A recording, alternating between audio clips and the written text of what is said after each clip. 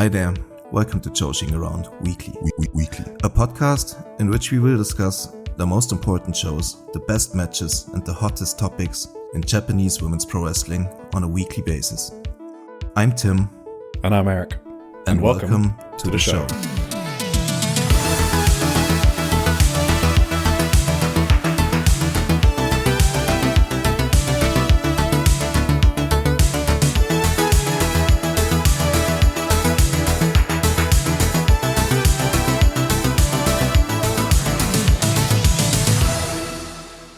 Hello everyone, and welcome to episode 23 of Joshi'ing Around Weekly.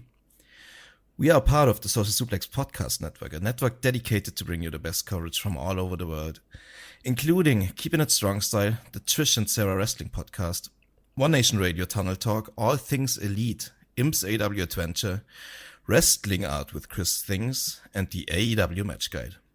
We also release the Social Suplex newsletter around once a month that gives you the best in-depth coverage from promotions all over the world, the best coverage in all of wrestling media, and you can find it on socialsuplex.com.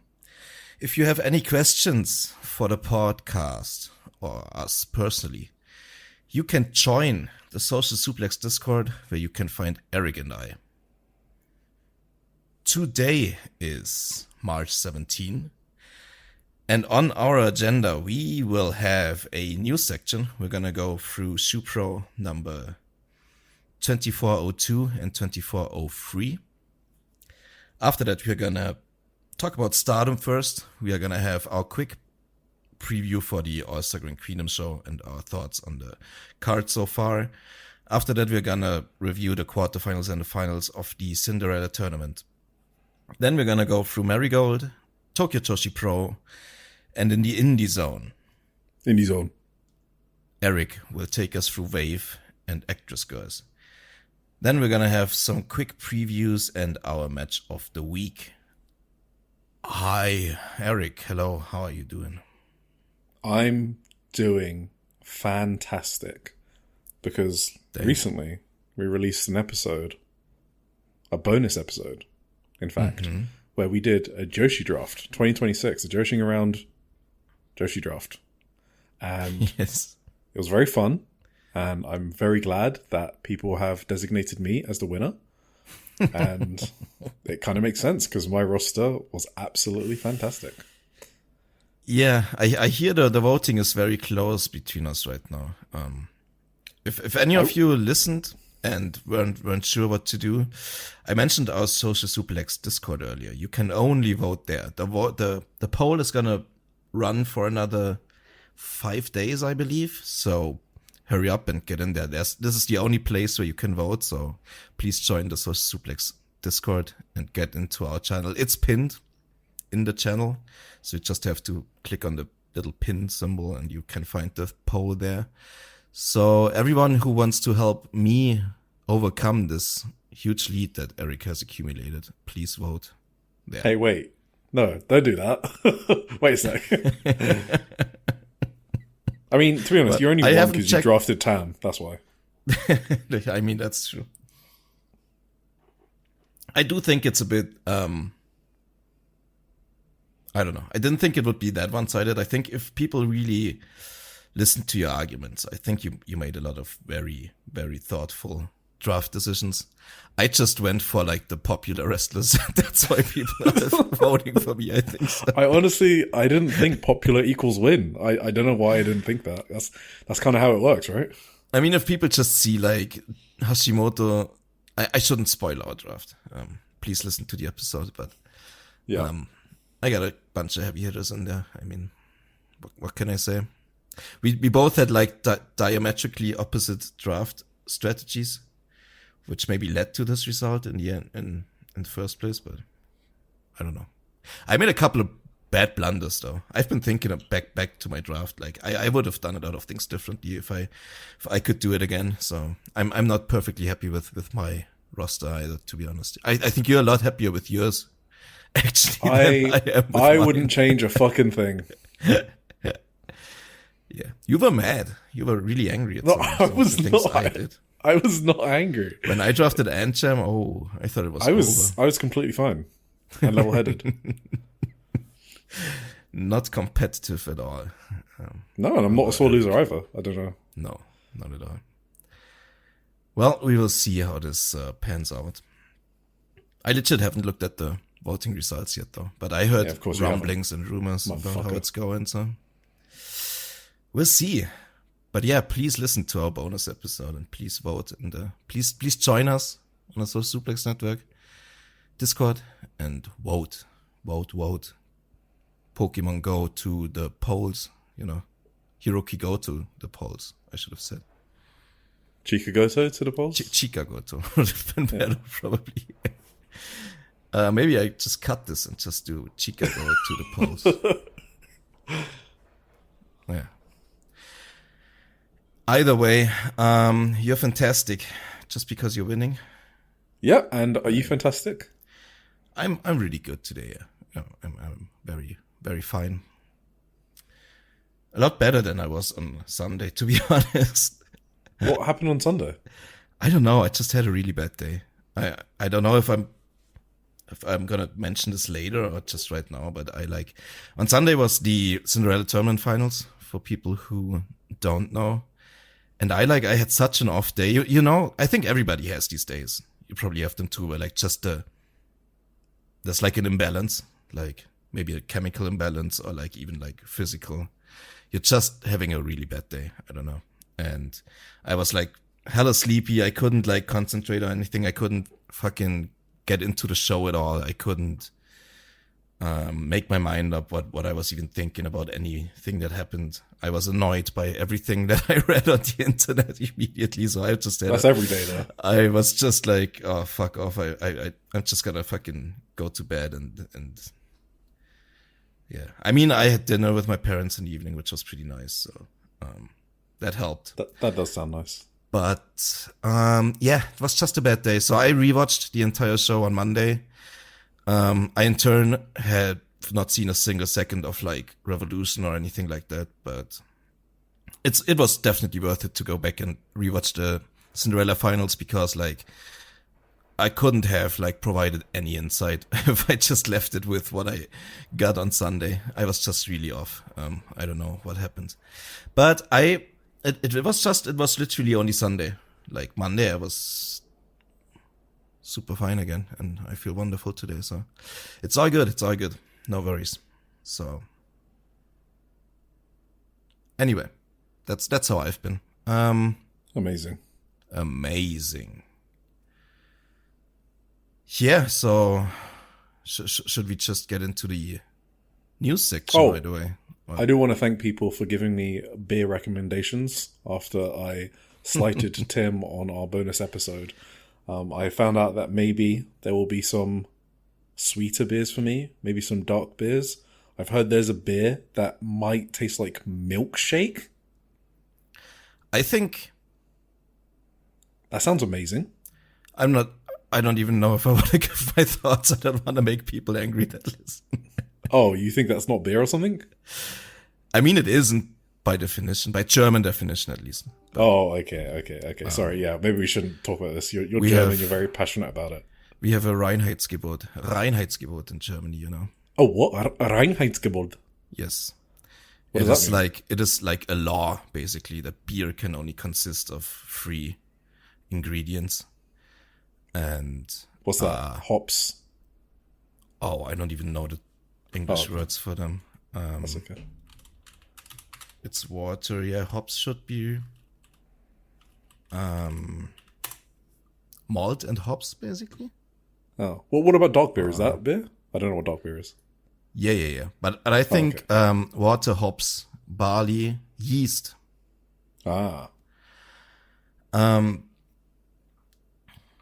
So okay.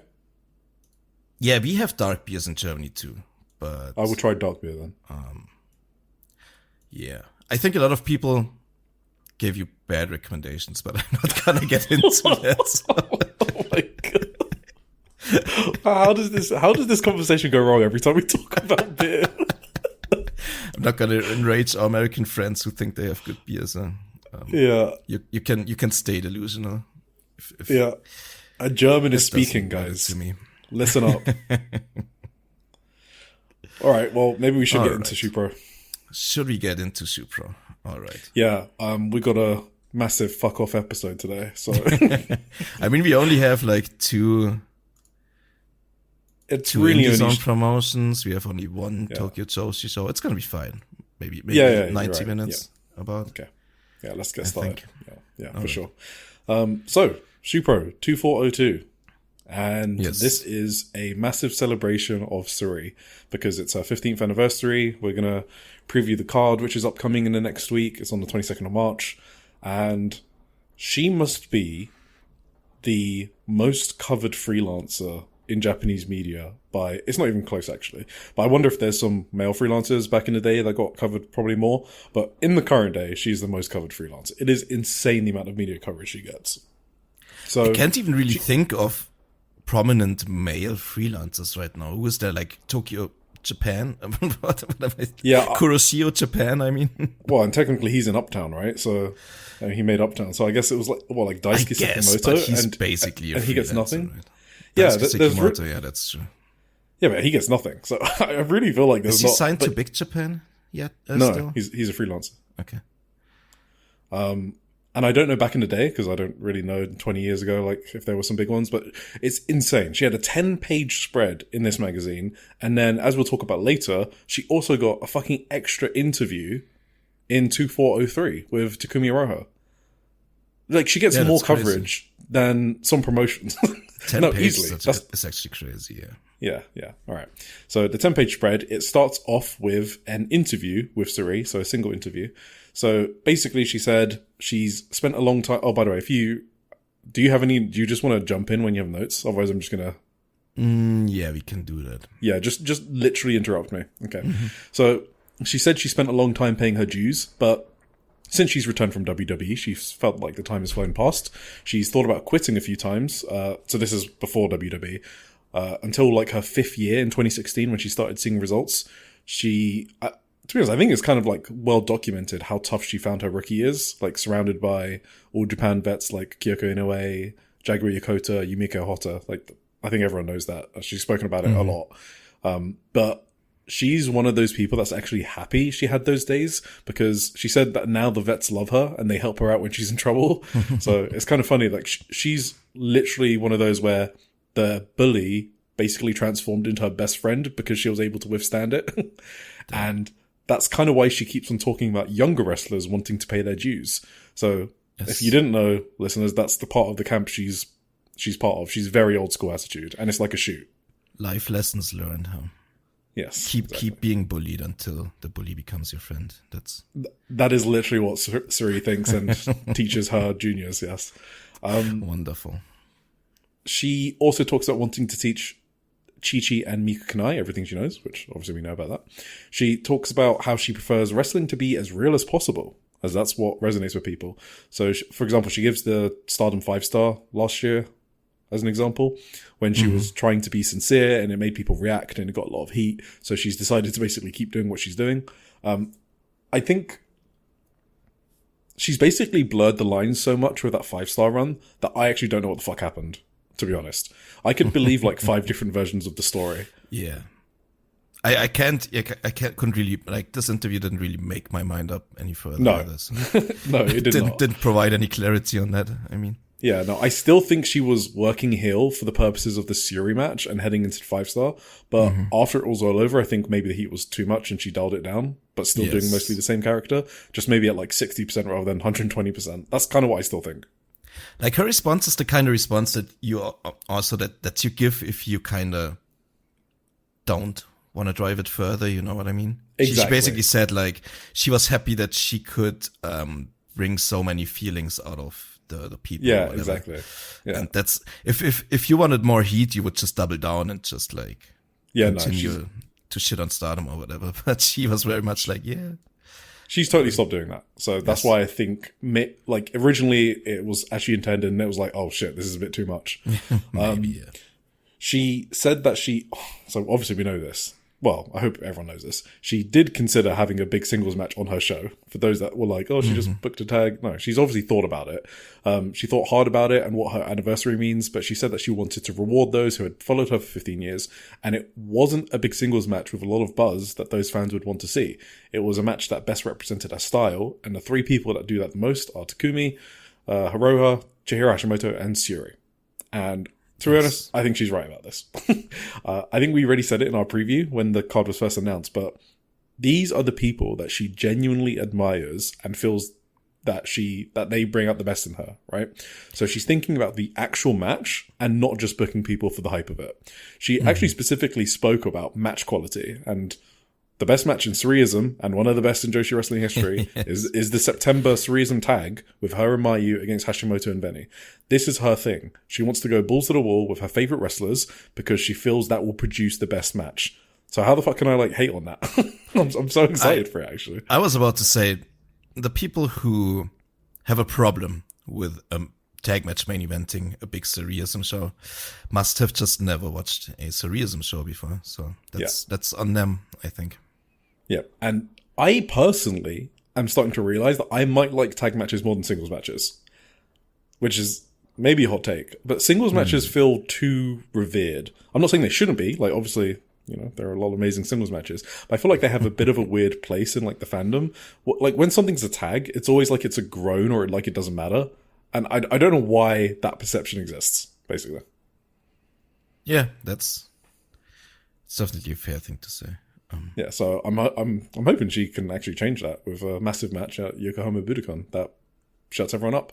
Yeah. So that's the interview. Then we have the biography. So this was just what Shupro wrote, but there were some things I didn't know. Her dad was a huge wrestling fan, and that's how she got into it. I didn't know that. I knew she that. would. Okay, well, she said that before. That's where her big Inoki-ism influence comes from. She always said that comes from her parents. No. Yeah, that makes sense. That she grew up with a dad who was a big Antonio Inoki fan. That's why she was so strung on going to Inoki's grave and everything like that. And meeting Inoki before he passed away, even. So, yeah. She was going to join Neo in her junior high school years, when she was 14 or 15, but then Neo disbanded. Then Kyoko Inoue invited her to train with a new organization, which eventually became Diana. So I also didn't know, because, why would I know this from when I started watching? She left Diana at one point to join Seedling in February 2017. But then 18 months later, she went back to Diana. And that's kind of when she started rocketing to the top and feuding with Hashimoto over to Diana and Sendai Girls World title and stuff like that. And then she was scouted by WWE literally in the month where she probably had her best match with Hashimoto on the 8th of June 2019. Actually, it's my second favorite. Obviously, the recent one is my favorite. But yeah, that match is also insane. That was surprising to me. I didn't know that she was already signed in 2019 to WWE. Well, it says scouted, so maybe she wasn't... Yeah, but it basically says... Yeah, no, it does. It also said that she was signed later after that, yeah. Yeah. But she basically made the decision to go to WWE in 2019. Yes, yeah, exactly. So I didn't know it was that early, yeah. Yeah, and then Shupro says that she struggled to adjust to the WWE style and then underwent a character shift into a glasses-wearing schoolgirl persona which failed to gain traction. So that's how they word it. And then she returned to Japan, went on a tear, blah, blah, blah. We know about that.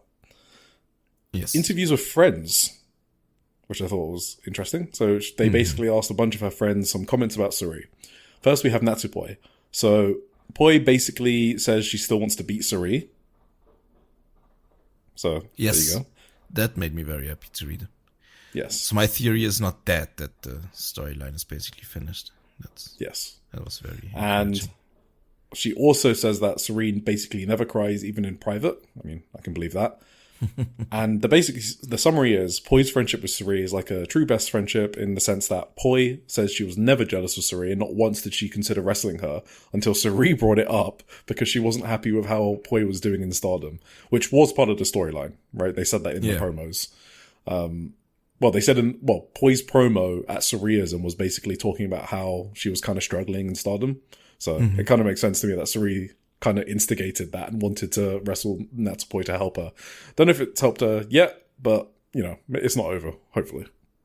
Yeah, no, that's true. Then we have Kaoru Ito. Did you have something you want to say on Poi? Not really, actually. Okay. I mean, the main takeaway for me was that she still wants to beat her and still wants to fight her. So, yep. All the other thing was basically like fluff in a way. Well, Sareee doesn't cry. Yeah, I mean, that's important news. Obvious. Yeah.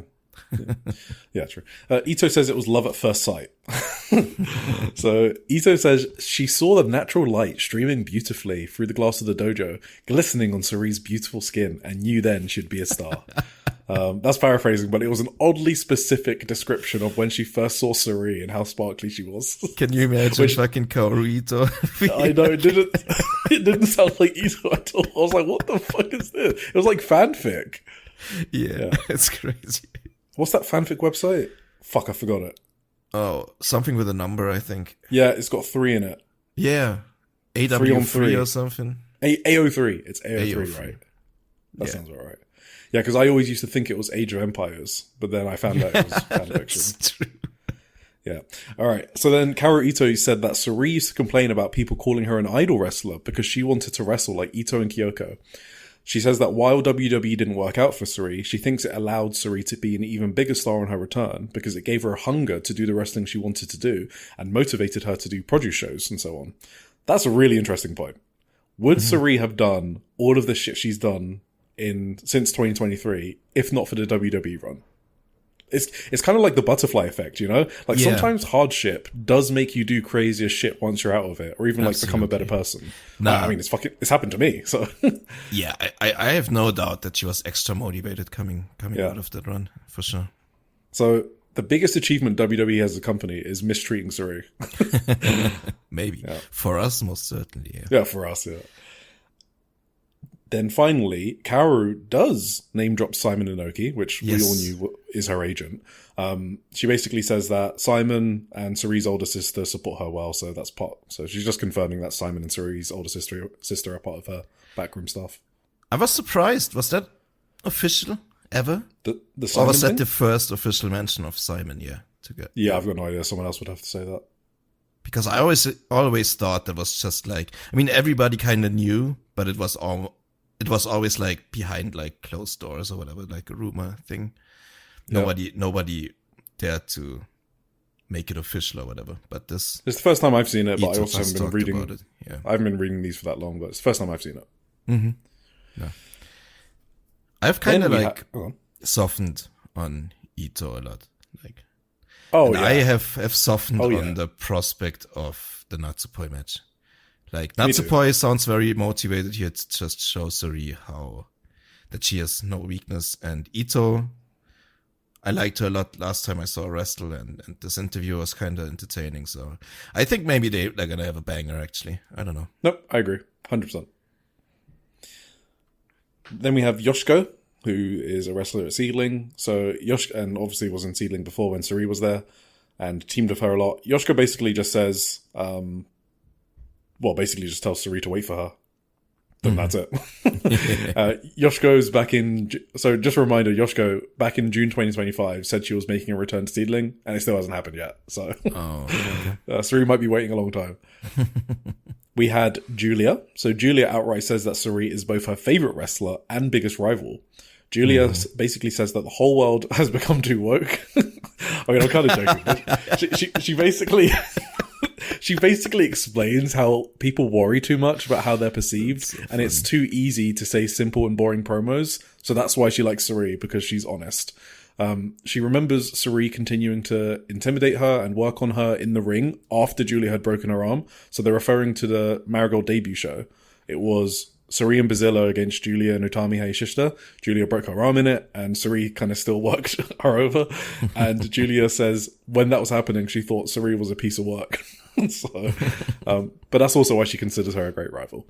Mm-hmm. Julia says that even though Sareee is a freelancer, she has some people under her wing, which obviously Chi-Chi and Mika Kanai. And Julia says that the Joshi wrestling world is a better place with Sareee mentoring more youngsters. And then obviously she wants to face Sareee again one day. So, Do you think we're going to get like a post WWE Julia run where she just tears it up? I feel like it. Is she picking up lately in WWE? I'm not sure about that. I think they made the decision that Kiana James or whoever is like... I think Kiana James is the chosen one. Yeah. So I can see Julia just like leaving WWE after a contract because it doesn't really work for her, no? And so she has a weekly column, and whenever I read her weekly column, it's always like she's trying her best, but it's never like she's so happy that she's there. You know what I mean? Mm-hmm. It comes off with like she never slags off the WWE. Like she speaks about it as if it's a challenge. Like the language she uses makes me think she recognizes how hard it is, and it's just like a matter of time whether she's going to get it or not. Otherwise, she talks about coming back to Japan so much. So I don't think she's going to jump anytime soon, but I do think there's something in the back of her head where she wants this Sareee type run. Yeah. I can totally see that, for sure. Yeah. I think Julia also has this, like, I don't know the word. Fuck. Ehrgeiz, like, you know? Determination or ambition? Yeah, pretty much. Ambition, yeah. Yeah, I agree. Yeah. She's very ambitious to. Yeah, I can totally see her being like, Yeah, like Io Sky, for example, is done. We know she's done. She's not coming back to Japan. That's true. But Julia, I can definitely see returning. Mm-hmm. So, we had a full interview with Chi-Chi Mukanai, and Chi-Chi met her in June 2023 in her third ever singles match at EVO's Shinkiba event. And Miku, she debuted at the Sareeism show in September that we spoke about earlier. So, I actually didn't know that just because I don't tend to look up people's debuts. Mm-hmm. So I didn't actually know that was her first show, which means I definitely watched that show live, and I probably had no idea who the fuck Miku Kanai is. So that's kind of interesting. Her first post Actress Girls show, right? Yeah, first. It wasn't like her wrestling debut. I mean, Actress Girls isn't wrestling, blah blah blah, but it is. Yeah. So yeah, everyone knows what I mean. Yeah. She said she was practicing with Sareee for 2 months before that. So there you go. That's why she debuted there. Miku says that Sareee is very strict during training, but outside of that, she's a sweetheart. Chi-Chi said that Kurashio Tokyo Japan told Chi-Chi that Sareee taking someone under her wing is like winning the lottery. So basically, that's crazy. Yeah. So basically, Jiro was like, "Look, Sareee took you under her wing. You got to appreciate that because she doesn't do that very often." So, which is kind of cool, I guess. And Chi-Chi said that she appreciates it a lot. And especially that Sareee has chosen to take time out of her freelance schedule to mentor her and Miku. And then in the private life, she said that Sareee pampers the fuck out of them, right? So she takes them out to meals all the time. She gives them money at New Year's. And she also bought them pink Labubu figures as souvenirs from her recent China trip. Is Sareee balling? Is she like making... I have no grasp of how much money Sareee is making. I was kind of surprised too that she's just like fucking throwing money at her students like that. But yeah, it's cool. She must be making like. If I had to guess, I would have thought she's making maybe NXT money. Yeah, probably about that. I think, which is obviously fine if you're in Japan, right? I do think she probably has one of the higher like freelancer. Freelancer for sure. Fees or whatever it's called. Like, wait, really? Oh, you mean rates. Like per show fees? I would say so. How does Marvelous book her so often then? Well, maybe Chigusa has the fucking bank. True. I don't know. Anyway. Maybe she's like, with Marvelous, it's more like she like a bulk maybe order. She has an agreement or whatever because she likes the roster there or whatever. Yeah, that makes sense. But I can see when like Stardom books her that she does get a decent amount of money. Bushiroad better fucking pay for her, yeah. Cool. Then we have match recaps, which I'm not going to go through because it's just a bunch of Saree's old matches and moments, and I didn't bother translating it. And then we have Shupro 2403, which came out hours ago because she gets another fucking interview. This time it's with Takumi Iroha, and there's a few things in here. So Sareee basically says that Takumi feels like her first proper tag team partner. She did team with Yoshiko before, as I mentioned, but Takumi is like her first true one, she says. Takumi, meanwhile, has been in a few tag teams and won titles with them, but Sareee is the first one she's trained with while not being in the same promotion. So they do train together, which they have said before. They smartly mention how they weren't on the same page when they initially started tagging, because that's when I first suspected they were building towards a singles match, and that was in June 2025, and then it never happened, and then they stopped those spots where they were like accidentally hitting each other. So I was like, oh, okay, why did they do that in the first place? So that was interesting. They reiterate that there was no other choice for the Sareee Chapter 10 main event, the anniversary. She had to team with Takumi, and her opponents had to be Syuri and Hashimoto. So again, this was the exact match she wanted, and she basically got it. So it wasn't a backup or anything like that. She does talk about Shinjuku Face versus Korakuen Hall, which I thought was interesting. She says that if she held this anniversary show at Korakuen, it would have been sold out by now. Oh. So from those words, it kind of makes it sound like that she's over 1.6 thousand now, but maybe like under 3K. Yeah. She did say she specifically wants to pack the house and feels like she can put it off.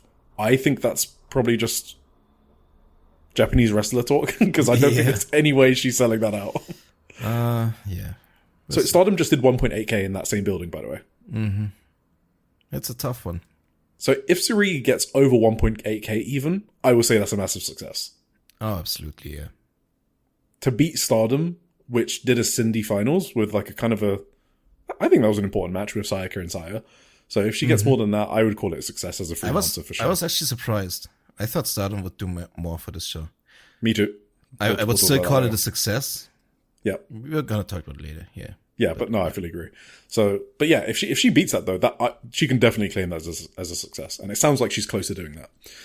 Then so Takumi basically supported Sareee during the booing spree. So, you know, again, it kind of sounds like it was tough on Sareee. Otherwise, like, why would they be saying these things? Like, she was saying that Takumi was texting her in line and stuff like that. Sareee kind of jokingly blamed Shupro for it. I don't know if you remember, but I mentioned some Shupro articles which were fanning the flames. So they did write a ton of fucking features on the booing. So Sareee kind of jokingly mentions that. Finally, they talk about the singles match and tease it once again. The last time they faced was 7 years ago in Diana on 2nd of June 2019. Which is crazy because that was 6 days before that Hashimoto match was insane. So Sareee really was on a tear in Diana at that point. They both want to do the match, and this just bolsters my own theory that it is the main event of Yokohama Buntai, and I've been saying it for a while. So yeah. Right, let's wrap this off with the preview of the Sareeism show on the 22nd of March, and then we don't have to do it later. So we did a preview of this card when it was first announced. So go back and listen to that if you want all of our thoughts, because I'm not going to repeat the same stuff. But there were some new matches, so I do want to talk about that. So first of all, we got Kikyo Furusawa versus Celine Mizora. We've spoken about this, but it has now been confirmed as a dark match. So I'm a bit less hyped for it since I think it's only going 6 to 7 minutes now. It'll still be good, but they're not going to get a lot of time. It's probably like 10-minute time limit. Yeah, probably, exactly, yeah. Then we have Ami Fujiwara and Rina from LLPWX versus Chi-Chi, Miku, and Kanai, which we've spoken about. We got Kurashio, Tokyo, Japan versus X is the new match. Who is it? I don't fucking know. I have no idea. Jiro is basically Saree's friend from the WWE days. That's why he's on this card, if you were wondering. It's not just a random freelance booking. Don't know who X is, though. We've also got another new match, which is Hanako versus Veni. What do you think, though? Oh, I literally... What's your dream opponent? For Jiro? Yeah. I don't know. Shin Sakura Hirota dressed as Sareee. That's very plausible. Yeah. I've once seen, like, my favorite Kuroshio Tokyo Japan match is still a tag against Minoru Suzuki, where Suzuki just beat the ever-loving crap out of him. Okay, that sounds awesome. During the whole crowd. I was in the crowd and he beat Kuroshio like right past me on the benches. Which was it during his amazing. Entrance? Yes, during his entrance. Oh my god, that sounds awesome. So if they run it back, they've had a lot of matches like Suzuki and him. So maybe that wouldn't be much of a surprise, but I would love that though. That's what I would like to see. Yep, then we have Hanako versus Veni, and now this is even more obvious that Hanako is a Bazilla replacement. That obviously hurts the card a lot because Veni literally tapped out to Bazilla, which is an insane development for Veni. So she was taking that feud very, very seriously, and it would have been a banger. Let's see what Hanako can do against Veni. Yes. Then we've got the vets, which have been announced. So it's Fuwa-chan, Shinobu Kandori, and Yumiko Hotta versus Jaguar Yokota, Senka Akatsuki, and Takako Inoue. I'm fine with this. So Jaguar and Takako obviously still very good. Takako in particular hits hard as fuck, and she moves well in LPWX. Shinobu and Yumiko are the issues here, for sure. But I'm just hoping Fuwa-chan gets a lot of time, so then Shinobu and Hotta don't. Yeah, I think we talked about this before too. Like my opinion is still that the matches are kind of swapped, like just vibes and style wise. I think Fuwa-chan should tag with Jaguar Code and the other one. I don't have the matches in front of me right now. Yeah. She should tag with Jaguar and Takako. They should swap, like, behind the scenes. Those are the real connections, but like in front of the camera, I think it would make a lot more sense if they would swap the teams for me personally. But that's maybe just me. I don't know. Cool. Then we have Kaoru Ito and Natsupoi, which we've spoken about, and then the main event, which we've also spoken about: Chihiro Hashimoto and Shiro versus Sareee and Takumi Iroha. Right. Then we have a quick I column. So again, this is the column that's always on page 105. It's just one of the writers writing whatever they want to, about whatever they want to. And this one is about Chi-Chi and a match against Ayame Sasumura in 2AW. And I hated this column because the match didn't make tape, and I really wanted to see it, and they just dangled it in front of my face. So people know I love Ayame Sasumura, and... So you're not satisfied with your work? Since when have you been writing for Shupro? When were you going to tell us? Wait, did I say I was writing for it? I mean, I read the article. Sorry. Yes, sorry, I'm so slow. Yes, this would have been something I definitely have written about. Because the column was super funny, because the writer, much like myself, as Tim is joking about, seems obsessed with elbow strikes and forearms. It was like a whole fucking column about elbow strikes, forearms, and he was describing them in intricate fucking detail. So this article just made me feel so seen. He basically mentioned that Chi-Chi's elbow strikes were taught by Sareee, which we know. He was teasing us all because he said, during this match, Ayame hit Chi-Chi with an elbow so hard that Chi-Chi was enraged. And so one thing to note there is we spoke about Chi-Chi's interview in 2401 in the last episode, or maybe the episode before that, whenever. And we basically spoke about how Chi-Chi thinks one of her defining character traits is flipping a switch when the seniors are like corresponding to her in the ring, like ruffling her feather, right? Ruffling her hair, or when they just like laugh at her. And apparently that happened in this Sasumura match, and Sasumura was just smiling the whole time, and it pissed Chi-Chi off so much that she went off at Sasumura. And Sasumura is basically someone like, she gave a quote to this writer. It was basically like, when someone hits me hard, I hit them back even harder. So it was like a match where they willed each other on to hit each other super hard. Chi-Chi says it felt like she was hit with the most painful elbow she has ever felt, and that Sasumura's elbows genuinely surprised her. It kind of sounds like it was just like a series of receipts that they just issued to each other, like. And it was escalating costs each time. Yes. Yeah, exactly. So please come out match make tape. Another match from that show made tape. Yuki Funa versus Yuka Satsuki. And they couldn't upload this one. Anyway. That's crazy. Right. Then we have Sayasama column. So her weekly column. Well, it's not every issue, but most weeks. She talks about her injury in Osaka. So she talks about how panicked she was when it happened. She was reminded of her elbow dislocation in the TAM match in the 5-star GP 2023. She immediately told Daichi that she was continuing and to pop her finger back in. Yeah, that's awesome. Pop my fucking finger back in right now. But they got the doctor in. Stopping it. They got the doctor in, and then the doctor and Daichi agreed to stop the match temporarily to allow treatment. She said that apparently the match was 27 minutes, but to her it felt like 5 minutes.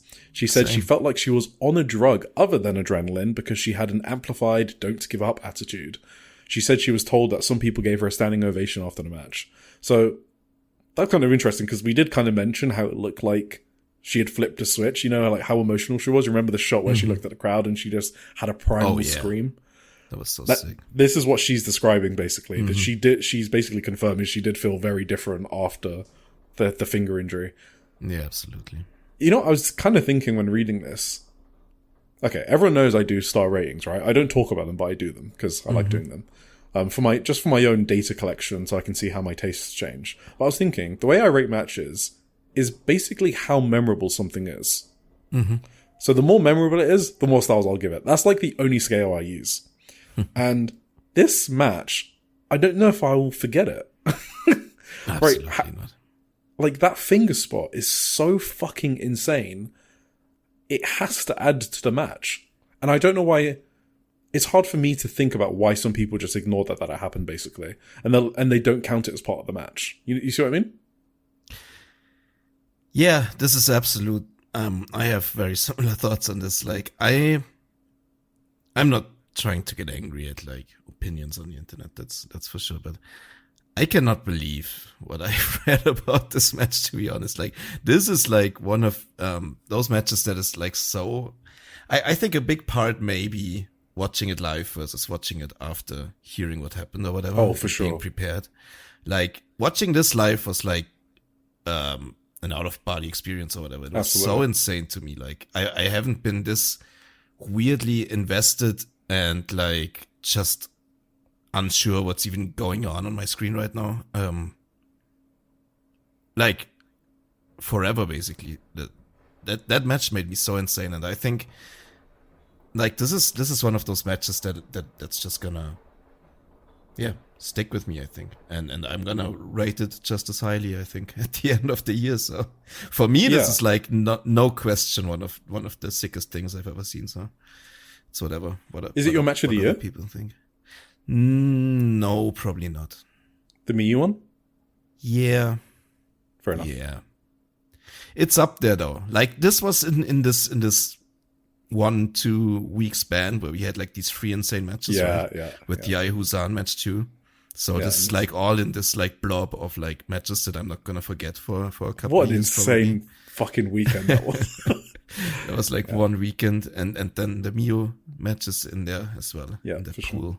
In that pool of very memorable matches this year. I'm gonna talk later maybe about another one. I don't know if it will prevail until the end, but yeah, I'm gonna mention it then maybe. Cool. So then, just for the next part, remember about Japanese kayfabe, okay? So they will say some shoot stuff as long as it works in the context of the story. So you shouldn't basically dismiss everything as kayfabe, because they will work into their storylines. So Saya says that she wasn't meant to offer a rematch to Starlight Kid, but she felt that how the match went down made her say that. She said she appreciates Starlight Kid for waiting for her and keeping the crowd hyped while she's being treated.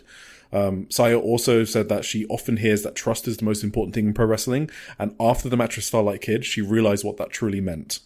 So basically, she's saying that the fact it was Starlight Kid is why Saya feels like she was able to finish the match the way they did. So a lot of high praise for Starlight Kid, and that's what urged her to ask for a rematch, even though it wasn't planned. I kind of believe her. Yeah. This part is so funny to me. The way she tries so hard to like skirt the line to stay in kayfabe, but still wants that's to, what like, they do a lot. Yes. Wants really badly to like compliment Starlight Kid in a way. Exactly. And she just like talks about it. It's like very obvious what she's trying. That's exactly what Japanese kayfabe is, Tim. You nailed it. If they really want to say something, they will try their fucking hardest to say it within the confines of their character, even if they die trying. Yeah, and so that was exactly what this came across like. Exactly. Right. Levi on Rose. Levi on Rose. This is Mai Sakurai, Natsumi Shizuki, and Erina Yamanaka, the Marigold stable, I guess we can call it now. So it was an interview with them. This is basically a new unit. They said they're intending to get logos and possibly even recruit others down the line if the promotion keeps on producing homegrown talent. That does tie in with the Rossi interview we spoke about the other week, where he thinks that one of the biggest gaps in Marigold is that they can't produce their own talent like more regularly. So, the promotion is making the right sounds, I guess, because that's what I would want Marigold to do, right? Focus more on developing your talent. So, makes sense. So basically, Mai Sakurai has her own unit, I guess. that's the main thing I got from this. I think it's noteworthy that she went on a huge fucking rant about what belts and homecoming shows mean to her, and then the reporter is just like, I see. She went on like a 3-paragraph rant, and then she spoke about ticket sales and being concerned about the numbers. How many Marigold wrestlers keep talking about their ticket sales? Mayu's spoken about it, Victoria Yuzuki has, and now Mai Sakurai. She said she wants to aim higher and higher and draw people, and says it's natural for wrestlers to think that. That's probably true. I mean, I believe that a lot of wrestlers think about tickets. Yeah, for sure. So we learnt, or maybe I learnt, that Shizuki is doing accounting for Rossi. Yeah, that was funny. Okay, why not? So she often thinks about ways to have more efficient expenses. There you go. That I found so funny. That is funny. I told Eric earlier that I popped for two things, and like Shosuke being like, I try to suggest ways to use expenses in a slightly more effective manner. That's like it's basically saying like Ogawa has no idea how to handle money, right? Yeah, exactly. She was subtly burying Rossi Ogawa's financial handling. Yes. That was funny. So Erina Yamanaka basically wants to show off the belt in other promotions because she's a freelancer. Makes sense. I don't know if Rossi knows that he can let his wrestlers take outside bookings, and that it's not only freelancers. He could just allow his roster to work elsewhere and show off those titles. Mm-hmm. I was going to ask you, is this something that happened in Stardom? When he was there? Like the isolated nature of the promotion that he runs? I'm not quite sure. Wait, can you repeat what exactly? Yeah. Why does Rossi not allow his talent to take outside bookings? And did he do the same in Stardom? Let me think. Yeah, that wasn't really the case ever. Wait, like, did you have... Let me think back. Yeah, did you have like... I can only think of outside talent coming in. But never really Stardom talent going much outside. But maybe I'm missing. Maybe I've also been missing this kind of because I wasn't really like branching out and watching a lot of indies at that point. But I can't remember ever like Husky having a run like last year where she's just been a freelancer for half the time, or stuff like that. That didn't really happen, I think. So this could just be a Rossi thing, to be honest. I'm just not used to it because just remember, I started watching Stardom when Rossi fucked off, so I have no lived experience of Rossi's Stardom. I've only known the golden era, so I'm the lucky charm. Then they finish off the interview just saying they are aiming for the top 3 in the Shupro Awards at the end of 2026 for the best unit. There we go. Welp, right. Maybe. What do you think the other thing was that? Oh, that popped you? I don't actually know. Was it the thing I mentioned earlier about Mai going on a huge rant? Nah. It was basically, you know how... Was this the glazer? The Shupro Marigold glazer? I don't know. Oh, I don't know if it was the same person. I don't really pay attention to that. If he was, then I think his mask is slipping a bit because...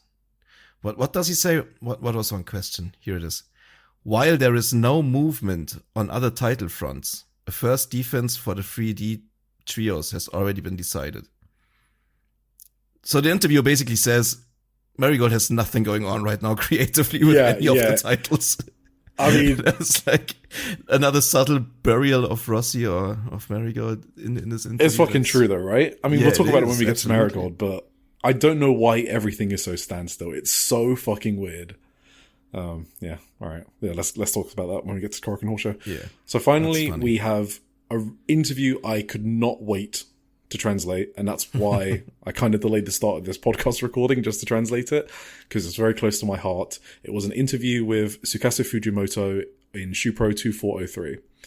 And sometimes we like to do 2 Shupros if there's something we don't want to wait a week for, and this was absolutely one of them, because it talks about her injuries and her hiatus more accurately, because she's not injured right now, and also her thoughts on the business of Ice Ribbon. So here we fucking go. People who have been listening will know me, know how much it fucking annoys me that the only time Ice Ribbon comes up is when people talk about their Korakuen Hall attendance. Because there's so much more to the promotion and their product is good and blah, blah, blah. Right. So, as a reminder or maybe for those who don't know, so she's a legend in the Joshi scene, I would say it's fair to say. Tim, would you agree with that? Tsukasa Fujimoto? Yeah. Especially of like the 2010s, right? Yes. One of the unsung heroes of the 2010s. Yes. Alongside that's a good way to call it. Yeah. Cool. Yeah. Alongside her tag team partner, Arisa Nakajima, she last wrestled in August 2024, which is 2 days after Nakajima retired. That run was basically only to support Arisa Nakajima. She had actually stepped away in May 2022 after getting married and having a kid. And then she became like a staff member in Ice Ribbon after that. But that apparently ended in January 2026, which I did not know. So she was at the Kitazawa show I was at on the 11th of January, and she was taking recordings. So they say it ended at the end of that month, and now she's taken a step back from the organization. So that's new information for me. In June 2024, she suffered a dislocated elbow and ligament damage in the IWGP match against Mayu Iwatani. That match, if anyone remembers, popped a 1K house at Korakuen Hall for Ice Ribbon. It's like one of the biggest attendances at that venue. Yeah, it was just a huge match, yeah. Mm-hmm. And now she gives us new information that she wants to return within 2026. So she wants to return because it's Ice Ribbon's 20th anniversary. She wants to do something big and flashy, but President Hajime Sato is basically like, hey, we can only do things according to our current size. So Fujimoto is sad that it doesn't feel like a 20th anniversary year. Damn. Yeah. That is sad.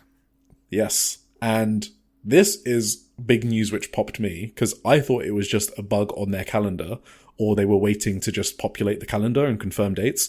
But Ice Ribbon does in fact only have one Korakuen Hall this year, which is Ribbon Mania. So they read my newsletter columns, they listened to Joshi'ing Around when I complained about how many Ice Ribbons, how many Korakuens Ice Ribbon do, and Tsukasa Fujimoto basically says that the wrestlers, even though she's not in the back office anymore, they still text her and tell her they want to try their hardest to fill up Korakuen again. So there you go. So I think the largest venue they've booked outside of Ribbon Mania then is, it's got to be like Yokohama Radiant Hall or something, which is like a couple hundred people. So there we go. Tsukasa Fujimoto also says that since she's gone away from the office, she realizes that she barely gets any Ice Ribbon news in her feed. It's always about Stardom and Sareee. Oh, wow. So it's depressing, man. Yes, exactly. So she said that while she understands what President Hajime Sato is saying, she wants to create hooks and strategies that resonate more. So there's some beef going on there. She's being very honest. She's basically like, she wants more buzz in the promotion. It's the 20th anniversary year. What the fuck we doing, Sato? I know we're a small company, but I'm Tsukasa fucking Fujimoto, you know? That's kind of the vibes I got from this. It also kind of sounds like she wants to work together with those things, no? When she says she wants to throw hooks out or whatever you just said. Oh, you mean with Stardom and Sareee? Yeah. She wants to get on their level or whatever. So, well, news-wise, yes, definitely. She wants Ice Ribbon's name in the news cycle more often, whether that's Shupro or anything else. She definitely says that. Don't know specifically working with Stardom and Sareee, because they did later talk about the IWGP title. Specifically, she wants to face Mayu Iwatani again, because the match before was a referee stoppage due to the injury. So she said she wants revenge. But obviously, Mayu doesn't have the IWGP title, so I think she's more angling for Mayu rather than the title. So I don't think there's Stardom stuff specifically. But also, she does mention that AI cannot replicate women's wrestling, and what she means by that is she still cries when she watches wrestling and reads about it and stuff like that. I can actually confirm this. Yeah, because at the Kitazawa show, so in the post-match, basically, it was Kaho Matsushita versus Manami Katsu for the title. Manami Katsu lost, and there was a post-match promo, and I didn't know what the fuck was going on. And I look at Tsukasa Fujimoto in the stands, and she is tearing the fuck up. She will not stop crying, and she's recording it on her phone. And I'm like, is Manami Katsu about to retire? Like, why is like Misa Kakura crying at ringside as well? And I got really scared. But when I looked at translation, it was literally just a cute promo from Kaho. So I was like, oh, they were crying their eyes out about that. So, yeah. I do think that's a bit unfair, overall. I mean, she literally just debuted. Give her a little bit of time before we can really make that judgment if she can do women's pro wrestling or not. No one knows what you're talking about right now. Yeah. Should we explain that reference or just wait to the Marigold show? Let's just, Every time we explain a joke, it sounds stupid. We're German and British. We cannot be explaining jokes. It is against our nature. Sure. Right. So then she says she did think about coming back for a retirement tour, but the fact that she got injured in that match with Mayu Iwatani, she actually wants a proper extended run now. Especially to like urge the Ice Ribbon Juniors on a bit more.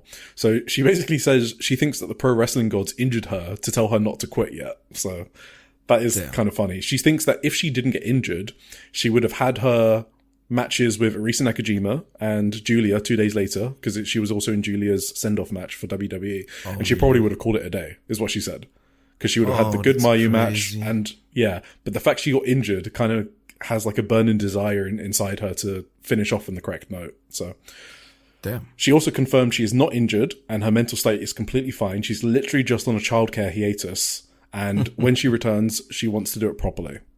So, conclusion. That sounds awesome, actually. I'm happy Tsukasa back in 2026 with Ice Ribbon. Don't know the date. And she wants to go hard when she does come back. Is this breaking news? It definitely is. That's awesome. Because she was very honest in this interview, and I haven't seen her give interviews to Shupro very often. I don't even remember the last time I've seen Tsukasa mentioned in Shupro. So Yeah, it was almost like radio that's awesome. silence, to be honest. I don't think. Well, maybe I didn't know what was going on, and I've been following for over a year, so I haven't heard anything in the last year at least. Damn. So here you have it. Heard it here first on Joshi'ing Around Weekly, I'm sure. Tsukasa Fujimoto in 2026. Cool. Let's do our Hell yeah. small stardom section. Right. We were gonna do a quick preview first for the All-Star Grand Queendom show, right? Yeah, a little preview of the official matches for what will be the biggest Joshi wrestling show of the year. We will be there live from the venue. So if you hear any discourse about crowd reactions and who's over and not over, get your exclusive news from Joshi'ing Around. Hell yeah. We can compare. Yes, that'd be Because fun. I will not be there. No, but you will be there in spirit with me, Tim. Sure. So the official card, the official card so far. So the first match, special singles match, Fuwa-chan versus Sareee Ano. Tim, what do you think? I think that's amazing. I've enjoyed their mini feud so far a lot. I think Fuwa-chan is so fucking funny. The way she always mouths off at Saori, like before matches, during matches, she just constantly talks shit on Saori now. You mentioned last week, I think, how Fuwa-chan is slowly like dropping her like good-mannered persona. Yes, and, like, absolutely. Becoming more and more of a brat, and she's like in full fucking just brat mode. She's I loved that on the final show. Like she was just constantly yelling at Saori. It was so good. And Saori is just the most stoic, fucking depressed person right now. I don't even know what's going on with her, but she sells it perfectly as like the straight man for Fuwa-chan, I guess. And yeah, the match is obviously gonna be incredible, I think, because Fuwa-chan is really good already, and Saori is just not gonna have a bad match. So yes, very much looking forward to that. Do you know what I think, Tim? What? I think Fuwa-chan is so good for her level of experience. I'm kind of done calling her a rookie. I just feel like the label isn't even useful for her. Like, she can't be compared to like any of the Stardom 6 anymore. She's too good for her level of experience. And I don't think it's overhyping. Just watch any of her matches. She is just a good wrestler, and she should be compared with experienced wrestlers. Well, I don't think Stardom calls her a rookie either. Like, no, she doesn't get treated like a rookie. No. She was before. Remember when she was like putting the ring up and down and she was doing rookie duties? I don't know if she's still doing this, but maybe she does. But like her booking is like she gets like these special singles matches, which is obviously like also because she's a celebrity. But it's not like her ability isn't on that level yet. No, technically she debuted in like 2022, so she's not a rookie anyway. So yeah, but she's got 15 matches. Yes. Yeah, but it is insane. She's just really good, and I think she should get a special singles match because she's really good and she's absurdly popular. Absolutely. And Sareee is a really, really good opponent for her. Sareee is too big for the white belt, right? She's already had her Saya red belt match. I don't see a point in giving her the fucking tag titles when, you know, there's people that could actually benefit, like O2 Line. The artists, I mean, she's fucking been there and done that, and they aren't even getting defended on the show because Konami has one of them.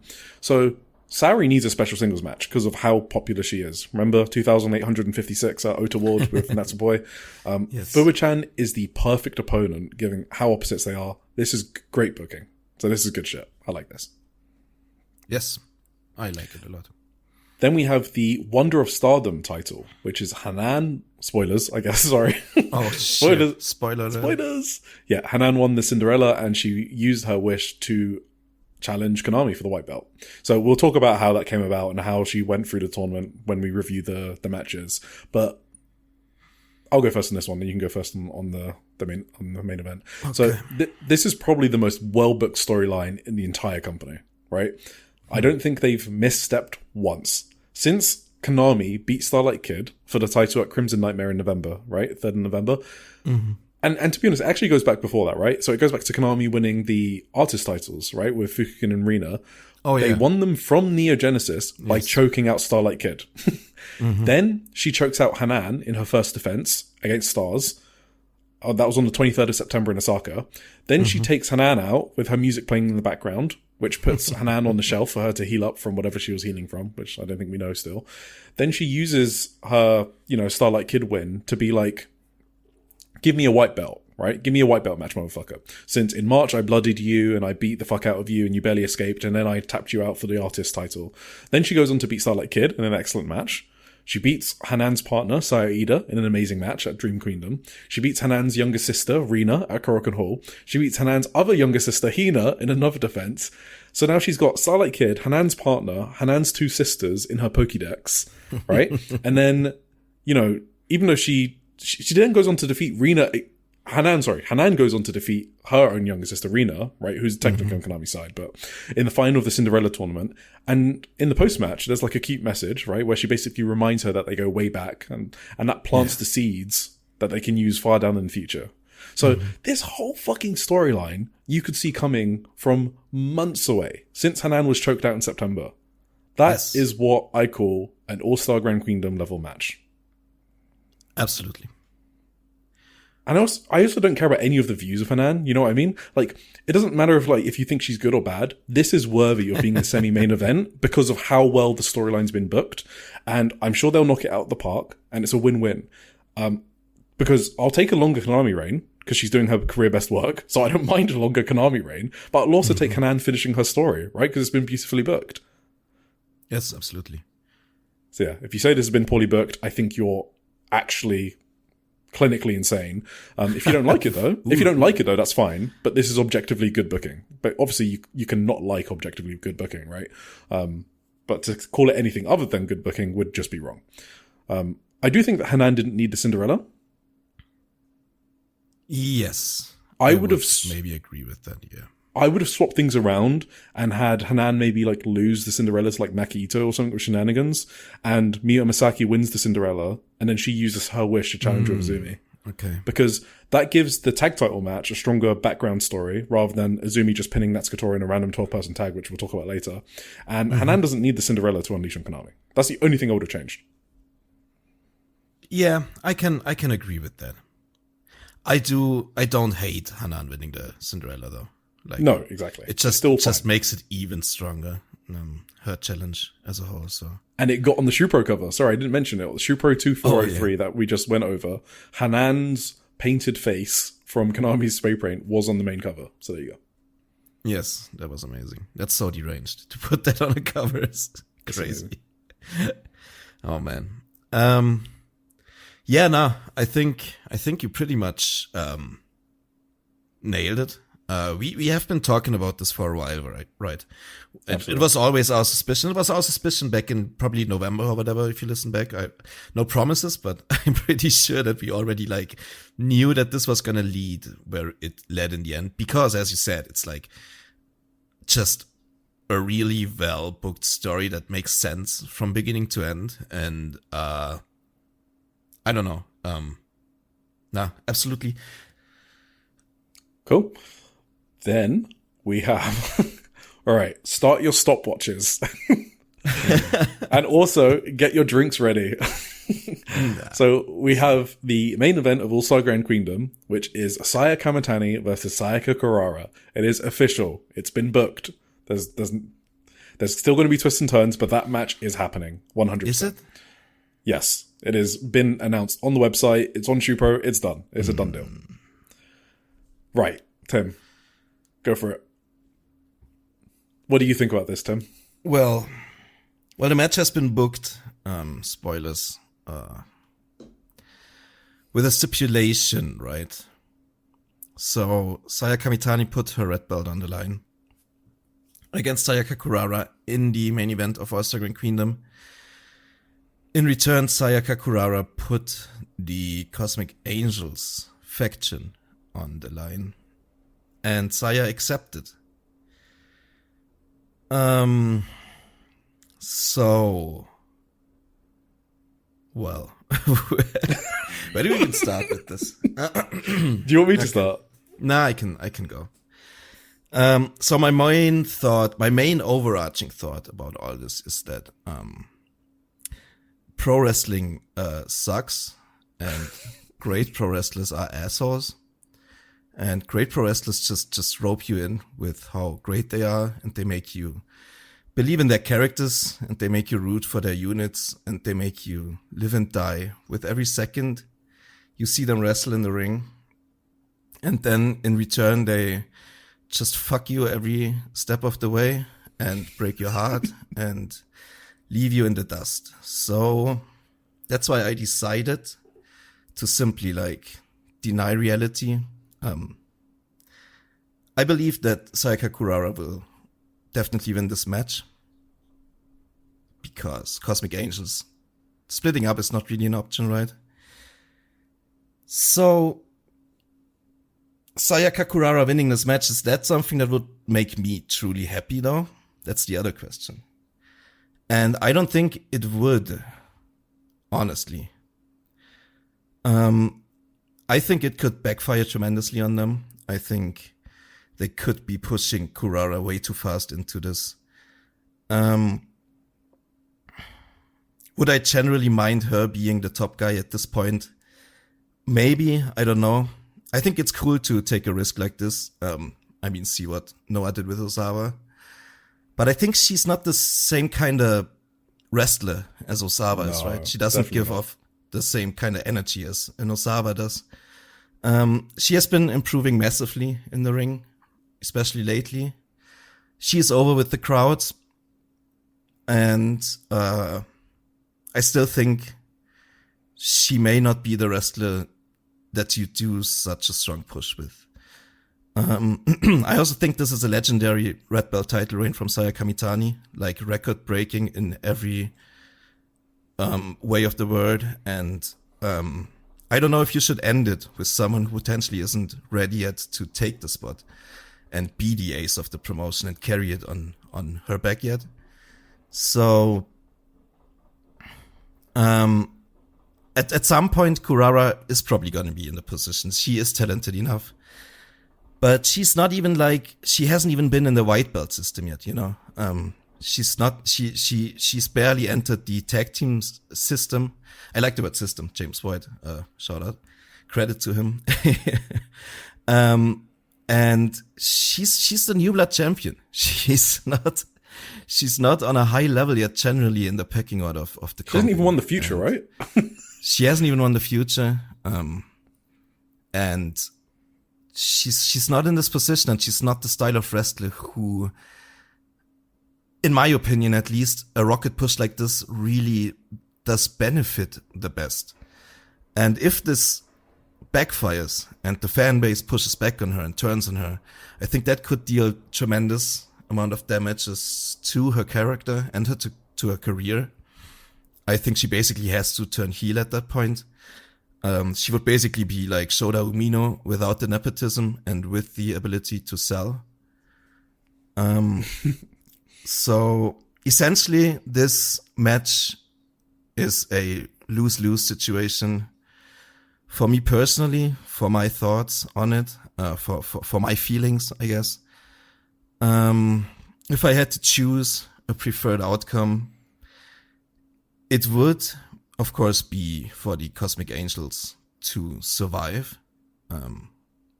If Sakurara is gonna be the champion, I would make it a really short reign and have her lose it, maybe back to Saya even on the next pay-per-view or whatever. And maybe even turn a heel then if the other Cosmic Angels kick her out or whatever. Yeah. You would rather Sayaka become red belt champion than Cosmic Angels disband? Yes. Wow. Okay. Sorry, continue. I would say if the Cosmic Angels were to disband, it would be devastating for Stardom and the Japanese wrestling scene as a whole. And maybe even turn a heel then if the other Cosmic Angels kick her out or whatever. Yeah. You would rather Sayaka become red belt champion than Cosmic Angels disband? Yes. I would say if the Cosmic Angels were to disband, it would be devastating for Stardom and the Japanese wrestling scene as a whole. They have been the most popular faction in all of Japan for like 5 years running now, if you believe the polls. And I have to say, in Cosmic Angels itself, nobody really picked up where Tam left the stable. Nobody really decided to definitively take the reins and lead the faction properly. Obviously, you have like Natsupoi and Saori at the top, but nobody really became the clear leader of the faction. Nobody really made any decisions for the faction, and nobody really pushed the faction further. So essentially, the Cosmic Angels have been taking loss after loss since Tam left. So maybe this is all by design to be the end of the Cosmic Angels. Who knows? The other question is, of course, should there even be a Cosmic Angels without Tam Nakano? Maybe there shouldn't even be one. Maybe this is a correct decision in that way. Maybe this is all by design. That's what I wanted to ask you, because obviously you loved Cosmic Angels, but yes. The Cosmic Angels that's been there for the past year, are you saying you would still rather Saya lose the belt than just to keep this version of Cosmic Angels alive? Well, this is kind of like the crossroads I'm at, right? I'm currently like, this, I don't know, exploring the counterpoint, which I also kind of agree with, because I do think Cosmic Angels is in the dumps right now. Yeah. Maybe then they can still like stay together in a way, just rename and maybe pick up Anne and Rian and just make a new unit, you know? Maybe that's an option. I don't know if it's forbidden for deleted Stardom units to just make a new name and form a new unit. I don't know. But like the name who needs is to be what is. In Cosmic Angels? Who needs to be in the rebrand? Like, who is fundamental to the unit? I would say Natsupoi, Saorianu, because of their connections to Tam Nakano.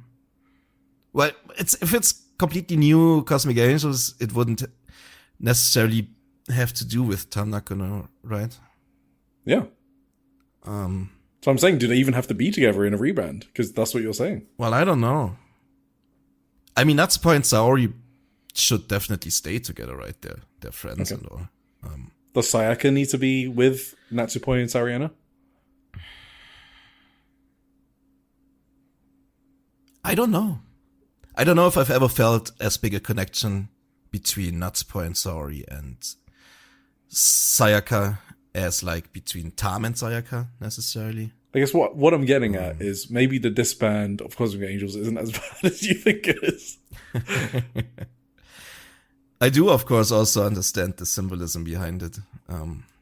As Saya Kamitani did the exactly the same thing in 2024. And she basically put the life of Queen's Quest on the line without really ever consulting her stablemates about this decision beforehand, just like Kurara did here in the post-match, as we're gonna talk about later, I guess. And, of course, Saya lost the unit after making this decision, and that part is definitely by design. The question is Sayaka gonna make the same mistakes as Saya did 2 years ago, or is she gonna prevail? Which would maybe make for the better story, considering that, right? Yeah, other than that, it will just be a repeat of Saya's story. I don't know if that. Yeah, we've spoken about this trio, right? The Tam, Saya, Sayaka trio, and how much they think about these storylines. We did that on the Saya autobiography review. Like, as part of what she does, she loves thinking about these storylines, right? And obviously, if you weren't paying attention, Tam is obviously involved in the creative of this. There are so many references to everything Tam did. I would be shocked if she wasn't involved. So yeah, that Saya Queen's Quest reference is probably definitely deliberate, right? And absolutely. The fact is at Yokohama Arena. So initially I didn't like it because it's like, why would she pick... Actually, we should probably talk about how this happened. I think we haven't spoken about that. So the finish, right? Mm-hmm. I was gonna get to the finish too. Yeah, okay. Do you want to get to the finish? Should I just finish my monologue here? You were still looking about Cosmic Angels? Okay, go. No. It's just the next part would be the finish or the match itself, you know. So as for the match, I think a lot of people were like panicking too early about a lot of things. I think first of all, obviously it was the planned finish. It was planned to be a Violet Screwdriver finish. It wasn't planned to be a Falcon Arrow, and Sayaka just fucking decided in the moment to shoot on Saya and do a Screwdriver instead. Obviously, they knew. They both agreed to do the finish. Obviously, I thought it was the planned finish for the free count, because Daichi showed zero hesitation counting the free count. I've seen Daichi hold up the silliest pins before when nobody tried to kick out, like just recently on the Saori show, in fact, if you remember that. So yep. Daichi immediately counting to 3 is the surefire sign that this was absolutely going to be the finish always. I think the crowd reaction, a lot of panic about this. I think this was kind of a double whammy for me, because this wasn't your typical Stardom House style main event, right? This was, essentially it was still in the back and forth phase when Kurara just out of nowhere just hit the spear and killed Saya with a fucking brutal Violet Screwdriver. So I think the crowd was, first of all, shocked because of how fucking brutal it looked, and they were concerned about Saya Kamitani's health. And second of all, they were kind of shocked because it wasn't really time for the finish yet in like the grand scheme of the match. If you think about the regular Stardom match structure, you know what I mean? The finish just came completely out of nowhere, looked like fucking death, and I think they were just stunned into silence and were like in a mix of what the fuck did we just see, and is Saya fucking alive? So I think I wouldn't judge anything yet.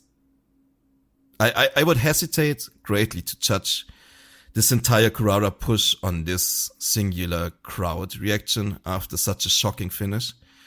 I do think the upcoming crowd reactions are gonna be very telling. Yeah, telling. They're gonna be very important. They're gonna be very essential to how good this is really working. And that's gonna be interesting.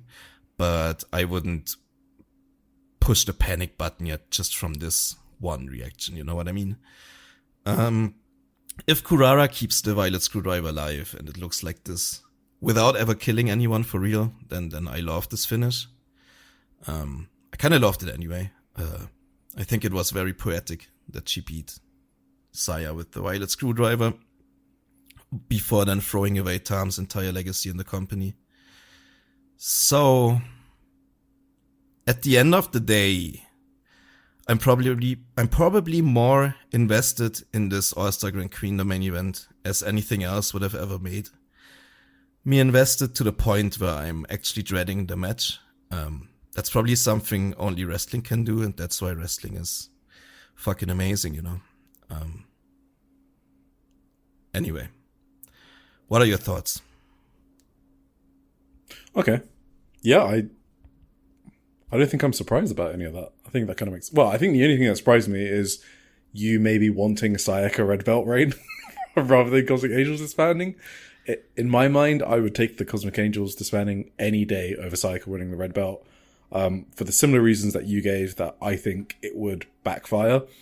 I think Stardom do need to be careful. I think you've said it before, not just this week, you also said it like last week. Yes. Like,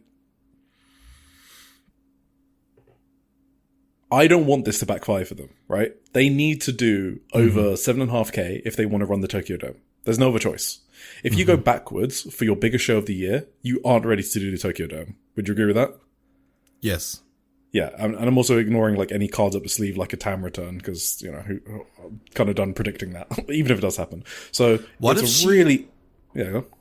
she watched this on her TV and was like, "What the fuck is this little brat doing?"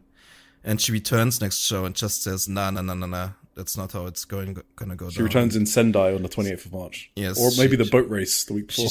She slaps Kurara around the head and sends her to her room and blows off the entire thing because she doesn't want Cosmic Angels to die, you know?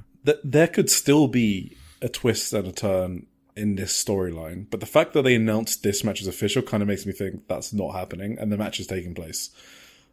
So that's why I'm kind of ruled out Tam. If they announced the other two matches and not this one, then I would have been like, oh, that's a bit fishy. So, anyway, I think this one's done. Do you think even if this had the greatest dip in the world, is the Sayaka Kurara match ever a match that will draw No. better than last year's match? With I Nakano would be fucking mind blown if they do over 7.5k with this match.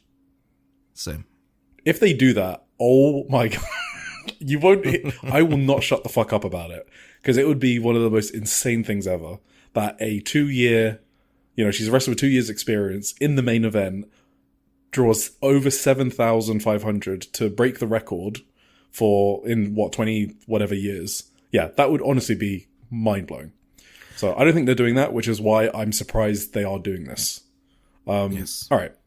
Can I go back to the finish? Do you want to hear my thoughts on the finish? Right. One more thing maybe. Is it that indicative of their form then? If this doesn't do more than last year's. Last year's was basically the biggest match they could do in a couple of years' time, right? Yeah.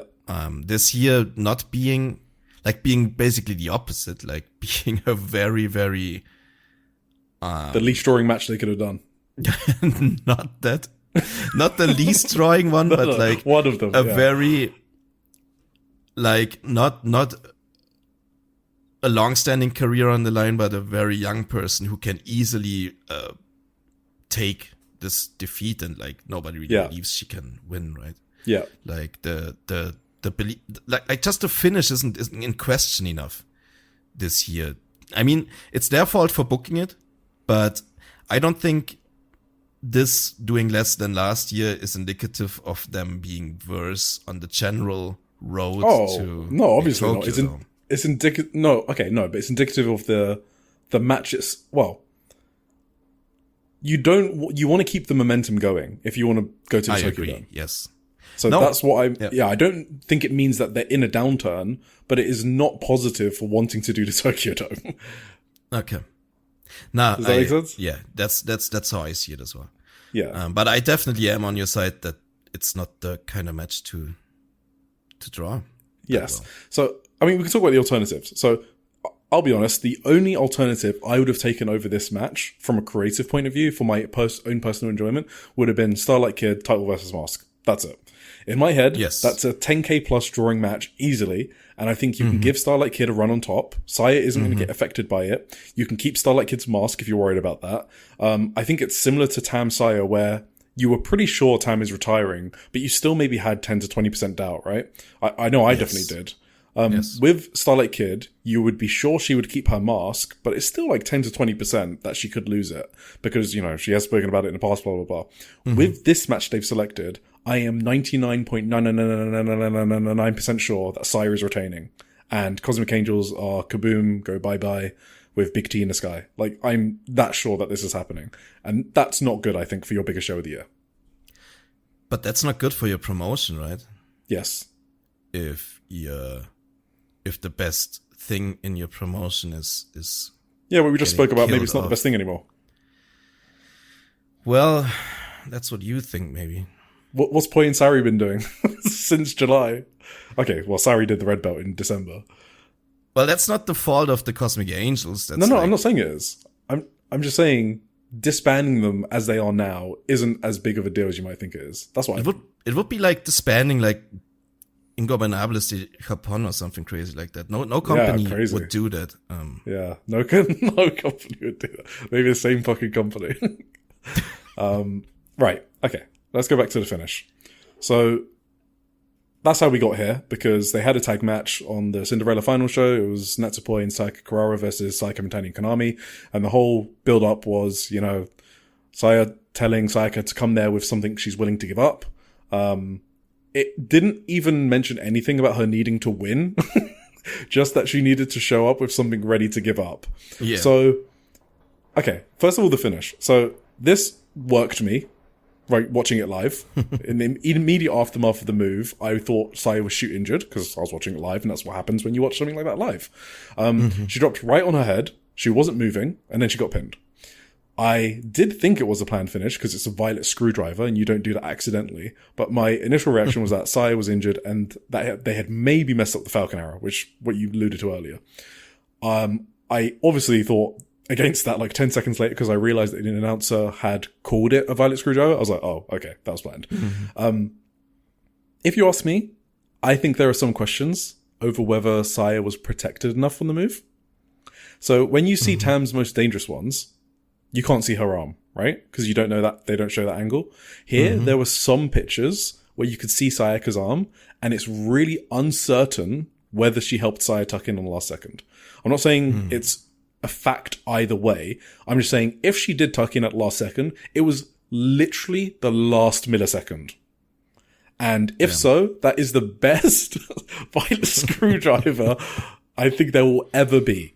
So I thought this was interesting because they basically trusted Sayaka with their entire fucking business plan.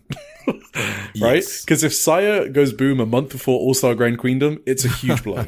So this was an insane amount of faith that they put into Sayaka to do that move here and also to put her in the main event. I just want to make that point, I guess. It looked fucking brutal. If you haven't seen it, go see it. It was so shocking. So I don't blame the crowd for like not reacting. And like you said, I'll definitely be listening later. They were definitely silent in the post-match, which is not what you expect when someone makes that challenge. You normally hear chants for the babyface. But again, I'm willing to give them the benefit of the doubt that they were just shocked because it was an insane finish. So on top of that, I was not only blown about what I saw, I was mind blown they would actually have Sayaka pin Saya. That was fucking crazy. Sayaka has been eating pins right and left recently, right? Then she pulls out a violet screwdriver and pins the top guy. That was mental, and it showed a lot of booking guts, but in the moment, watching it live, I hated the finish. Yes, watching it live, I did not like anything about it. Isn't that though, if you plan to do this match, isn't that like everything and more that Sayaka needs to like just sow the slightest of doubts that she has a chance of winning? She has to beat her like that then in the build-up. No. Well, I think so. So I think that's true with certain wrestlers. They absolutely have to. But in my opinion, I would have just had Sayaka lose in the preview tag here because she has to prove over time that she's worthy of the belt. I think that's how you get people behind an underdog character. And that's what Sayaka is. She's an underdog character. Yeah, but that proves she's worthy of the belt if she pins the red belt champion. It does. And I don't think she's the type of character that benefits from that. Like, I don't know. She just killed Saya when she's meant to be an underdog character. Right? She's been getting pinned all the time in 2026. You agree with that, right? Yes. So her characters should be booked like an underdog. That kind of makes sense to me. So when she's not being booked as an underdog, it's just jarring to me. She killed Saya. Why should she pin Saya with her Uber move in what is basically a preview tag? This is like a finish you do with a credible challenger, right? I have like zero issue with them doing the match, like at All-Star Grand Queendom. It's just how they got there. I would have built Sayaka as an underdog leading up to Yokohama Arena, and I think that would have got that. I mean, maybe they will have everyone on her side, but I think that would have been a better way to build that match. I don't know if I agree with that, to be honest.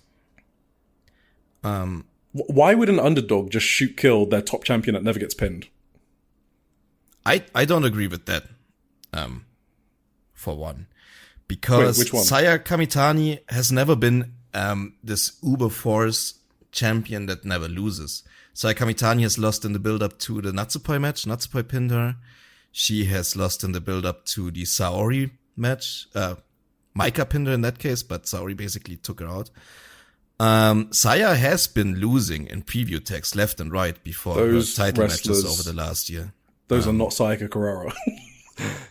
True, but Saya is not like this mega strong champion, essentially. Like she is a heel champion. She would have probably lost the belt if not for some help from her hate.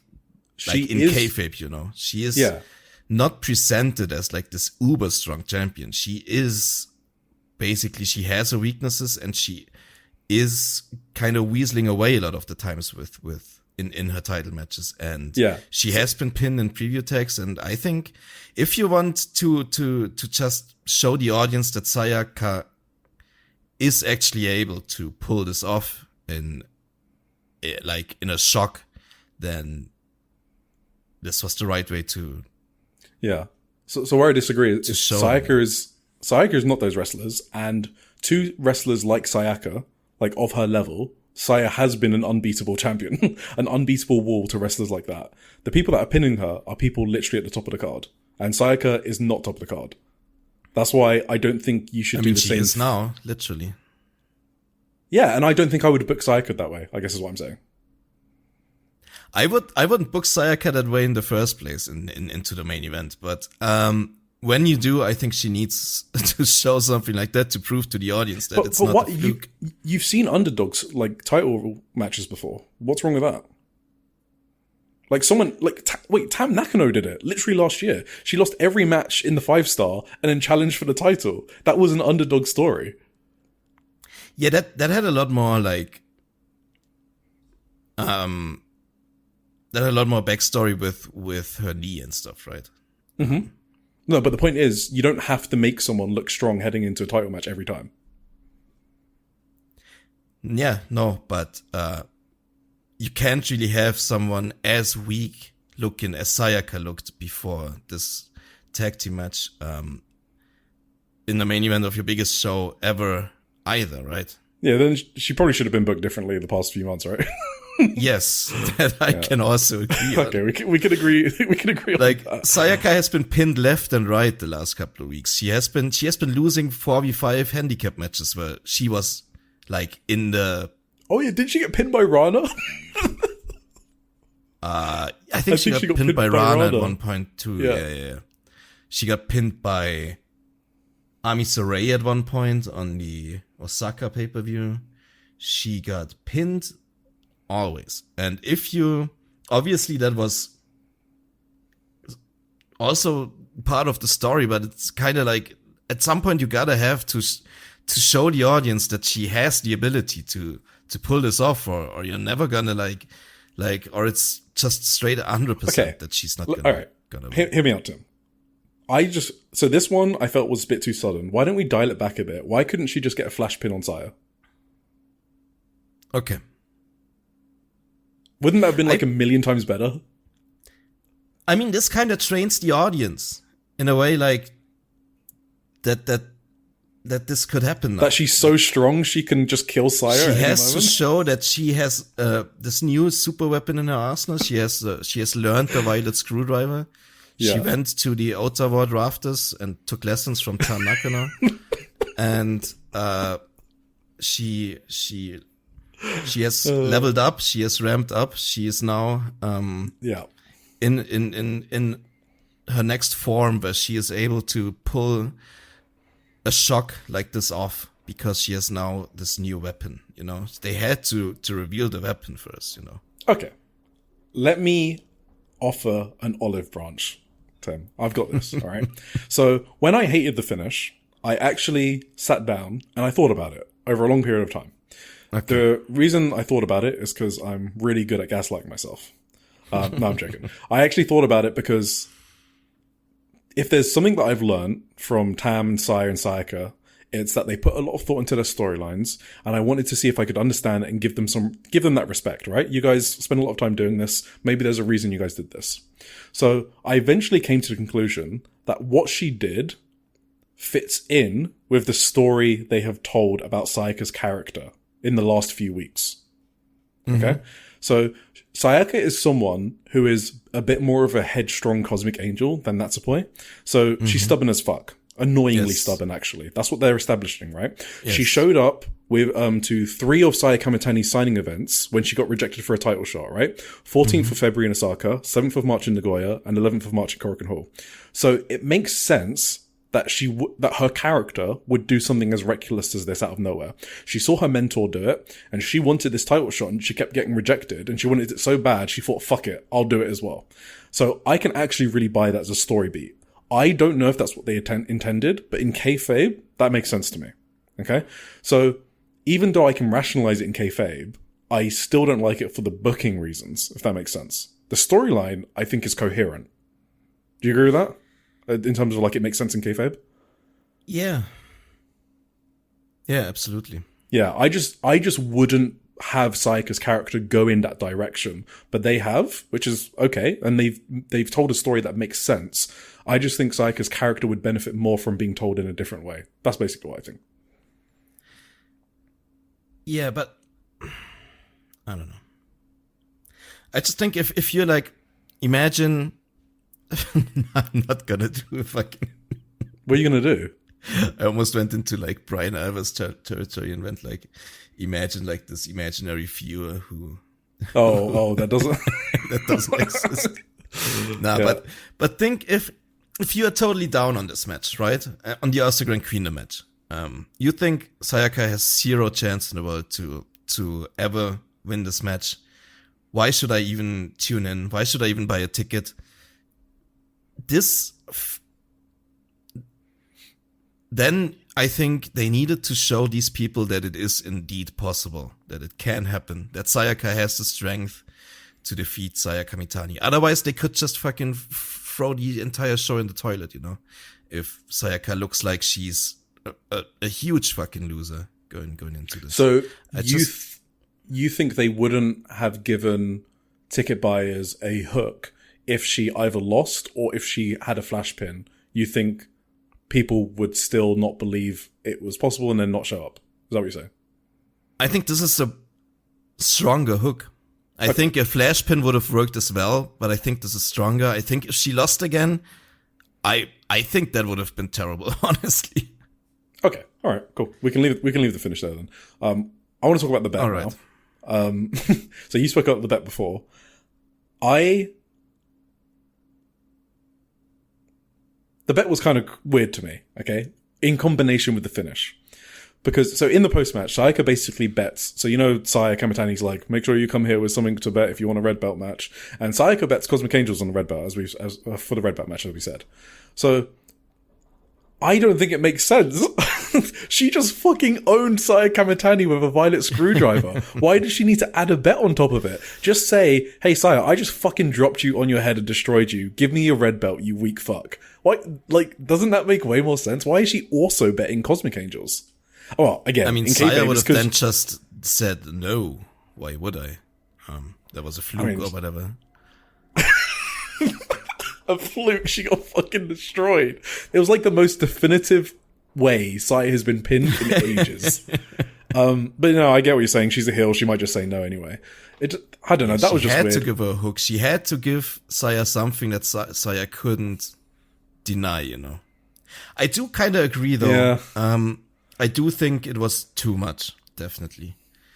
Yeah. It was almost like if a wrestler already earned his world title match and then on top of that made a bet that he could never challenge for the belt again. Oh. Just so they could make it a death match or whatever. That's kind of similar, right? yeah, imagine that. It's kind of similar over the top as a stip that wasn't maybe necessarily necessary to even get Saya there, but because I don't know. That's right now. So again, I will say though, in kayfabe, it makes sense with Sayaka's reckless character, right? She's just fucking doing what she wants to do. That kind of does make sense. She's just fucking crazy. And that is established law. And Natsupoi was just there and said nothing. When that was happening live, I was fucking praying that wouldn't just be it and someone would say something. Because she can't just bet her unit and no one reacts to it, right? Like, you know, Saya Kamitani Queen's Quest. So in backstage comments, we did have Natsupoi basically saying that Sayaka is running ahead at full speed and she's at her absolute limit. But because they're a unit, they will support her and that's what they've always done. She said that the unit has been through so much throughout the years and that she isn't the founder of Cosmic Angels, but they have overcome a lot together. So it's kind of interesting she is referring to Tam there. She finally says that she did not want Sayaka to make that decision alone and wished that Sayaka leaned on them more. So there you go. So they do kind of explain that. Yeah. I do also want to congratulate the other Cosmic Angels for being like the best actors in the world outside of the ring. Yeah. Their reactions were just fucking spot on. I mean, it was almost like they really didn't know, to be honest. I don't know if they knew. They probably did, but I'm guessing they did. Yeah, I think. Well, I guess that kind of wraps it up. I think I've said everything I want to say. I wouldn't have done this. I probably just would have had Sayaka lose or have a flash pin, and booked her as an underdog, leading to All-Star Grand Kingdom. I think that story would have worked. I do think that there are not good alternatives for the main event. They just haven't built them properly. Micah, hell no. They just called her the fuck off. So something, you know, I don't know whatever they were planning, but Micah got called off really quickly after being super hot. So as of March 15th when the show happened, I would not want Micah in the main event. I would have, like I said, I would have wanted the Starlight Kid one, but again, they clearly did that in Osaka instead, and then said it was kind of over, so I kind of accept that I wasn't. So this was the best alternative from those two, I guess. I don't think anyone else I would have preferred. So yeah. I'm still okay. I'm happy they're doing the match, just not how they got there. This is my conclusion. And your conclusion was? Inconclusive. Now I'm dreading the match. I think it's a lose-lose for me. I said as much, but at the same time, I'm as invested I could possibly be probably for the main event this year. The other thing that would possibly invest me more is Starlight Kid's mask. Although I think I care more about the Cosmic Angels than I do about Starlight Kid, you know. I probably do now, but I would have preferred that match just because it would have been more exciting. That's it. Like just the possibility is way higher for Starlight Kid. That's why I would have preferred the Starlight Kid match, because it's not really that much of a foregone conclusion. I have one more thing. Do you think this will ultimately lead to a Sayaka Kurara heel turn? No, I was actually confused why you mentioned that earlier. I thought you were joking. Because she's just fucking reckless. She's just throwing away, like, she doesn't ask her teammates, and it's basically exactly the same prelude that led to Saya Kamitani's U-turn, right? Oh, you mean like as Saya's protege in in Hate? Basically. I'm saying maybe after she loses and the Cosmic Angels disband, they blame it on her, and rightfully so. Blame it on her, and she just says, well, fuck you guys, I'm joining Hate or whatever. Yeah, I don't think they'll do that. I think Sayaka's too popular, if that makes sense. Like, she always, obviously we read her blog, she always speaks about her crowd connections. I don't know. For the life of me, I cannot imagine a heel match from Sayaka Kurara, you know what I mean? Just I've got no fucking idea. It doesn't sound good, I'll tell you that. Maybe she can pull that off too, who knows? Like, there's not really been greater surprises, but there's been some surprisingly great, like, well, if you remember Saya's coming heel out turn, of everyone hated that. Yes, exactly. Maybe Sayaka can replicate that. Who knows? Let's see. Right. Should we move on to the show reviews? Oh yeah, that's right. Yeah, the Cinderella tournament happened, by the way. Cinderella tournament. Well, first we were in Korakuen Hall again for day 4 of the STARDOM Cinderella tournament. 1,164 people were there, which is just like, that's, I guess, their lower standard now. Yep. Would you say that? Should we give like overall thoughts on the tournament? Actually? Oh yeah, I forgot. Let's do that. I mean, mine will be very short. It fucking banged. Yes, the tournament was incredible overall. Like, so many, I guess, best career performances from wrestlers. Really good matches. And the right winner, I thought, in the end. And we both predicted that. Yes, highlights. I don't know if I should do this now. Maybe, yeah. I think, like, if you talk about like a tournament MVP, it's clearly Rina for me. She was incredible, I thought, especially on the finals night too. And overall, I was thinking about this, right? What is my match of the tournament?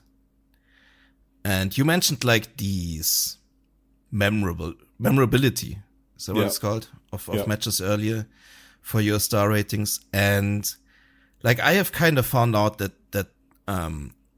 this Tomoka Inaba versus Sayaka Kurara match, like, last week when we reviewed it, I wasn't actually as high on it, but like, thinking back now, like, I think I ranked the Hina match over it, actually, versus Asusa Inaba. But like, if I think about which match stuck in my memory the most from the tournament, it is pretty clearly the Sayaka Kurara match, the leg selling match.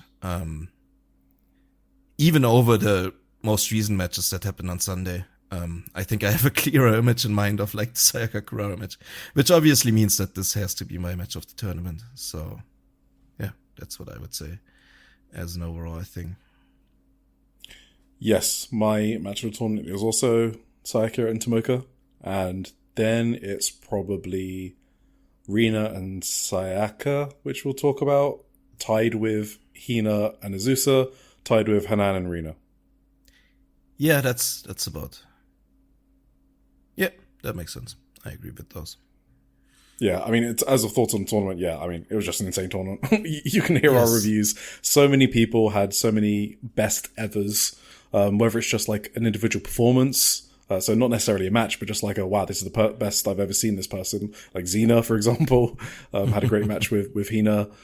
The Hina and Azusa match was just a nice window into what these two are going to do in 5 to 10 years. It was just like the best version of the Cinderella you could hope for, I feel like. Absolutely. I think so. Kikyo Furusawa, probably. Kikyo, yeah. Maki Ito. Yes. Well, Maki Ito... yeah. I mean, Maki Ito had an insane match with Mizuki like 3 years ago. That I wouldn't say Maki in Ito had Stardom, a career best. In Stardom, yes, she had her best matches, absolutely. No question about it. Hanan and Rina. So for me, that's the best Hanan singles match I've seen. But obviously, I was thinking about this. I think I agree with you. Yes. Yeah. So insane tournament. Yep. But we started with El Desperado. What's he doing here? He came out with Maki Ito of all people. He did. I think they're connected. I think El Desperado has been a part of the Ito Respect Gundam, which it's called now, out of respect for the world, the state of the world we live in. Yeah, it was basically that Desperado giving Maki an invitation for his Despe Death Invitational in Las Vegas. Starlight Kid was obviously upset because Despe is her like kayfabe brother or whatever, so she ran out there and she got an invitation as well. Thoughts? Feelings? Are you going to Vegas? No. Starlight Kid was there as well, and obviously Despe has connections with Starlight Kid as well. Yes, exactly. I mentioned it briefly. Oh. Don't worry about it. We have the whole Mexico excursion match. 12-man. Jesus Christ. Do I need to read them? No. India Shiuks against Kikyo Furusawa, essentially. Yeah. Do you have any thoughts on this one? It was a big match. Annie... Fuba had fun. Yes, wait, Annie. did Annie get a pin? She didn't, right? No, she was pinned by an assisted crossbody, right? Mm-hmm. That was kind of funny. I've never seen an assisted crossbody used for a finish before. Oh, that's true. Micah lifted her up, like, kind of, right? That was awesome. Yeah, May Sarah pinned her. What do you think of the plan, Micah to Neo Genesis? Micah? Yes. You think she's too old? How old is she? You think she's not a Neo Genesis? Is she like I think early 30s, like 32 something. I think you have to be born in 2001 or 2002. Yeah, Mio Misaki is, what, like 26? Something like that? I think they're all the birth years. 2000. They're all the same generation, basically. Yeah. 01 and 02. No Micah. Amazaki is actually 02, because that's why they called 02 line. Oh, okay.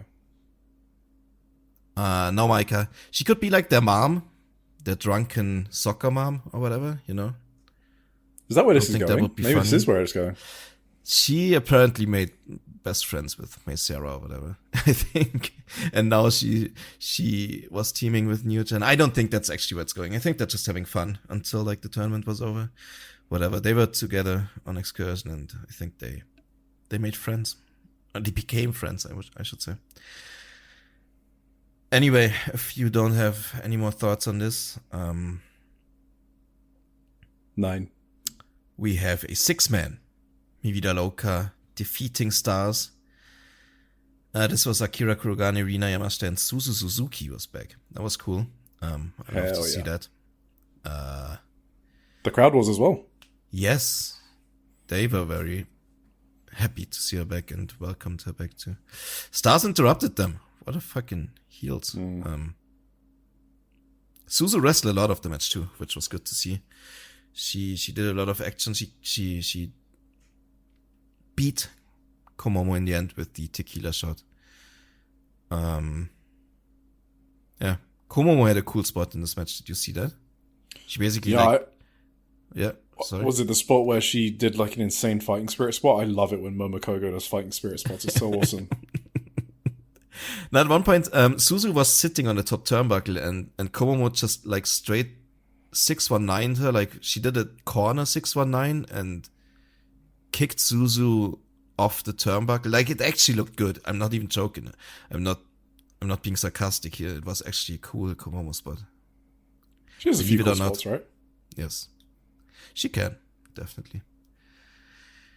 Here and there, far in between, or whatever you say.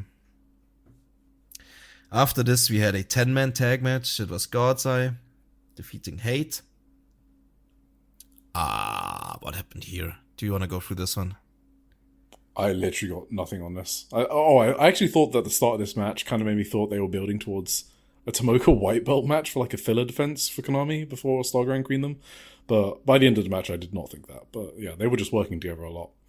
And then Rana won with the Beat Buster, but it was much safer this time than when she dropped. Who did she drop on her head? I don't remember who she dropped. She dropped someone on her head.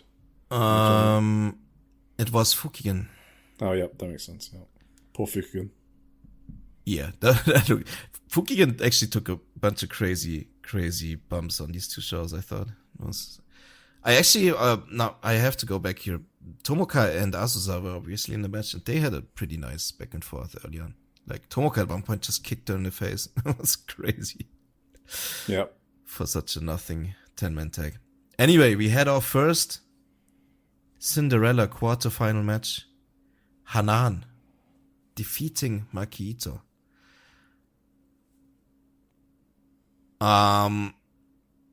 So first, I was a bit, I don't know how to say. I was a bit scared in a way for Hanan in this because the crowd was like super behind Maki Ito. And I kind of sniffed at this point. I sniffed it out that Hanan was going to win the tournament. I had a strong feeling at least. And if she can't if she's not more popular than Maki Ito here, then that kind of was a scary thing. But I think Maki Ito is just really popular because she's funny as fuck. Yeah, I mean, Hanan winning here also made me think, okay, if she's not out here, she's not out anytime. Yes. Because Maki Ito was the person to beat Hanan, to be honest, because we know Hanan's going to get a white belt shot, so she can't get pinned clean, and Maki Ito is a pretty good person to do a not clean elimination with, so. Yeah. But did you hear the Korakuen crowd? Like, they were going crazy for Maki. You could even see like multiple like Maki Ito respect Gundam shirts in the crowd and stuff. I think she's kind of really getting over for some reason. It's crazy. For some reason. Kind of obvious why. No? I mean, because she's fun to watch. Yeah. Yeah, exactly. Does she wear contacts? I think so, yeah. She's literally got pure black eyes. It must be contacts. Oh, okay. Doesn't she also sometimes have like a blue and a red one? Or am I confusing this? I haven't seen that. Is that someone else? Don't know. I have this picture in my head for some reason. Don't know. Anyway, but this was actually a pretty good match, I thought. Like they did some really cool mat wrestling even at the start of the match, which isn't like usually the forte, I would say, of Hanan and Maki Ito, but like Maki worked over Hanan's back really effectively in this match. I thought she even like she slammed her on the outside at once and at one point, and yeah, it was just crazy how they built this match up, and Hanan was like this desperate, almost tapping to Maki Ito at multiple points against like fucking Maki Ito. Maki Ito was like, basically doing her veteran thing that she did against Kikyo, but she was doing it against Hanan. Yeah, it was crazy, but it made total sense in like the confines of this match. Like Maki really worked her over effectively, I thought. So, yeah, I thought it worked well. Like Hanan sold well as the babyface and got her like with a roll-up. Was it a roll-up victory? It's a 17 pin. 17 pin, yes. Yeah. She looked spent after the match. She was. This was a really good match. I thought. Yeah. Like, Hanan had some really good strikes. Like there was a really good strike from Hanan to Maki on the apron. It was super clean. She had a clean enziguri as well. Yeah. So there was also, like you mentioned, the mat wrestling. There was like a really cool transition where Maki picked up the leg and then transitioned it into a single leg Boston, which I thought was cool. Yes, that was awesome. Yeah. There was some also good niffles. So there was one point where Maki sort of reversed the momentum of Hanan and got a flash pin, and I actually thought that was the finish because I was like, oh, okay, Maki's just going to steal a win here, but kick out at the last second. So yeah, a good match. I think it got a bit less good the longer it went on though. Like I was ready for it to like keep building and building, and then I would have had this match way higher because it was getting there for me. I was really into it, and then they just kind of lost me a bit at the end, except for that one Deerfall, which I thought was good. Okay. But I thought it started off better than the way it ended, basically. Yeah. I just thought, like, Hanan's selling towards the end was great. Was really great as well. Like, this would turn into an actually really intense match towards the end, which, yeah, for a Maki Ito match, that's tremendous, in a way. Backstage, Maki Ito said, "Oh my god, what do I do? I lost, fuck." And then Kikyo was like... That's so funny. Kikyo was like, "What do you mean? Your match was very moving." And then Maki was like, "No, not that, you idiot. I pre-ordered 1,000 high-quality Ito Respect Army t-shirts." Kikyo was like, 1,000? And then Maki's like, shit, I can't pay this month's rent. Let me move in with you, Kikyo. And then Kikyo was like, I don't have any room. And then Maki's like, fuck, shit, I don't want to live in a park. What the fuck do I do? I guess I have to flog those t-shirts at Yokohama Budokan. So, that was funny. Hope she sold them. Did you see Hanan had like 4 little squares on her back? Do you know what that is? A Rubik's Cube? No, I don't know. It looked weird. I don't know. Maybe it's like some acupuncture stuff or whatever. Maybe. I know. Like it was very symmetrical looking. It kind of, I don't know. Anyway. Right. So, next up, we had Rian. Not winning. She was defeated by Aya Sakura in 13 minutes and 17 seconds. I just thought it was hella sick, like how invested I actually was in this match. Just for a fucking Rian versus Aya Sakura match, like, I was so into this, like, right from the get-go, because, like, I could kind of see Rian winning because she's kind of, like, been defeating the Cosmic Angels for some reason, and the Cosmic Killer. Isn't that Chris Statlander's title? I think it is. The Cosmic Killer, yeah, that's her nickname. Oh. I don't know what the fuck the Cosmic Killer means, but Rian clearly knows. Well, she used to be an alien, you see. Yeah. So no, now Rian is Cosmic Killer. Rian is the true Cosmic Killer, I guess. Except here. Except here. This was the end of the road for the Cosmic Killer. Aya Sakura proved to be one Cosmic Angel too much for her. Yeah, I just think it's tremendous how much investment you can get for such a fucking, like, usually this would be the just a throwaway dark match or whatever, undercard match, and I was totally into this. This is just what you get from good pro wrestling storytelling in a simple tournament format, you know? You know what I mean? You agree? Wait, the Cosmic Killer thing. Did you read that from the actual, like, backstage? No, you said Cosmic Killer. Oh. Did I say Cosmic Killer? I don't know, but I just said that she defeated 2 Cosmic Angels before she met... She because I just read my backstage notes, and she did actually refer to herself as the Korakuen killer. Oh. Yeah. So maybe that's where I got it from. Maybe that's where you got it from. That's funny as fuck. Maybe someone can tell us if Chris Statland actually calls herself that as well. But yeah, that's gimmick really infringement from Rianne. You think she's watching AEW? Maybe she's watching Wednesday? Chris. Yeah. I mean, I want that Rianne. Like, I want her to embrace her personality in the ring as well. Like, she is really funny. Yes, she is. In this match, I was starting to notice her expressions a bit more because I'm focusing hard and I'm trying to spot things with her that, because I want to know how I feel about Rianne. I want to give her a proper chance. So there was a cool facial expression she did early on during like the initial grappling where she's like side-eyeing Aya Sakura. It felt like she was locked in this match, and I like that. When she hit the bulldog choke on or whatever. Yeah, I think it was after that. Yeah, she just kind of like looked at Aya Sakura with a side eye. I was like, that was a good facial expression. She isn't flashy, Rianne. Maybe I've made this comparison before. I definitely have. Where I've compared her to like Sora Ayame in Marvelous. I think I have. Maybe. So she's not really offensively capable. Like she can't execute moves, but she can do way more than Sora. Of course, yeah, we did.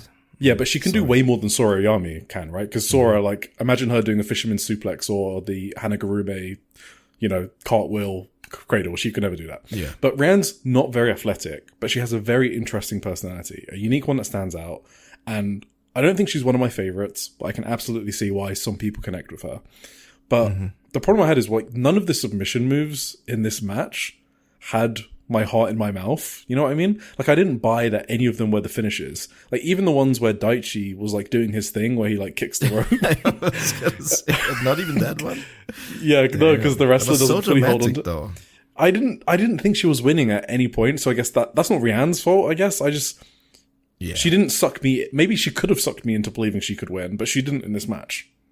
And I think there's just something about her selling in particular that stops me personally from connecting with her when that's the thing that everyone loves her for, but I just can't. Like I said, the facial expression at the start of the match was great. I can get into that, but I want that Rianne for basically all of the match. I just feel like she turns into a different person almost, where she goes like a bit wooden in the matches. Because like, where is press conference Rianne in her matches, right? That acting was sublime. If I had that in the ring all the time, I'd be all in. Damn. I think the crowd loves her too. Like, the crowd was actually split between Rianne chants and Aya chants, and I did not expect that to happen. But they obviously love Rianne. Yes. I loved Aya Sakura peppering Rianne with kicks as well. I want more of that. Yes. That was awesome. Rianne has a beautiful fisherman suplex. You can't take that away from her as well. So, and then there was a head kick later from Aya Sakura I thought was so good. Like the way she just like flopped onto the mat after. She has a good buzzsaw kick as well. You can tell she's been fucking learning from Sareee 100%. Like solo one-on-one training. Sure. Like, you think she's gonna go to Shuri if Cosmic Angels disband? I think she should leave Cosmic Angels. I'm not gonna lie. Damn. That's why I don't hate the disband as much as you. Like, I think Aya has a better place, and I don't necessarily think Natsupoi, Sareee, Nano, and Sayaka need to be together. So. But if she is gonna be in God's Eye, isn't she just gonna be one of like 12 who all do the same things? What, you think it works better if she wrestles the way she does, but in Cosmic Angels? Maybe. Yes. Yeah, maybe. I think so. You might be right. She does, however, definitely need to find like a new special pin because... Well, the Sakura Mochi is, yeah. It got reversed against Rian here. Yeah, that's like, not good. Not the most promising sign. And spoiler alert, it also got reversed in the next match. So that doesn't seem to work out well for her little leg trap pin or whatever she's trying to do there. Yeah. Not the best move. But she won anyway with a German suplex bridge, which looked awesome. Her German suplex bridge is amazing. By the way, can I say that? Funny thing was also after the match, Rianne didn't want to shake her hand, so Aya just fucking kicked her in the head again. Did you see that? Hell yeah. So funny. Either way, we move on to the there's match a high speed match. Yuna Mizumori, 31st of March, with Rianne. Huh? Okay. Oh, yeah, because she beat Yuna in the first round, right? Yeah, That so they makes confirmed sense. it backstage. Oh, that's cool. Yeah. I don't think she's gonna win, though. I do not think she's going to win that. Okay. Can you imagine Rihanna fucking champion? Jesus. So high speed, especially. Like, Yeah, literally the opposite. She's literally in the Saki Kashima slow speed division. She should not be winning that. Well, I mean, Saki did win it as a joke. That's fucking funny. I mean, that was cool when Saki had it, to be honest. Yeah. Either way, I think Saki can go high speed. She just doesn't want to. Yeah, she can. She has the ability, like her flash pins and shit. Either way, next up we had the real slobber knocker of the night, of course. This was for the Future of Stardom title. We had Yuria Hime against Hanako. So, do you want to go through this one? Why do you always give me the shit ones? All right. Okay, sorry. That was maybe too harsh, but I mean, I don't get why this match was needed. I guess it also doesn't matter. So I got no notes for this. It just feels like these two had basically no chemistry whatsoever. And as I'll talk about in the next show with Hanako, I think Hanako kind of wrestles to the level of her opponent in a way. And Yuria is not the opponent for Hanako. So obviously there was a lot of Mina Shirakawa tributes. So Yuria was wearing Mina's gear again, like she did against Hina for the Future title match in September. Mm-hmm. I don't know if she's a Julia fan, because she kind of had Julia hair, but I don't know about that. And then they did like double backhanded strikes during the match, but Hanako started it. Clearly Mina. Yeah, I guess it was to mock Yuria, I guess, and then Yuria returned it. They looked not like Mayu Miyazaki's backhanded strikes. No, the Yuria's failed completely to hit anything. So. Yes, it was not great. Do you have any notes on the match before I talk about the post-match? I was just, the main thing was the Mina callback I thought was cute, but it was missed so badly that to the point where I thought maybe Hanako was supposed to dodge it, but I don't really know. It was just nothing really worked in this match. It was really clunky and was really, I'm sorry. Have to go back to the drawing board in this one, I think, these two.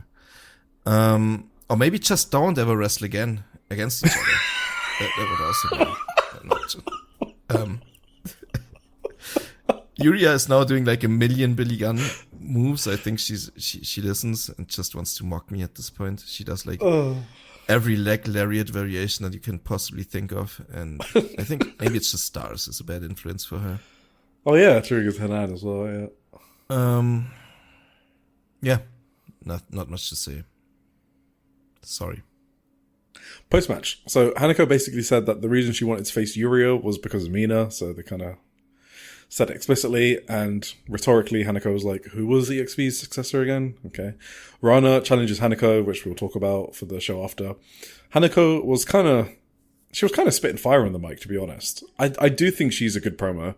There's something there with Hanako where you can see all of the pieces and she just needs to put it together. That's what I think about her.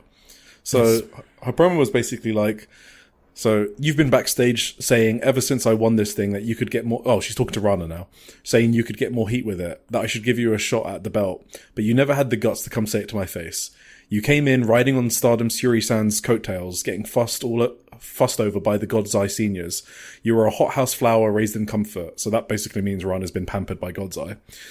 Do you really think someone like you can take my belt? We've been together since before your debut, and no matter when, no matter what, you always compared yourself to Sayaka Kurara and made yourself feel small.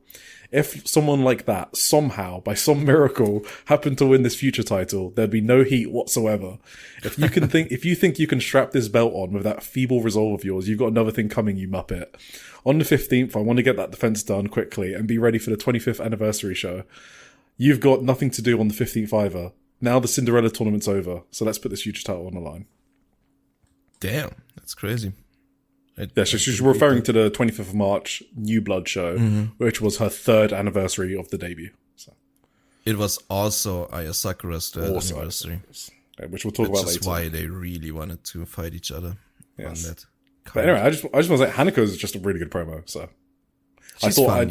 I like her a lot. Yeah, I thought I'd mention it because maybe people don't realize how good certain promos are, especially if you're not doing translations. Yeah, no. Either way. Oh, I forgot to mention, after that promo, Runner just fucking clipped Hanako with a high head kick.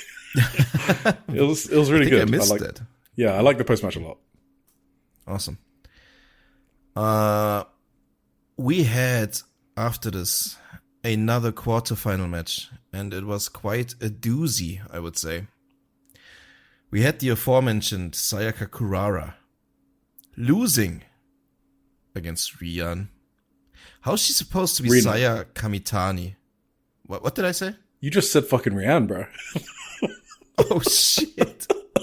Well, potato, right? Yeah. Well, she lost to Rina, not Rian. That's my bad. Yeah, this was where I was like basically on the edge of my seat, I would say. I kind of loved this, honestly. Wait, do you want to go through this one first, since it's a banger? Oh, thank you, Tim. I can go through some stuff. So there was no Saya Kamitani interference, which I think we both predicted that when we did our initial brackets. This was just a straight up Rina win, and to be honest, I like it. No, I love it. Rina is Rina, it's fucking Rina. She shouldn't be losing to Sayaka Kurara. I felt like Sayaka, I feel like can take losses day after day. Maybe not in hindsight if she's going to challenge like that, but I feel like that's part of like Sayaka's charm. But Rina should be booked stronger, and I'm glad she was. And it was clean. It was beautiful. This was a great match. So I like the first sequence of fighting on the match. When they were on the ropes looking for an OTT elimination, because over the top rules were still in play here. And Sayaka did an elbow strike to Rina's face, which I thought was really fucking good, because I haven't noticed Sayaka striking that well. This was a really good strike. So I also like to go in for a Tokimeki spear on the ropes. I don't think I've so that was a really good start, and it made me perk up, and I was like, oh damn, she's trying to add stuff to her arsenal, and she wants to have a great match here. So camera pans to Saya Kamitani on the double down. Well, like, oh, okay, why are you showing me Saya? So they kind of planted the seeds there. There was such a sick sling blade transition into a rear naked choke from Sayaka. And I think that's really important, because if there's any spot that made me think Sayaka is really improving in the ring, it was that transition into a rear naked choke. That was fucking sick. It was amazing. Yes. Her timing on that is fucking immaculate. It's crazy. I popped for that. Like, that is not like 2-year wrestler level shit. Like, that is just an top of the class transition. Really good. There was a Tokimeki cut-up bump. Oh my god. Do you want to talk about it? You liked it? Well, Rina essentially scorpioned herself. She bumped. Imagine you take a cutter bump, right? You're not supposed to land on your back by the end of it, but Rina somehow, I don't know. It was insane. It was an absolutely fucking crazy bump. Yes. She was basically trying to do that DDT forward flip cell that she always does, but rather than the standard front flat bump, right? She landed in between, spiking her face into the mat. And the reason, obviously, is because in a bulldog, you have to assist the other person, right? So you're not actually just lifting them into the air for the rotation on the turnbuckle. You're also holding them up to break their fall, right? So they're not just falling literally from the turnbuckle onto their ass, right? Which can cause some injuries, right?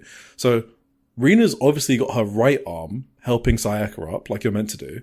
So that means by the time Rina wanted to do her front flip cell, her right arm wasn't in position to do the push off for the front flip.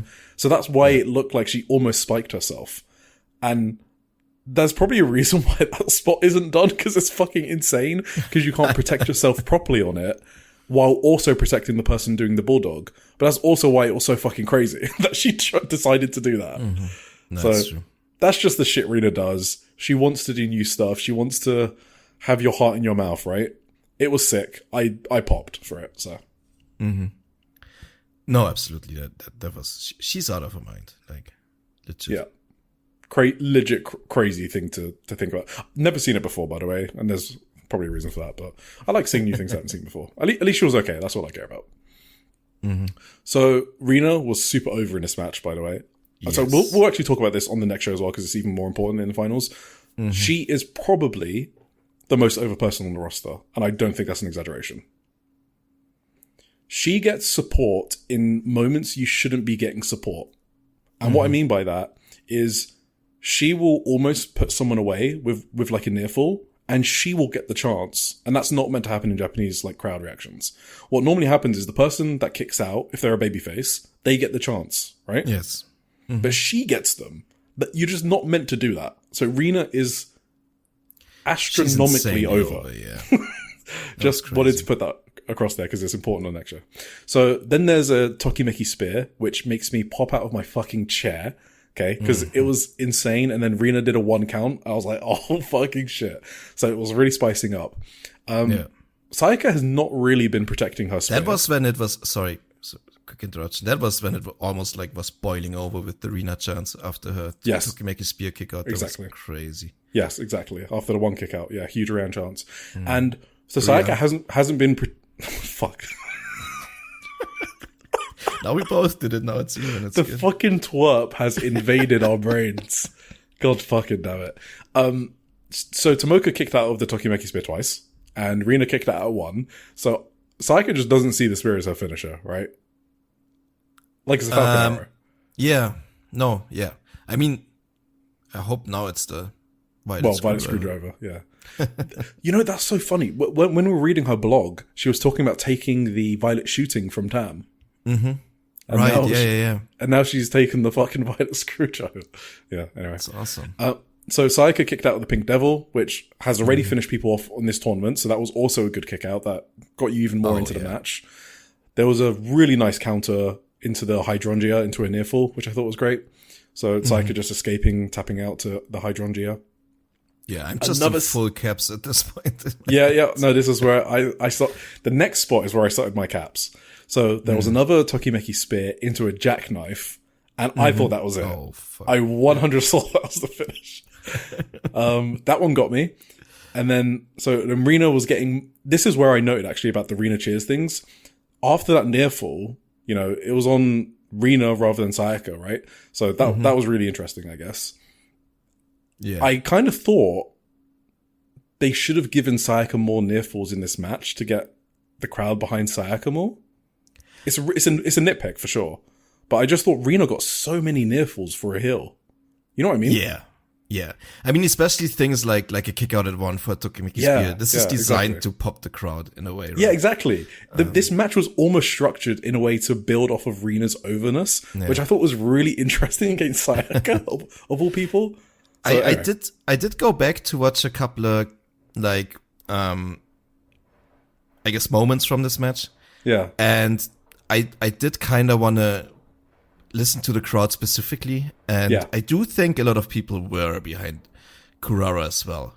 Rina was just it was kind of split at some points, and at some points Rina just kind of overwhelmed the Rina chants, kind of overwhelmed the Kurara ones, but for sure. It wasn't like Kurara chants weren't there or anything. Like she was still like, it was just insanely heated from like everyone screamed something, I think. Yeah, Sayaka was still over. It's just that Rina got chants where you don't expect them. Yes, like she's on another level of over, like compared to the whole roster. So it's kind of. I'm thinking about this now. Is she really like more over than like Saya or Star like Killer? I think she is. Someone like that? Honestly think she is. That's crazy, man.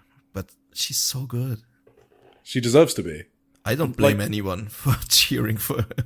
I think they're planning a face turn with how they're building these matches, and we'll talk like the final as well with her and Hanan. I was like, they're not treating her like a heel. So, I mean, I'm here for it for sure. I can't wait. After that point, there was like a kudo drive. Oh, what do you want to call it? I don't care. I'm so over this discussion. Driver. It's cool. Okay, fine. So there was a kudo driver attempt from Rina, and then Sayaka countered it, which was awesome. And then Rina just fucking yanks Sayaka into a sleeper. I don't know if that was intended though. It kind of looked like them maybe not on the same page. Yeah, what do you think?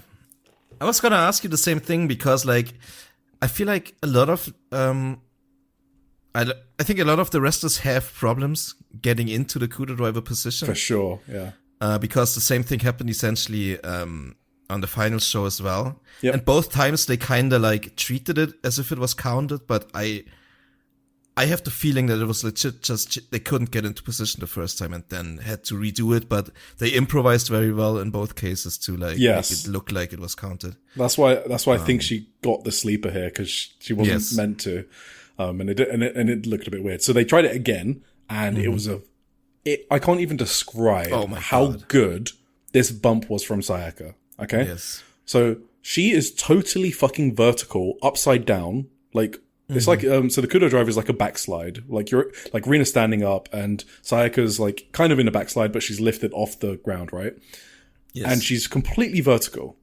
And Rina just drops down, so sits down, and you think that Sayaka's head is getting spiked into the mat.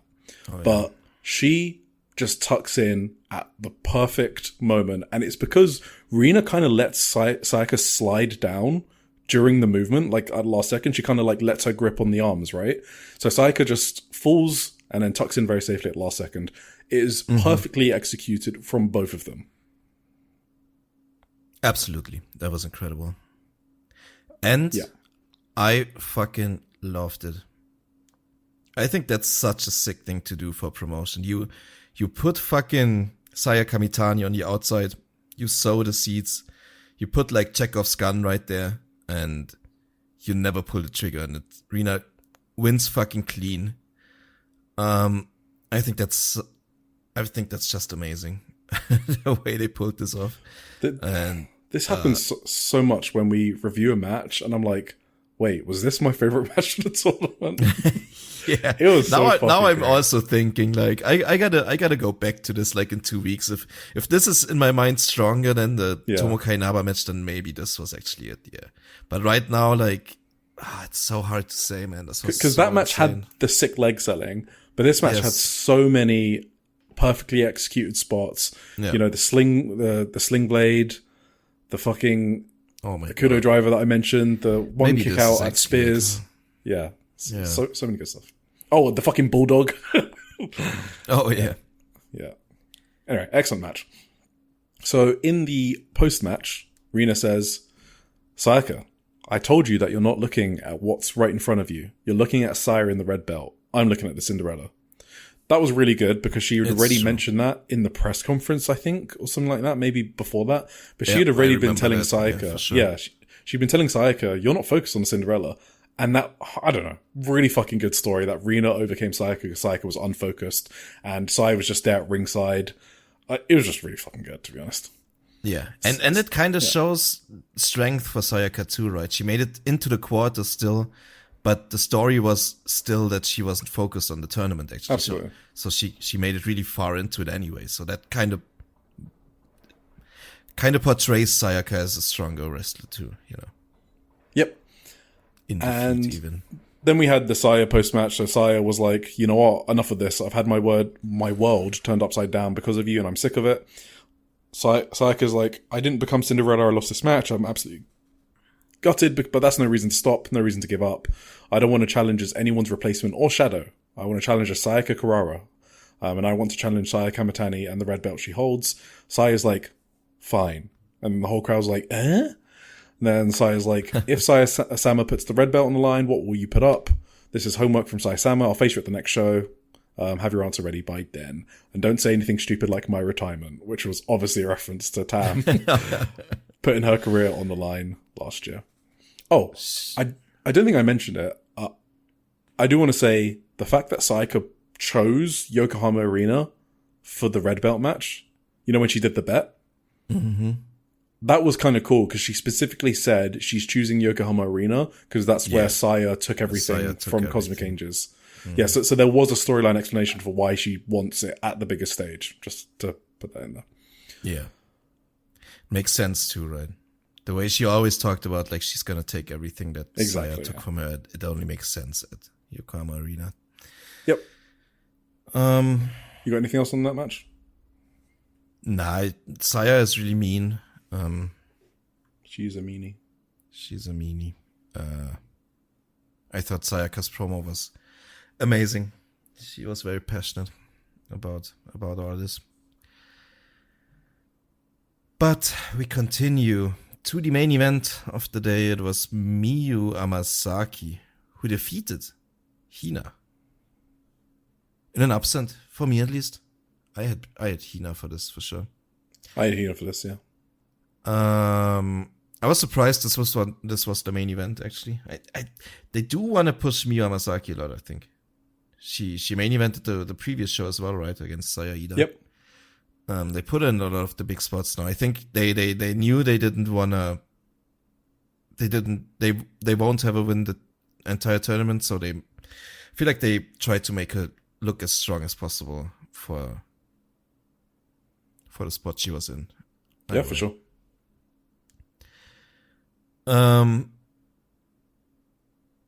All right. I thought this match was great. All right, you want to go over it too? I'm just reading my notes right now. I gotta be perfectly honest, I don't have the most memories of this. Like, I think Rina and Sayaka zapped me of energy. But I did take a lot of notes, so I'm just fucking trying to refresh my memories right now. There was a great uppercut from Miyu early in the match. Don't know if anyone else saw that, but it was literally better than Hanan's uppercut. And I didn't even know Miyu had an uppercut until this match, since I don't normally register moves like that. I just thought that was like the clearest indicator, I think, of Miyu's improvement. That strike kind of stood out. And then I really liked the spot where Miyu was about to be eliminated by like over the top rules, and Hina basically got her back into the ring. I thought that was an amazing spot.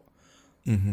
Like, I love that. It was like such a great touch in addition to Hina's character that she doesn't want to win by over the top rules.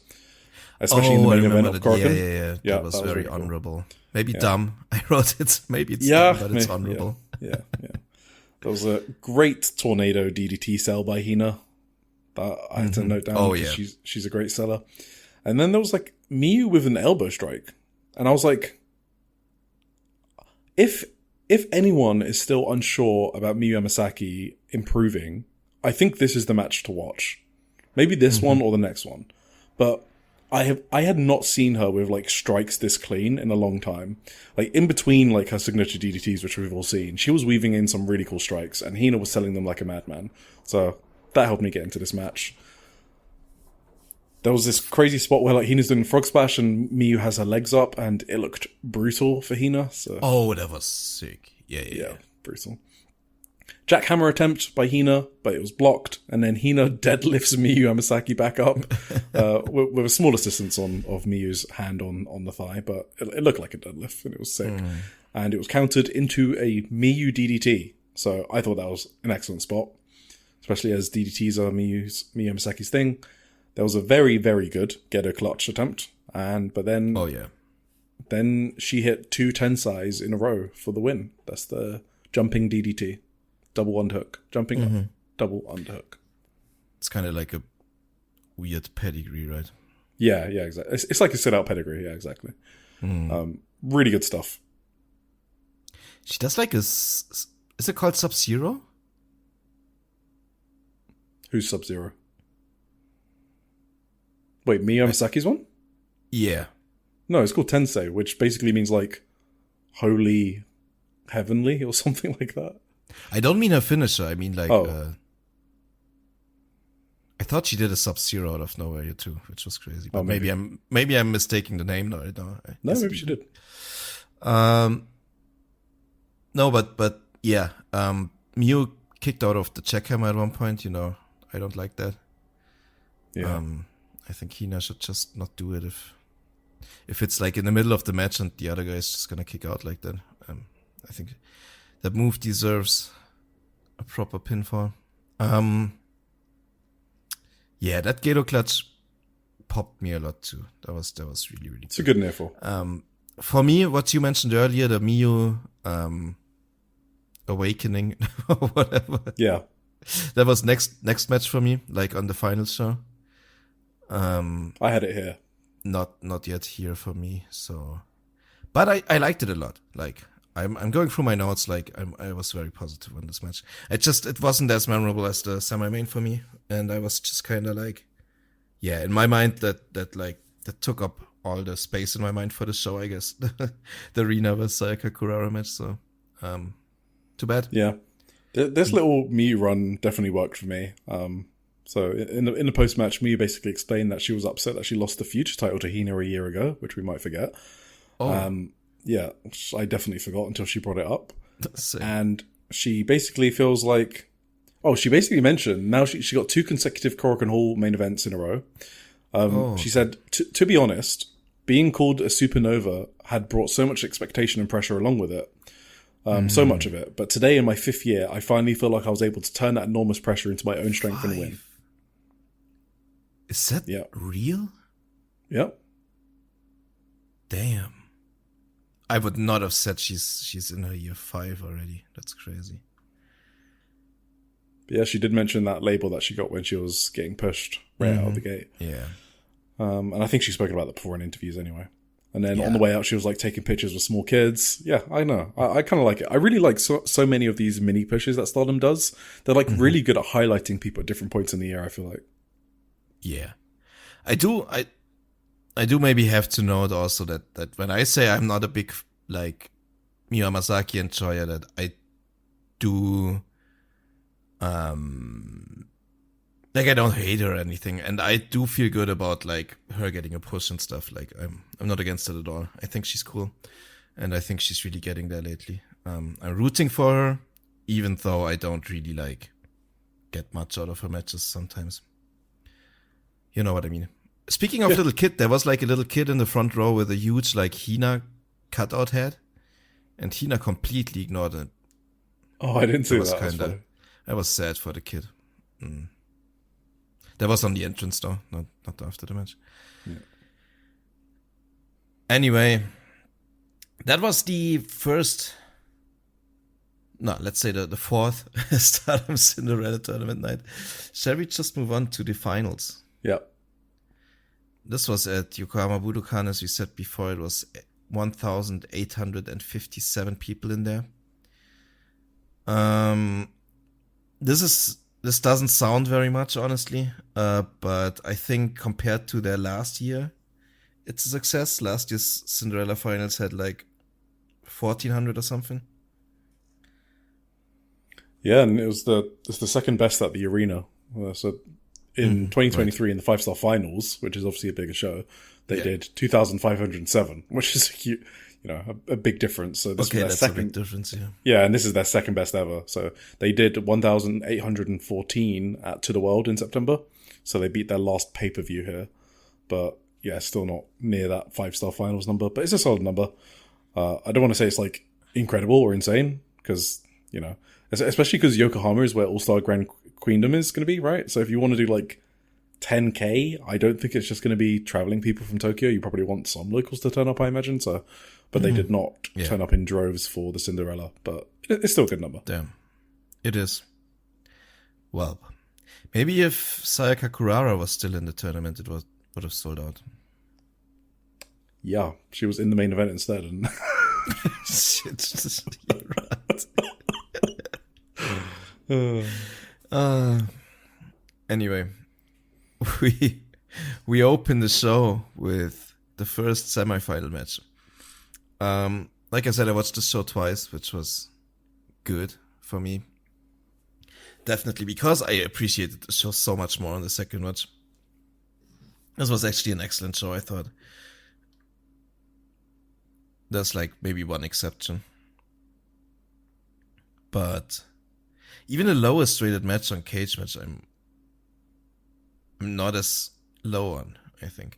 Either way, we have Hanan versus Aya Sakura first.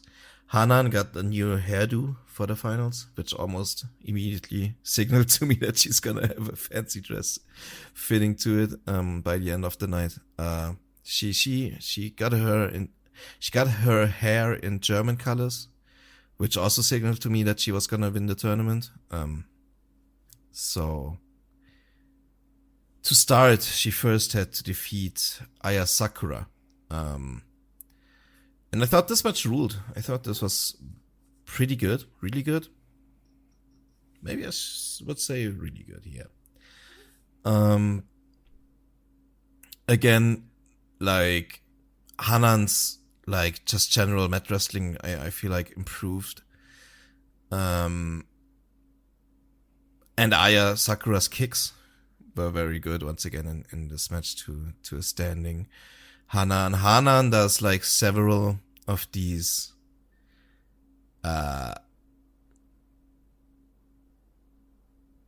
like derogatorily you would say it's like WWE mid-carder moves. She does like the Billy Gunn offensive, as I've said before. She also does like the Miz's, I think Miz does that, the hammerlock DDT thing she does. Which I would kind of like, I read this, but that move actually in isolation, if you don't think about Miz doing it, looks actually like a really good move. Like you basically take the hands of your opponent behind their back and drop them on their dome. So they can't, like, they have no ability to just shield any of the impact. They just land straight on their face. That's actually a sick move. Just because Miz does it, it's not like the Billy Gunn fucking leg lariats that just look fucking goofy every time. You know what I mean? Yeah. So I'm not against that one per se. I gotta say this. But yeah, either way, Aya had at some point a really nice like jumping kick. It was like a jumping spin kick, I think. It looked really good. I think Hanan looked like she actually got hit on that too. Like her face was like, fuck, she shoot. Kicked her, I think. Another one. That was funny. Aya went for the Blooming Dream in the end, I think she calls it, right? Her version of the Twilight Dream of Tam Nakano's move. And Hanan blocked it. She did the Enzigiri, which also looks really good when Hanan does it, I think. And did that was really good, yeah. A normal backdrop suplex and then another delayed backdrop suplex hold for the win. Her backdrop suplex holds also look like she just folds her opponents in half. It's pretty sick. It used to be actually dangerous. Like before, I used to think, how is no one getting injured on that? I think she's got it safer now, but it still looks sick. Yeah. Yeah, I liked it a lot. Hanan looked a lot more dominant in this one than she did against Makito, which is kind of funny, but yeah, all right with me. Yeah, I thought this match was pretty great for the time it got. So, I mean, it wasn't close to like my match of the tournament or anything, but, you know, Hanan's wrestling twice. They didn't get a lot of time. So, with the time they got, this was a really good match. Yeah, I'd agree. I guess one thing I wanted to say is Aya Sakura wrote an interesting blog for her Cinderella wish the day before the tournament final. Okay. So she said she wanted to extend the future title eligibility if there's been long-term injuries. Oh, I heard that. She gave examples of herself, Anna Kanaya, and Motoi Hamabe. She also referred to them as the six rookies, you know, the six-person generation, she called it. So kind of like the Stardom 6 we've been calling it. She said that the new blood titles should be defended more frequently because there's a time limit on them. She said she was frustrated that she had to wait 5 months to defend them. And then finally... Yes. I didn't know that. That's weird. Yeah.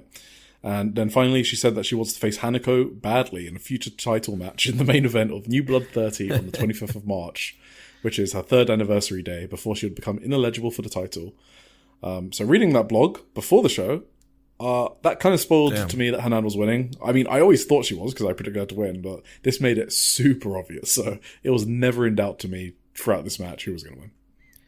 It did not spoil, however, the future Stardom. No, it did not. It did not. That will come in the future. Yeah. And just quickly, no, you go.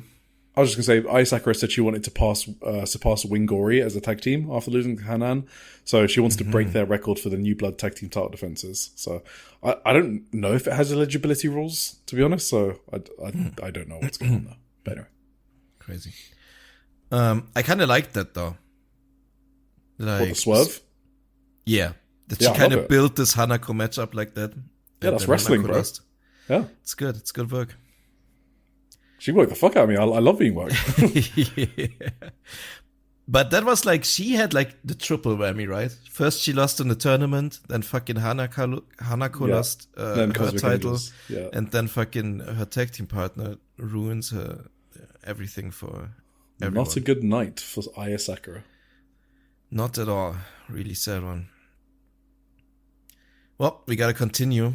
This was Rina beating Miyu Amasaki, ending her little mini push in this tournament, ending her great run. What do you think about this one?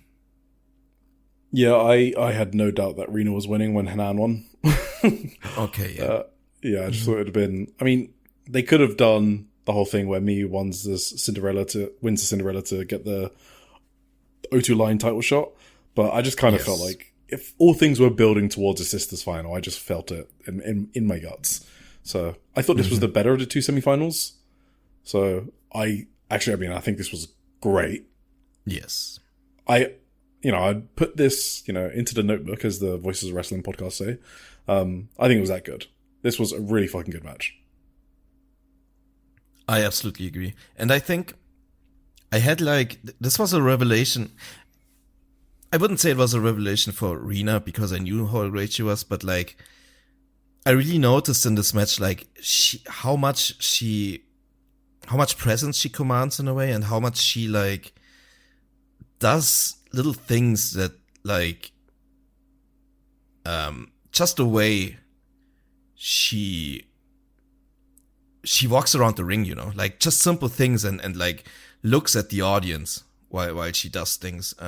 That's such, she does that stuff like a fucking 45-year-old veteran would do, right? Who has been wrestling for 25 years and is knows everything, knows every little trick in and out, and just does everything with such expertise and knows exactly how to react to everything and how to play to the crowd, how to do everything in between moves, and she's such a fucking pro.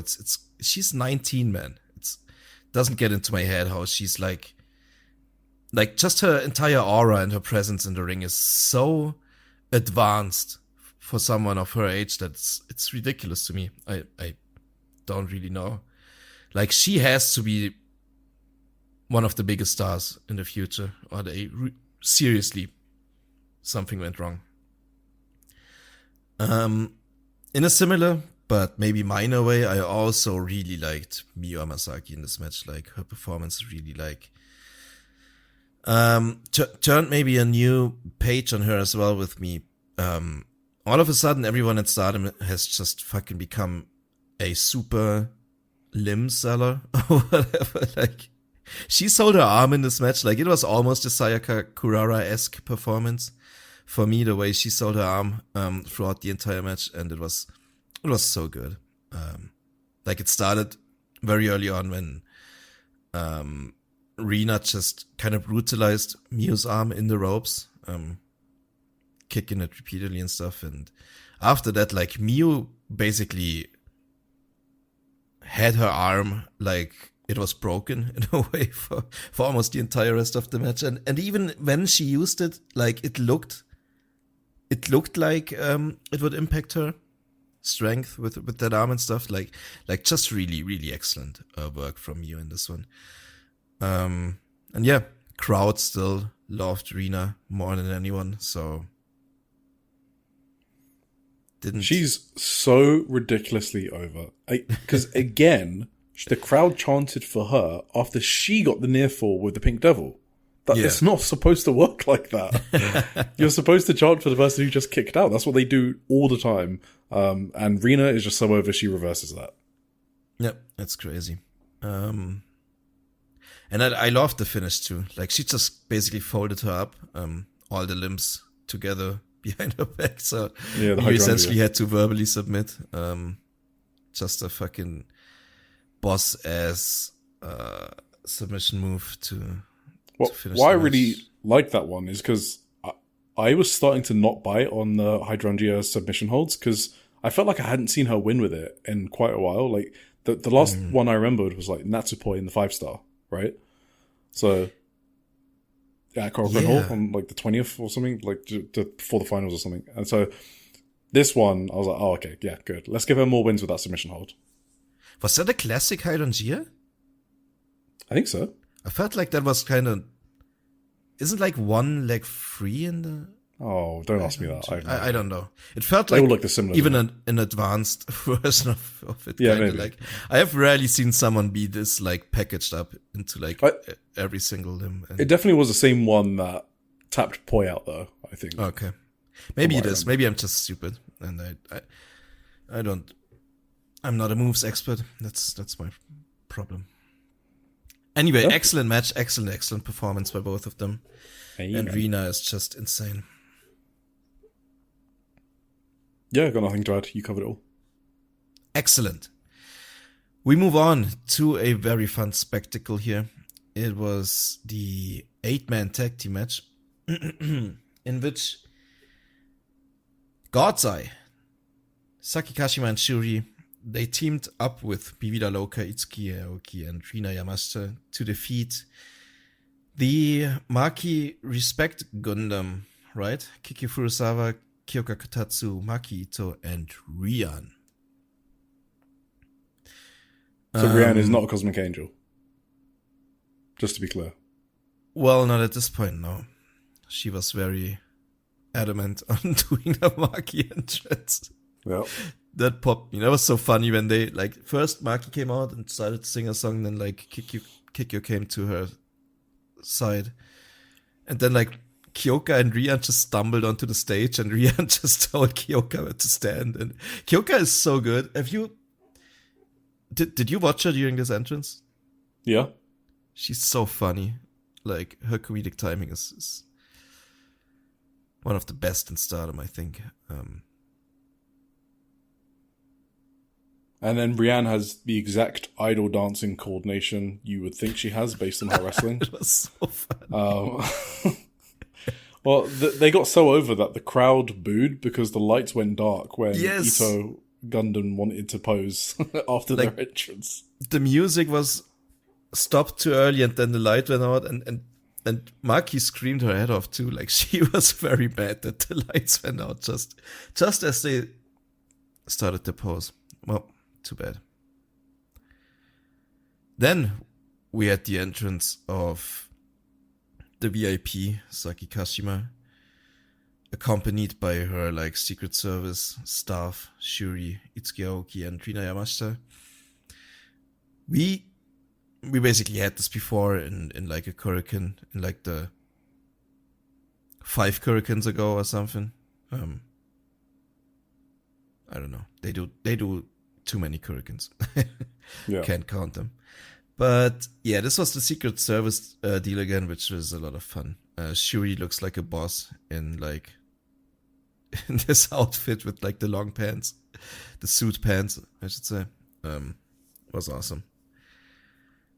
And then they had a fun little match against each other. Oh, first they had a red carpet in the ring too for Saki Kashima, which was fun. They wouldn't let the ref check Saki again. So they checked the ref for illegal weapons before they allowed the ref to check Saki for illegal weapons, which was also good bodyguards do. Yeah. Yes. That's very good. And yeah.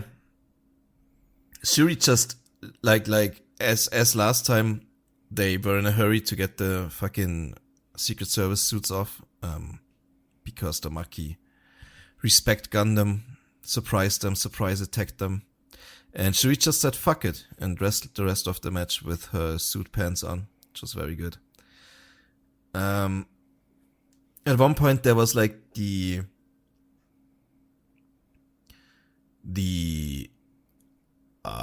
what's it called? The quadruple submission move, essentially, when like all 4 people get someone in a submission. So Shuri and Itsuki and Rina all had someone in a submission, and then in the middle of the ring, Saki herself got herself into a submission. So at some point, Shuri noticed that Saki is actually the victim of a submission herself, so she had to fucking break off her own and free Saki from it. That was very funny. They interrupted the quadruple corner punches from Makito's Respect Army, which led to very loud boos from the crowd. It's kind of surprising. They're very into the corner punches from Makito, I think. And yeah, just a fun comedy match, you know. You know how it is. It is Saki's retirement road. It is very fun. It is very emotional and just very happy times, sad times. Who knows? What did you think? Well, you missed out the code names that they were given. So they you talk about that. I didn't write that down. Yeah. They announced Rini Yamashita as Mountain Under in English, which is the literal translation of her kanji in her surname. So that is hilarious. So like Yama is the kunyomi reading for mountain, and shita is the kunyomi reading for under or down or below. And the only reason I picked up on it... Does it mean like at the foot of a mountain? Like that's where that's the literal translation. They live or whatever? Yeah, that's the literal translation, yeah. So it's mountain down, mountain under, whatever. But yeah, these are like the first kanji you learn. They're pretty low level, so that's the only reason I picked up on it. So I did not pick up that they did the same for Itsuki and Sareee. And then I looked it up after and they did the same. So Sareee was announced as Vermilion Village, which is, again, a literal translation. And Aoki as Blue Tree. So blue is Aoi and then ki is tree. So very funny. That popped me. Yep, that's great. Great attention to detail, I guess.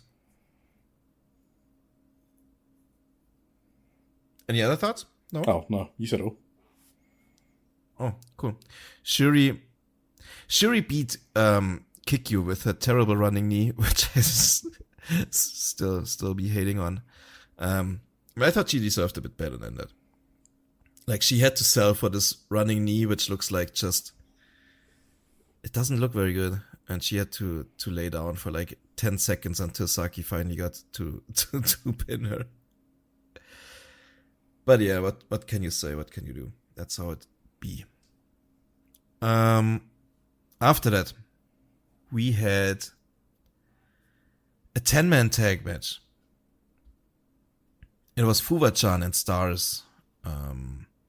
B. Priestley, Momokogo, Sayaida, Yuria Hime. They defeated Ane Kanaya with her teammates Saorianu and Yuna Mitsumori. And they teamed together with Maika and Xena in 10 minutes. Any big thoughts? Any big feelings? I think Fuwa-chan fits Stars. Nah, really? Yep. So we talk about Stars being like a lower card unit and a bit lost after Mayu Utani and Fukuoka with Crazy left FWC, but Fuwa-chan fits perfectly. She's got that same energy as Yuka from Ice Ribbon and Yurika Oka, you know what I mean? She was like talking to the gaijins in pretty good English. She's just annoying. Yeah, I think she's too cool for Stars.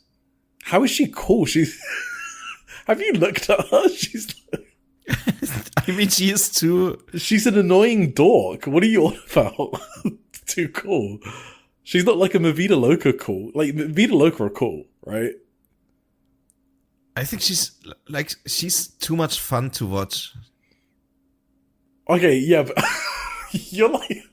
you just think Stars suck. That's why. I'm just talking about like yes, personality vibes. She fits Stars perfectly. Like the happy-go-lucky, annoyingly happy group.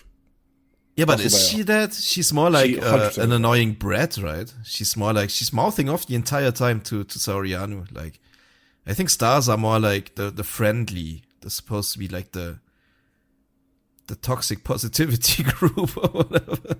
You know what I mean? Maybe, yeah. I just don't know where else Fuwa-chan fits. She's not Cosmic Angel. I don't know if you're thinking that, you are crazy. Not Mavida Loca. Yeah, she got nowhere else to go. I haven't even thought about that. Yeah, they should put her in Cosmic Angels, maybe. Oh, okay, yeah. Anyway. I think there's gonna be a real big group mashup real soon after All-Star Grand Kingdom. And then we're gonna find out what happens. But I think she's gonna stick with Hazuki. And they are gonna... I don't know what's gonna happen.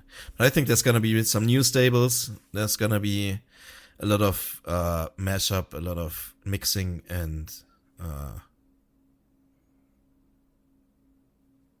yeah, I think that's gonna happen soon in Stardom. So until then, I don't think all these people... None of these people are gonna join any stables. Yeah, this was a solid 10-person tag. I got no notes on it. Yeah, same.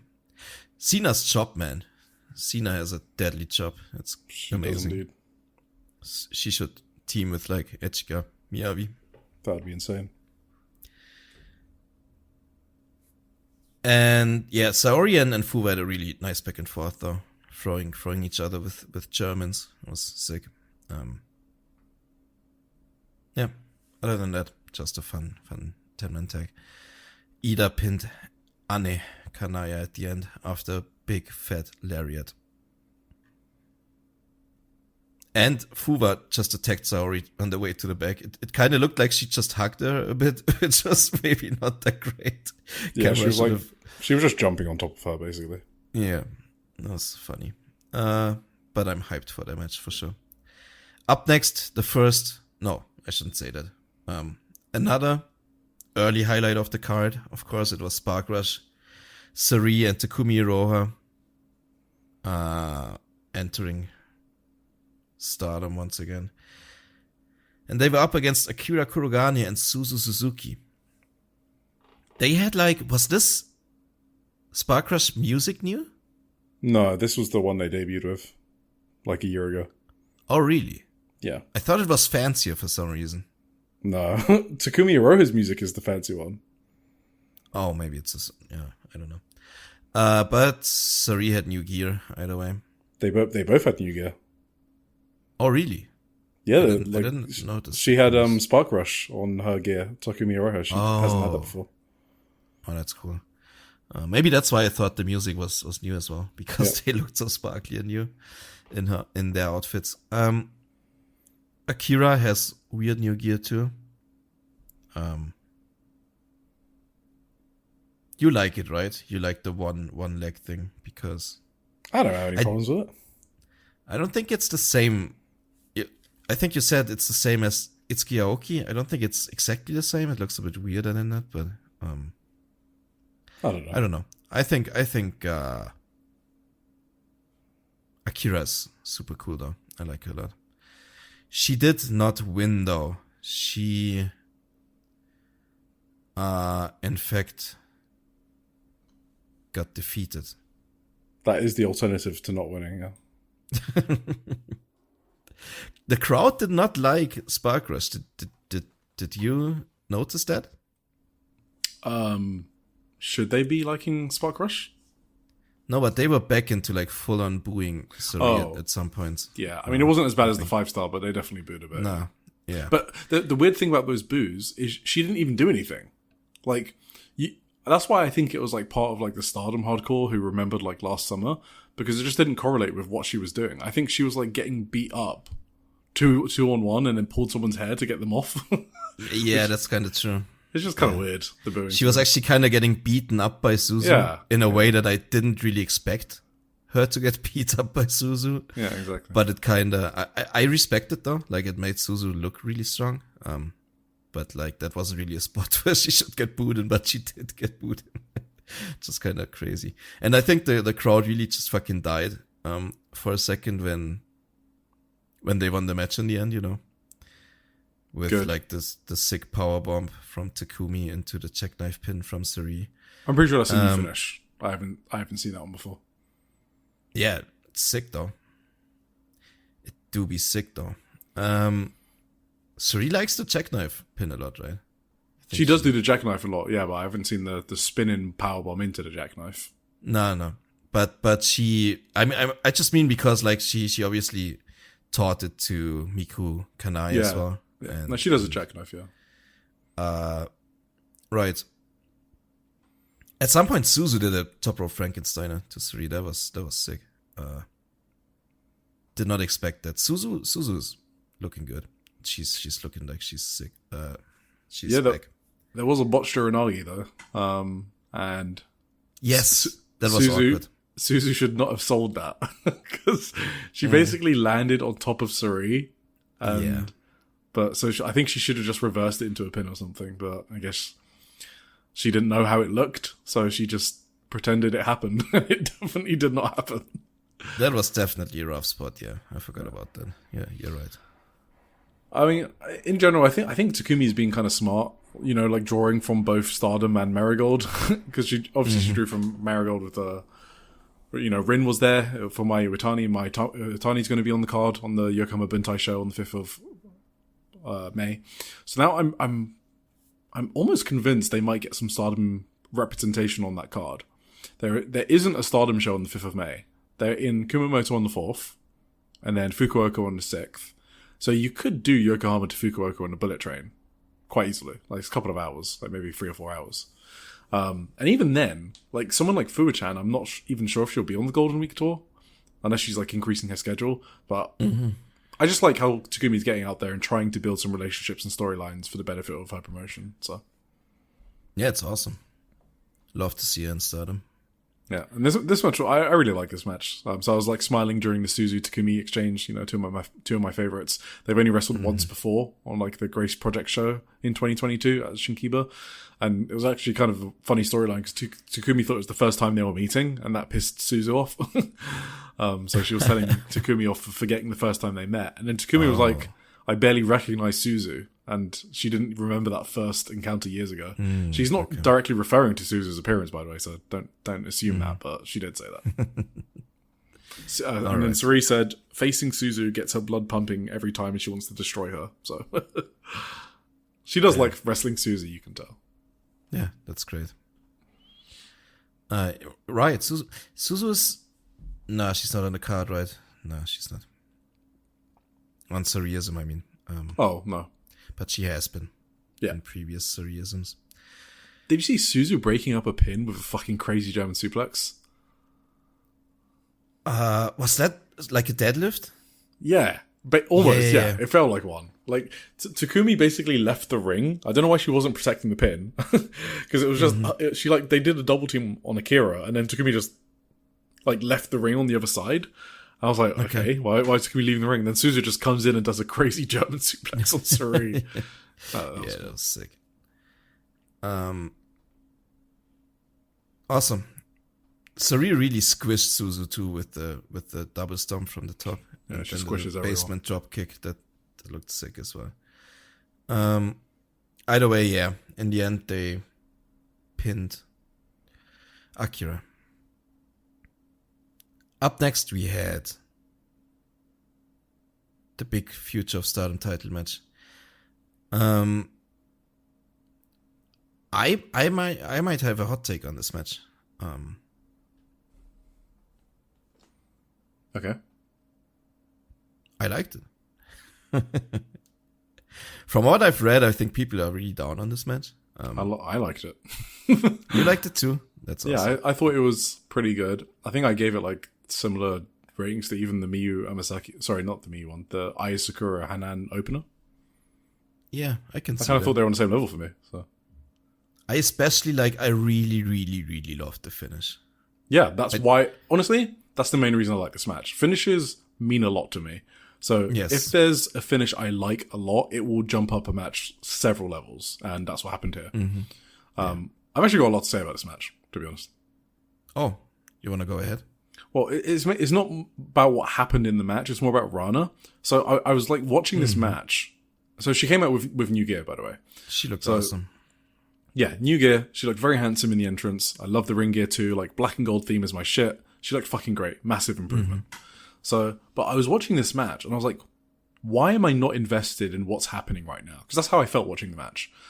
So, why don't you see Rana normally mentioned as people's favorites, right? And I just felt like she needs more, something different. And I don't know if I was if I'm making this up or if I'm tricking myself into it, but more and more I see Suri's influence on the roster. So not just Rana, but Aya Sakura, right? She does a lot of really cool tight strikes we spoke about. But Aya Sakura has established an excellent character, gotten herself over with a connection to the audience. She's in one of the most over factions for now. But Rana needs to do more than cool tight strikes when others on the roster starting to do them so well and more. We even spoke about Miyu Amasaki, right? About how she's cleaned up a lot of her strikes. Hanan strikes really good. We spoke about Saya Kurara's elbow to Rina on the apron in their match. So she needs something more than just cool tight strikes. I didn't know what that was. It was just something that I felt. The Beat Buster finisher is something different and cool. but it isn't anything just yet. It hasn't really gotten over. The paradiddle clutch that she gets, it's like her special pin, that rarely gets any reaction when she tries it. In fact, like the biggest reaction I've seen it get was in Wave last summer, where she was great. So I just wasn't buying Rana's performance in this match. I just wasn't sucked in.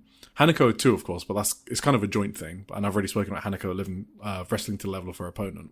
That's why she has great matches with Sakura. And then the finish happened. Yes. The finish happened.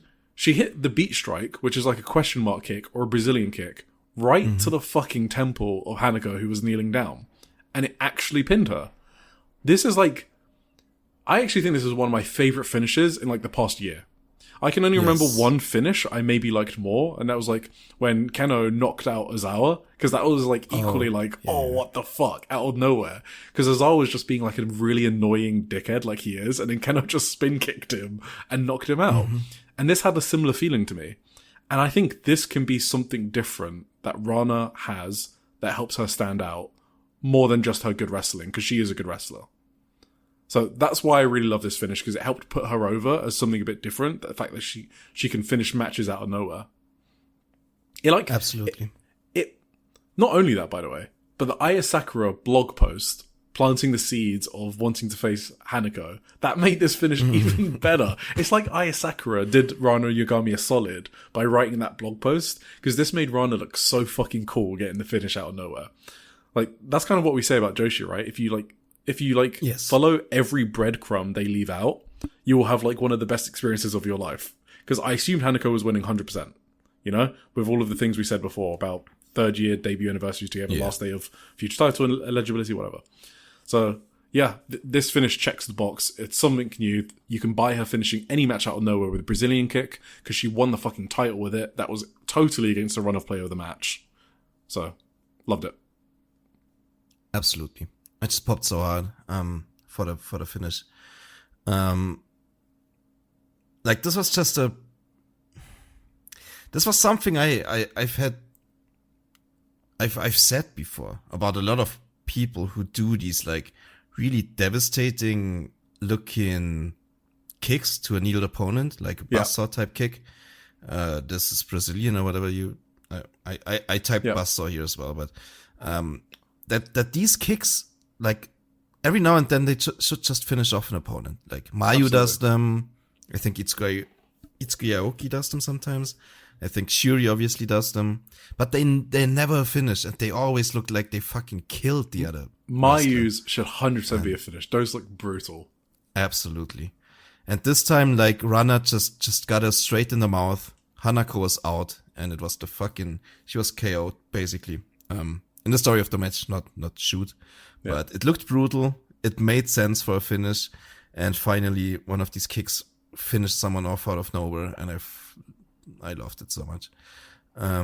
Yeah, I think what you're saying with Rana, she almost was there, like maybe a year ago.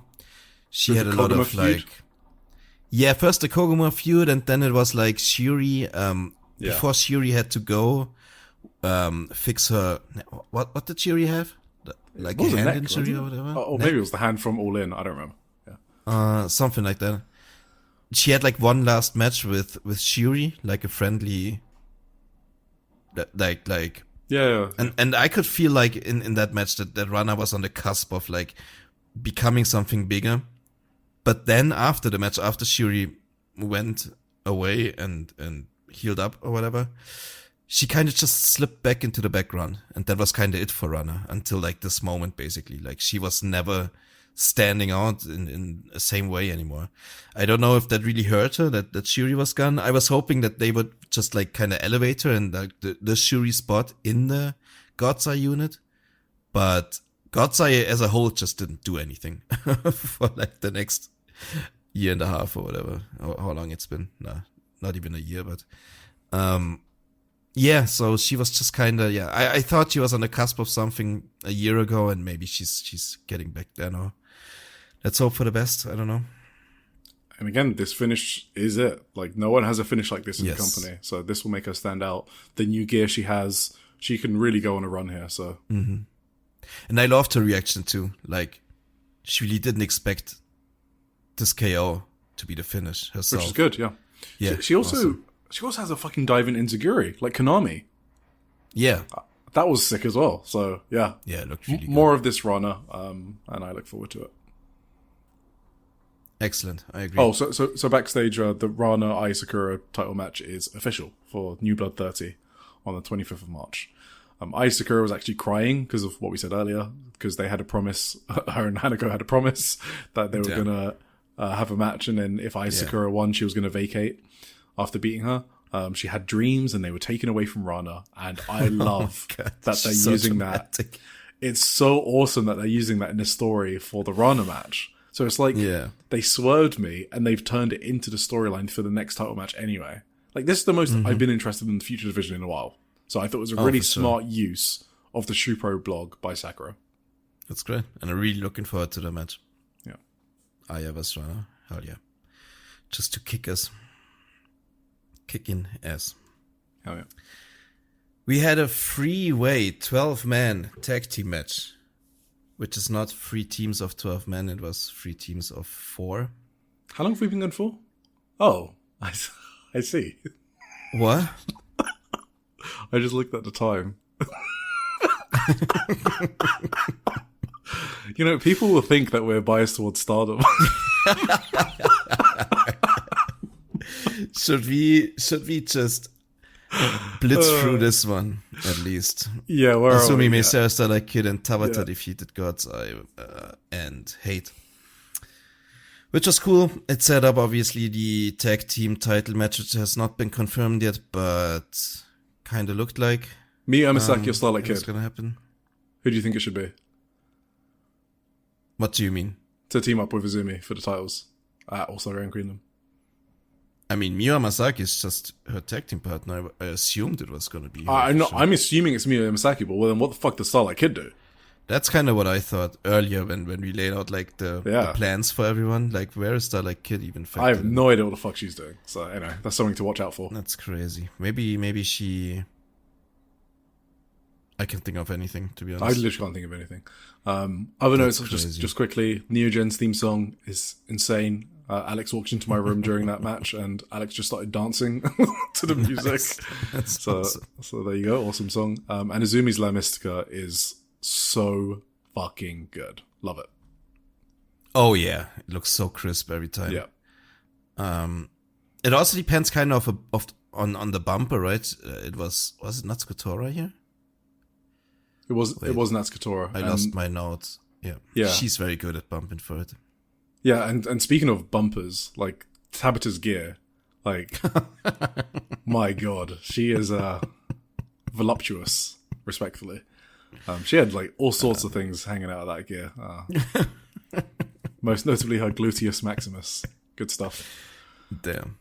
This was the match where Fukigen took like a flapjack from Ami Sareee and Lady C. She was like 4 meters in the air.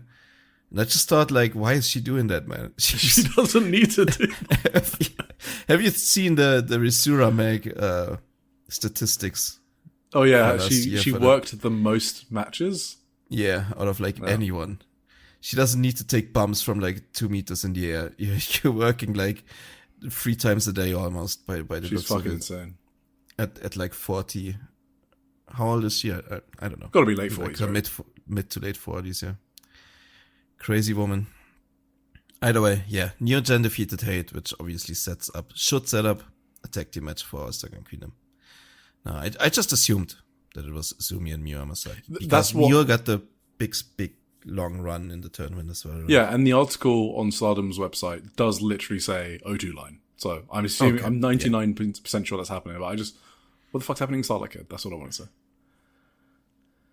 Yes. I don't know. Maybe future title. Up next, we had maybe my least favorite match of the night, unfortunately. India Sioux versus Hazuki. You know, maybe Hazuki isn't cut out for this. Maybe she's not just not good enough to be the ace of a roster, to lead a whole roster and be like a trainer and everything. Maybe we have to bury that thought, you know. Eric, what do you think? I think that it's impressive how Hazuki has managed to get these CMLL Japan women's title matches so high up on the card, and like the semi-main events of Korakuen Hall and the third from the top on this. She's unaffiliated. She's not part of any unit. It's a random title no one cares about. I don't know if it's the Stardom office respecting her or just saying stay the fuck away from the dojo. I actually don't know which one it is, but yeah, that is clearly something weird going on there. I don't know how she's doing this. This was a match. I will say I did like the cool double underhook driver, like the tiger driver into an armbar. That was cool. That was so scary. Yes, and Hazuki didn't sell it. It's cool, but scary. She didn't even sell it after. Like she didn't sell her arm. I was like, "What, Hazuki? What are you doing? Like you're supposed to be a top heel in a promotion. Come on." In your promotion. Yeah. So also, I've never liked that finish. Actually, actively annoyed me. The sit out hammerlock driver, whatever it is, like where it looks like the person doing the move is taking as much damage as the person taking it. It's so weird. That move always takes me out. It's one of those moves that doesn't look very devastating, but I feel like it must suck so bad to take it. Like that must fuck up your spine, no? Yeah, like the way you land on your ass. So why do it? It's just a bad move. I hate it too. I said this the first time when we reviewed an India Shiok's match. Like that finish, it looks like it just fucking sucks to take. It doesn't even look that great. It's the opposite of an efficient move, right? It's like maximum damage and little. It doesn't look good at all. So yeah, didn't like it very much. Anyway, but yeah, Hazuki tried her hardest. It wasn't that. It wasn't like awful or anything. It was still a competent, good match. And Hazuki looks beautiful. She looks like she's ready for a top heel run. Absolutely. Why are we're talking a lot about looks today for some reason. I don't know. I mean, well, I didn't mention it. You did. Yeah. Yeah, she has great hair lately. I just noticed that. I've always noticed her hair. Her hair is insane. It's crazy. Yeah. Either way, next up we had our finals finally. Hanan against Rina. This was fucking awesome. Yeah, like you said, maybe Hanan's best ever match. For me, it was. It was just so fucking good. I loved it. Hanan, I thought, was incredible. Like, if you're not sure about Hanan, you just need to watch this match. She was incredible. Rina was Rina, incredible. We know about Rina. It really helped that I was invested in like the sister showdown because I was locked the fuck in for this match, and there were so many near falls which definitely suckered me in and got me. Like either like Hanan's incredible late kickouts, which she was flawless on, or I wasn't expecting to do kickouts on certain moves. Either way, I was like super invested.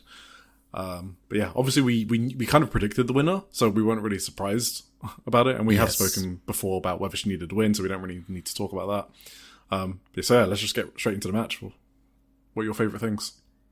Yeah, that's maybe a thing. That's like the only thing that I have as a negative, which none of the performers in the match can do anything about, is that I was never really of the belief that Rina would win at any point in the match, because she just failed a white belt challenge essentially, and like the Hanan story just made so much sense, and everything with her new hair and everything. I was just 100% certain. Yeah, I did. Like some of these near falls, as you said, were absolutely insane, and Hanan's selling is crazy. Like she was so good, writhing in pain. Yeah. Like the way, like everything was really, really spectacular about this match. But like deep down, I knew this was never ending any differently than Hanan folding Rina with a backdrop suplex and pinning her. But you can never like hold this against a match like this. I don't think that's a me problem, not a them problem. They did the best they possibly could to make this match as spectacular and as like close and unpredictable, I guess, as possible. I was surprised this went 22 minutes. It did not feel like that at all. I just saw that. Yeah, exactly 22 minutes on the dot. That's crazy. That it felt like a 14-minute match. Yeah, maybe 12, 14, 15, something like that. That's crazy. It went by super fast. Yeah, exactly. Yeah. In a good way. Immediately off the bat, like, Rina's doing some crazy forearms, and Hanan was missing all of her, so I was a bit worried. And then Hanan hits a really great one. I was like, oh shit. This is the match where Hanan does it. I was like, does she just need Rina to, like, get the best out of her? Those were my, like, first thoughts off of the opening. And then obviously we had the chair bowling. I thought during the chair bowling, sometimes all you need is investment in a storyline, and then the simplest spots become even better. So, like, I've seen the chair bowling a million times, but I loved Rina throwing Hanan about because I'm invested in their sister storyline. You know what I mean? You know why I loved it? Why? Because in the end, Hanan finally turned it around on her, and Rina finally landed in the chairs for once. And Rina she jumped into, like, the fourth row of chairs. And it was so funny, like, that popped me. Natsuko Tora, like went into the chairs to check on Rina, like a concerned mother, kind of. It looked like the way Tora went after her, after Hanan threw her in there. It was very funny. Yep. But good. Yeah, no, good point. Then there was, like, an apron bump, and it looked like it fucking sucked for Hanan. Oh, yeah.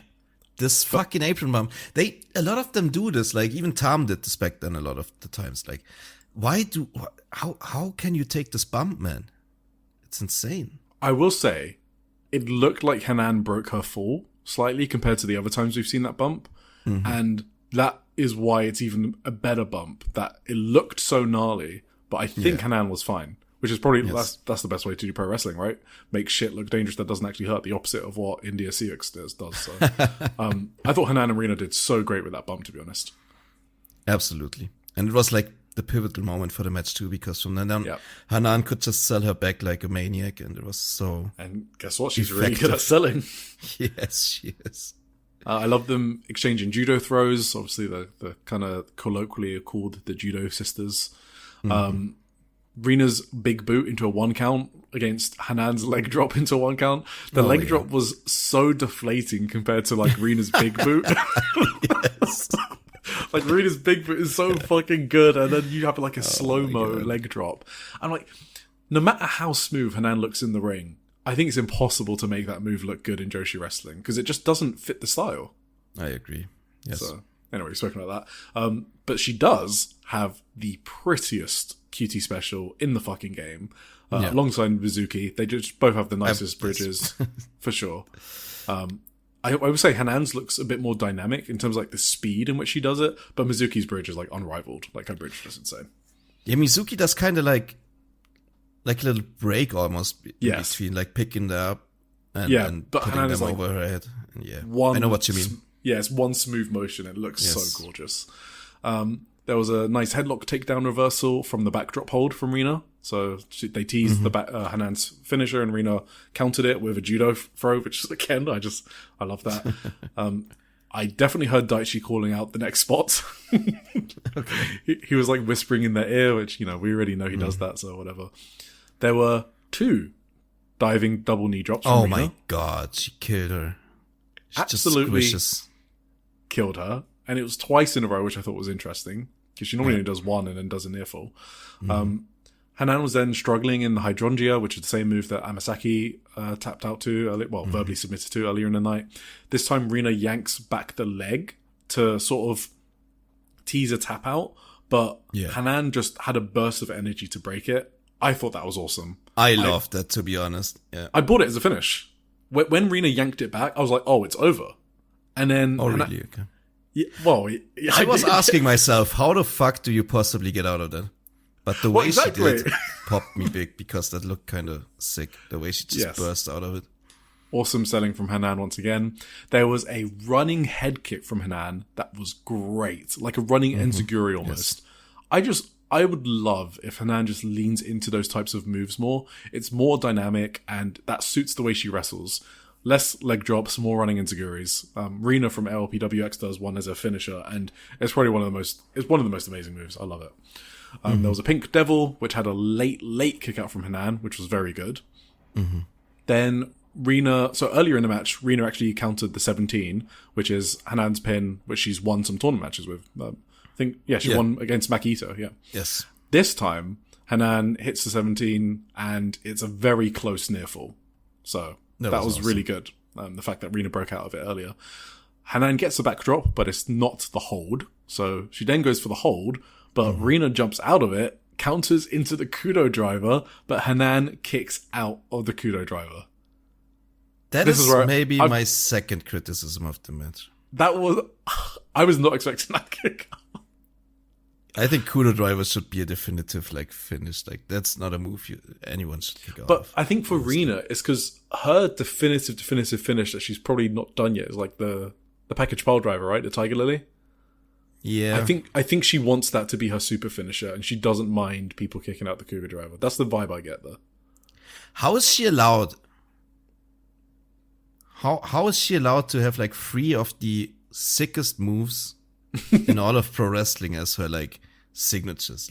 It's kind of insane, isn't it? She can't do the Tiger Lily, Pink Devil, and the fucking Kudo driver. Yeah.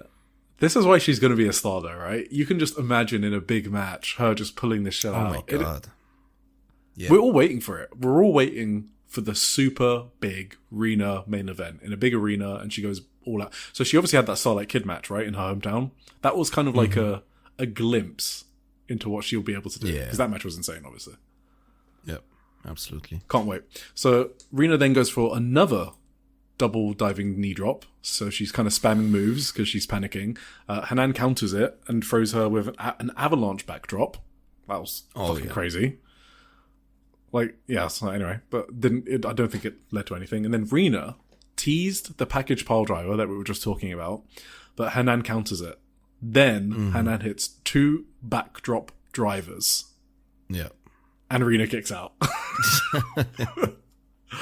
And then the whole crowd chants for Rina. Oh my god. It is so loud chanting for Rina. Yeah, they were dying for Rina at this point. They were dying. Crazy. Rina does a jackknife pin. I thought it could be a flash pin, so that got me, to be honest. I know it's sick near full. But then Hanan hits the wrist clutch backdrop for the win. Yeah. Fuck, I dissed this match earlier. I said it wasn't near my match of the tour. I said it was in the bucket of second tier matches. It's actually in the top tier. It's probably equal with Sayaka Tomoka and Sayaka Rina. Yeah, so let's just make a top bucket instead of a second place bucket. Yeah, no, they're all in the top bucket. That. Yeah. Yes, that's true. What a fucking match this was. It was insane, actually, yeah. Yeah. Thinking back on it, that's crazy. Yeah, I forget stuff, because before this podcast I was like, I don't actually remember much of Hanan Rina. And then going through my notes, I start to remember, I can visualize all of these spots. Yes, same. I'm like, oh, okay, this was sick. Yeah. Absolutely. And one more thing that Hanan is really excellent at too, which maybe it's just shoot, I don't know. But she I think she looks always really spent after a match. She sells the exhaustion extremely well, I think. No, completely agree. She She's looks just a really good seller. Yes, she is. But she looked like she was completely done with with this show. Obviously, she had to come out later in the dress and everything, and she didn't look she was totally fine then. But so we did have big Hanan chants in the post match. Yes, I wanted to mention that. Sorry, huge. Let you go. Yeah, it was. Well, I think it's the first time we've got the Hanan chants. Yeah, so that is what's supposed to happen when a babyface has a big moment. So that is a good sign that she got those chants. Sorry, that wasn't shade at Sayaka. If you thought that was, I wasn't actually. I did think yes. Okay, no, I agreed with your take that they were probably shocked. I don't actually know. We'll see. But yeah, no, I wasn't throwing shade. It was pretty cute, the post-match. She asked Rina if she remembered that they watched the first Cinderella tournament on TV together, and now they're together in the final. That was really cute. She was teary-eyed. Awesome. She said she was so happy she could have that moment with Rina. She asked Rina if she wanted to say something, and I was kind of hoping that Hanan would pull out the Konami and hand Rina the mic before stomping on her. But Hanan did not do that, because she's a nice baby face, and Rina just walked off. Rina got chance while walking off, because she's the most over person on the roster. So yeah, awesome. Final. Yeah. Yes, I did think that deserved a mention, because a lot of people said like Hanan shouldn't have won because Rina was so much more over. Hanan did get a lot of support after the match. So. I don't even know. This crowd was hating Hanan or whatever. Yeah, but what would Rina have done with the win anyway? Exactly. Like, if Hanan wasn't winning this, it had to be Miyu Misaki, and that's it for me, to be honest. Yeah. People just don't like Hanan. That's the reason why. Well, she's great, and she's going to show she's great during her white belt run, so we'll see. Hell yeah. I'm ready for it. Let's go. Then, the main event, we had Konami and Sai Kamitani versus Natsupo and Sai Kawara. We've spoken about everything here. Do you want to talk about any spots in the match, aside from the finish? No, I was going to say, we have talked about this enough, I think. Cool. Only note for me is one, I love Sai Kawara's theme song. It's so fucking anime coded, and I don't watch anime, but that's just the vibes I get. I just love it. And Poi is fucking ripped. Oh, yeah. Sick. Then there was the post-show, and Hanan looked so beautiful with her post-show dress, her Cinderella dress. She says that her wish was to basically challenge for the white belt. After she says the wish, she's like, Konami isn't coming out, is she? She doesn't seem like the type to show up for a ceremony like this. Anyway, then confetti is falling. Hanan goes to the top of the ramp. She turns around to wave at the audience and say goodbye like a true queen, like Queen Elizabeth or something. Her music's playing. Then the sliding video screens just open up slowly behind her, and then you see Konami's grinning face slowly appear into view. She just fucking jumps Hanan and spray paints her and her dress black.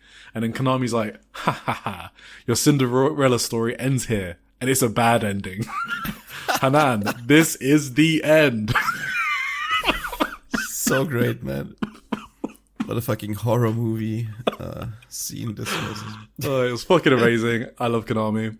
As I said before, the white belt match is win-win. It's the best thing booked on the card by far. It is not even close for me. Well, just amazing. Yeah, what's up? Tim? I don't know. Is it? You there, buddy? It is. It is the most well-booked storyline, I guess, front to back. Like the most makes the most sense. I think the main event has more emotional stakes in it. All the story that goes into the main event is bigger and deeper. Goes deeper maybe than 100%. Konami and Hanan, but the logical storytelling from Hanan and Konami is just incredible. Yeah. And I love that there's a win-win as well. Like, in a way that could be bad, right? If I don't care, like, which one's winning or losing, right? Because I win either way. So sometimes that can be bad, I guess, yeah. Konami's face when he screens. It's incredible. Went apart. I love it so in the backstage promo, it's funny as well, because Hanan is like, so she's backstage, she's got the black spray paint on her face, and she's literally just like, oh, come on, man. I worked so hard to win, and they made me look this beautiful, and then this shit happens. So Hanan won me over with that backstage promo too. Awesome. Are we done with Start? I think... Should we just call this a Stardom podcast and just finish here? You want to do that? I think we just speed through everyone. Speed through it. I'm just going to ignore half my notes. My notes are crazy, and I'm not going to say 10% of it. Yeah, I mean, this was definitely the most important things for today. We did also watch Marigold and Tokyo Joshi Pro. We are going to just, as you said, let's just take a break, Tim. I got it from here. If you guys... What? You don't want to hear my takes? Oh, no, I'll ask you for your takes. I want to hear your takes. I have actually some... You want to take over? You want to... Yeah, I'll just lead it, and then you just jump in. Lead. Yes. I want you to save your energy for your takes. Yeah. All right, let's do that. So if you want full match reports on every single match, you can just read the next newsletter, because I have written it all up. So we're just going to go over the main stuff and hear some takes from Tim. So just to start off with, I do owe everyone an apology. So it was Marigold, 14th of March at Korakuen Hall. I overhyped the card last episode. It definitely did not live up to my expectations. There were some solid, great matches on it, but also just a lot of stuff I don't care about. That does not happen on other Korakuen Hall shows I watch.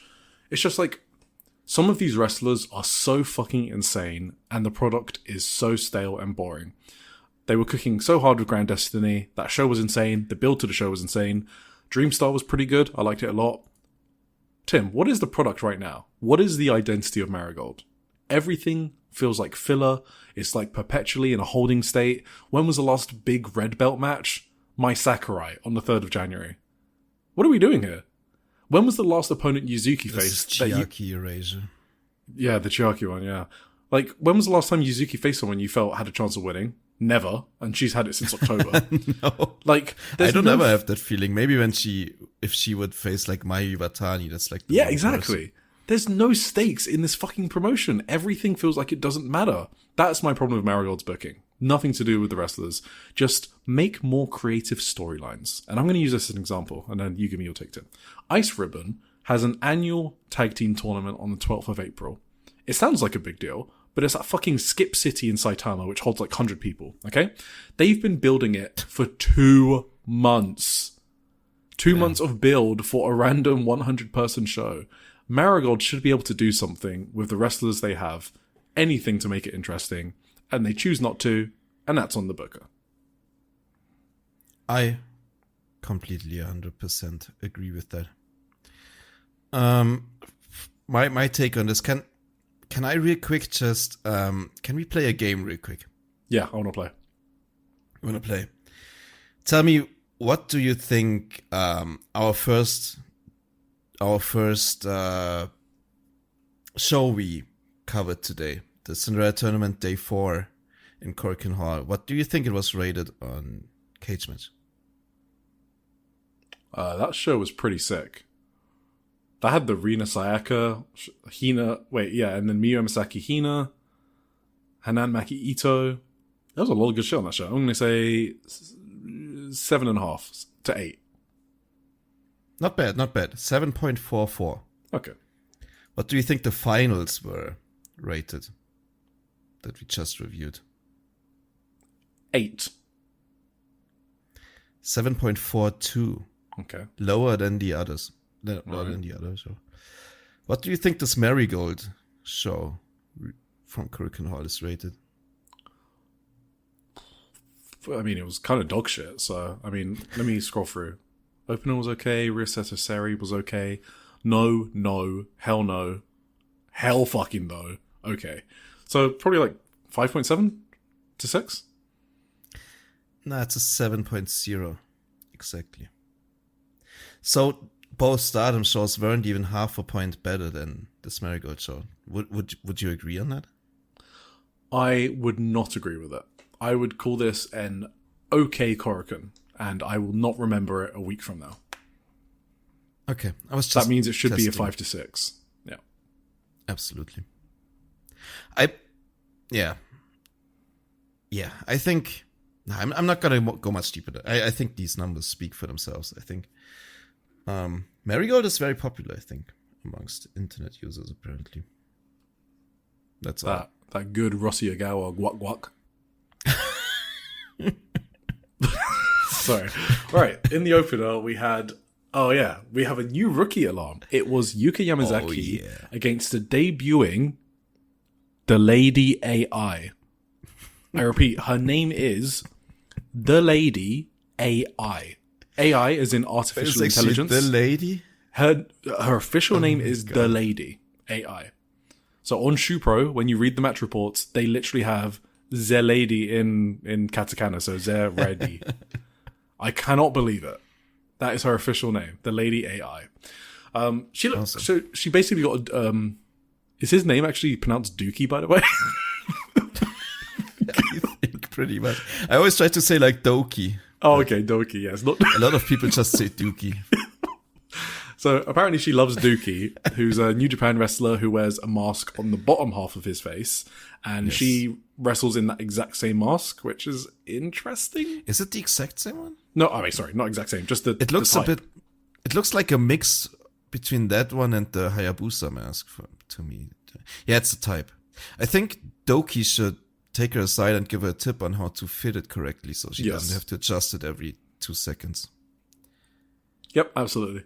All right, so she is a trainee. Well, she was a trainee for as long as... So since Yuka debuted, they actually trained together before that. So she's been a trainee since before June 2025, but it's taken a while for her to make her debut, and now she wants to catch up with Yuki Yamazaki, and now she debuted against her.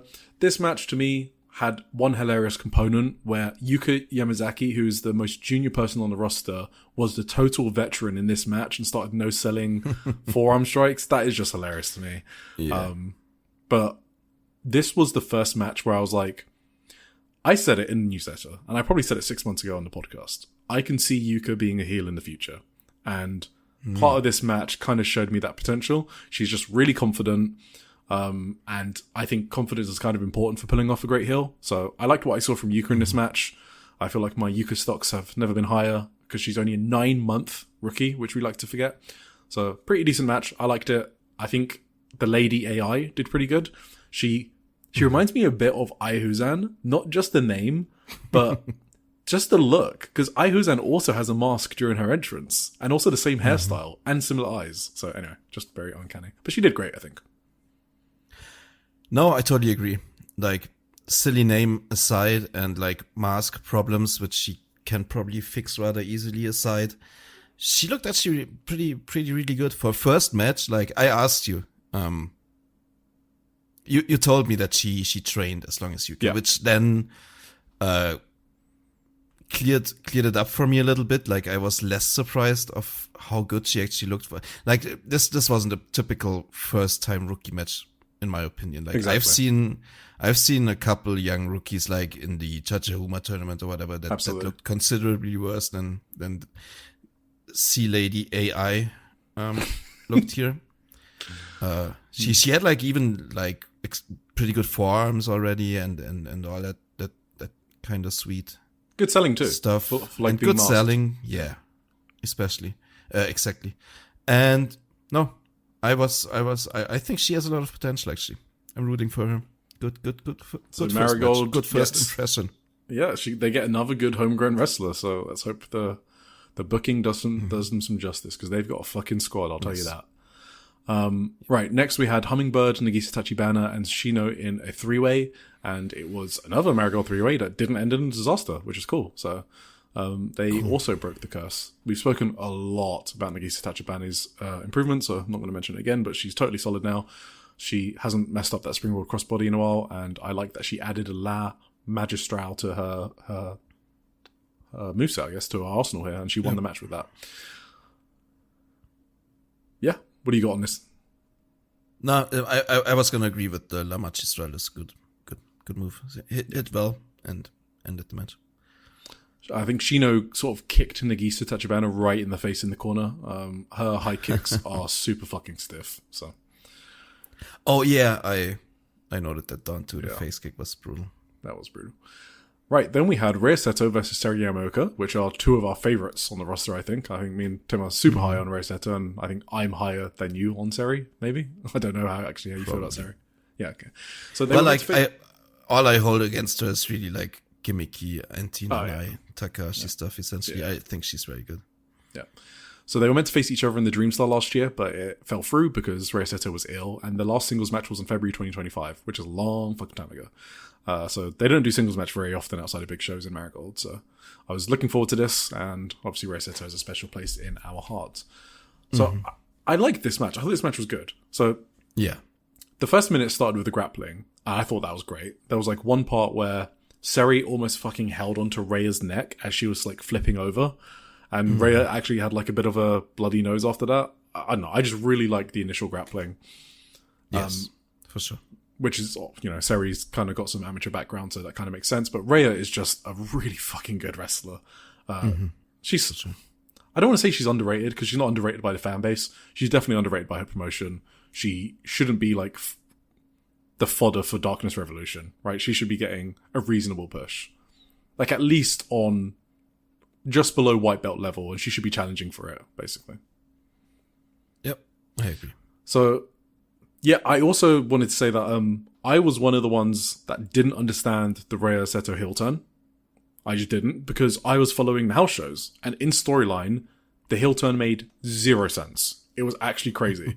But in terms of her development as a wrestler, it has been very, very good. She was working so aggressively here, which fits her like more heelish persona.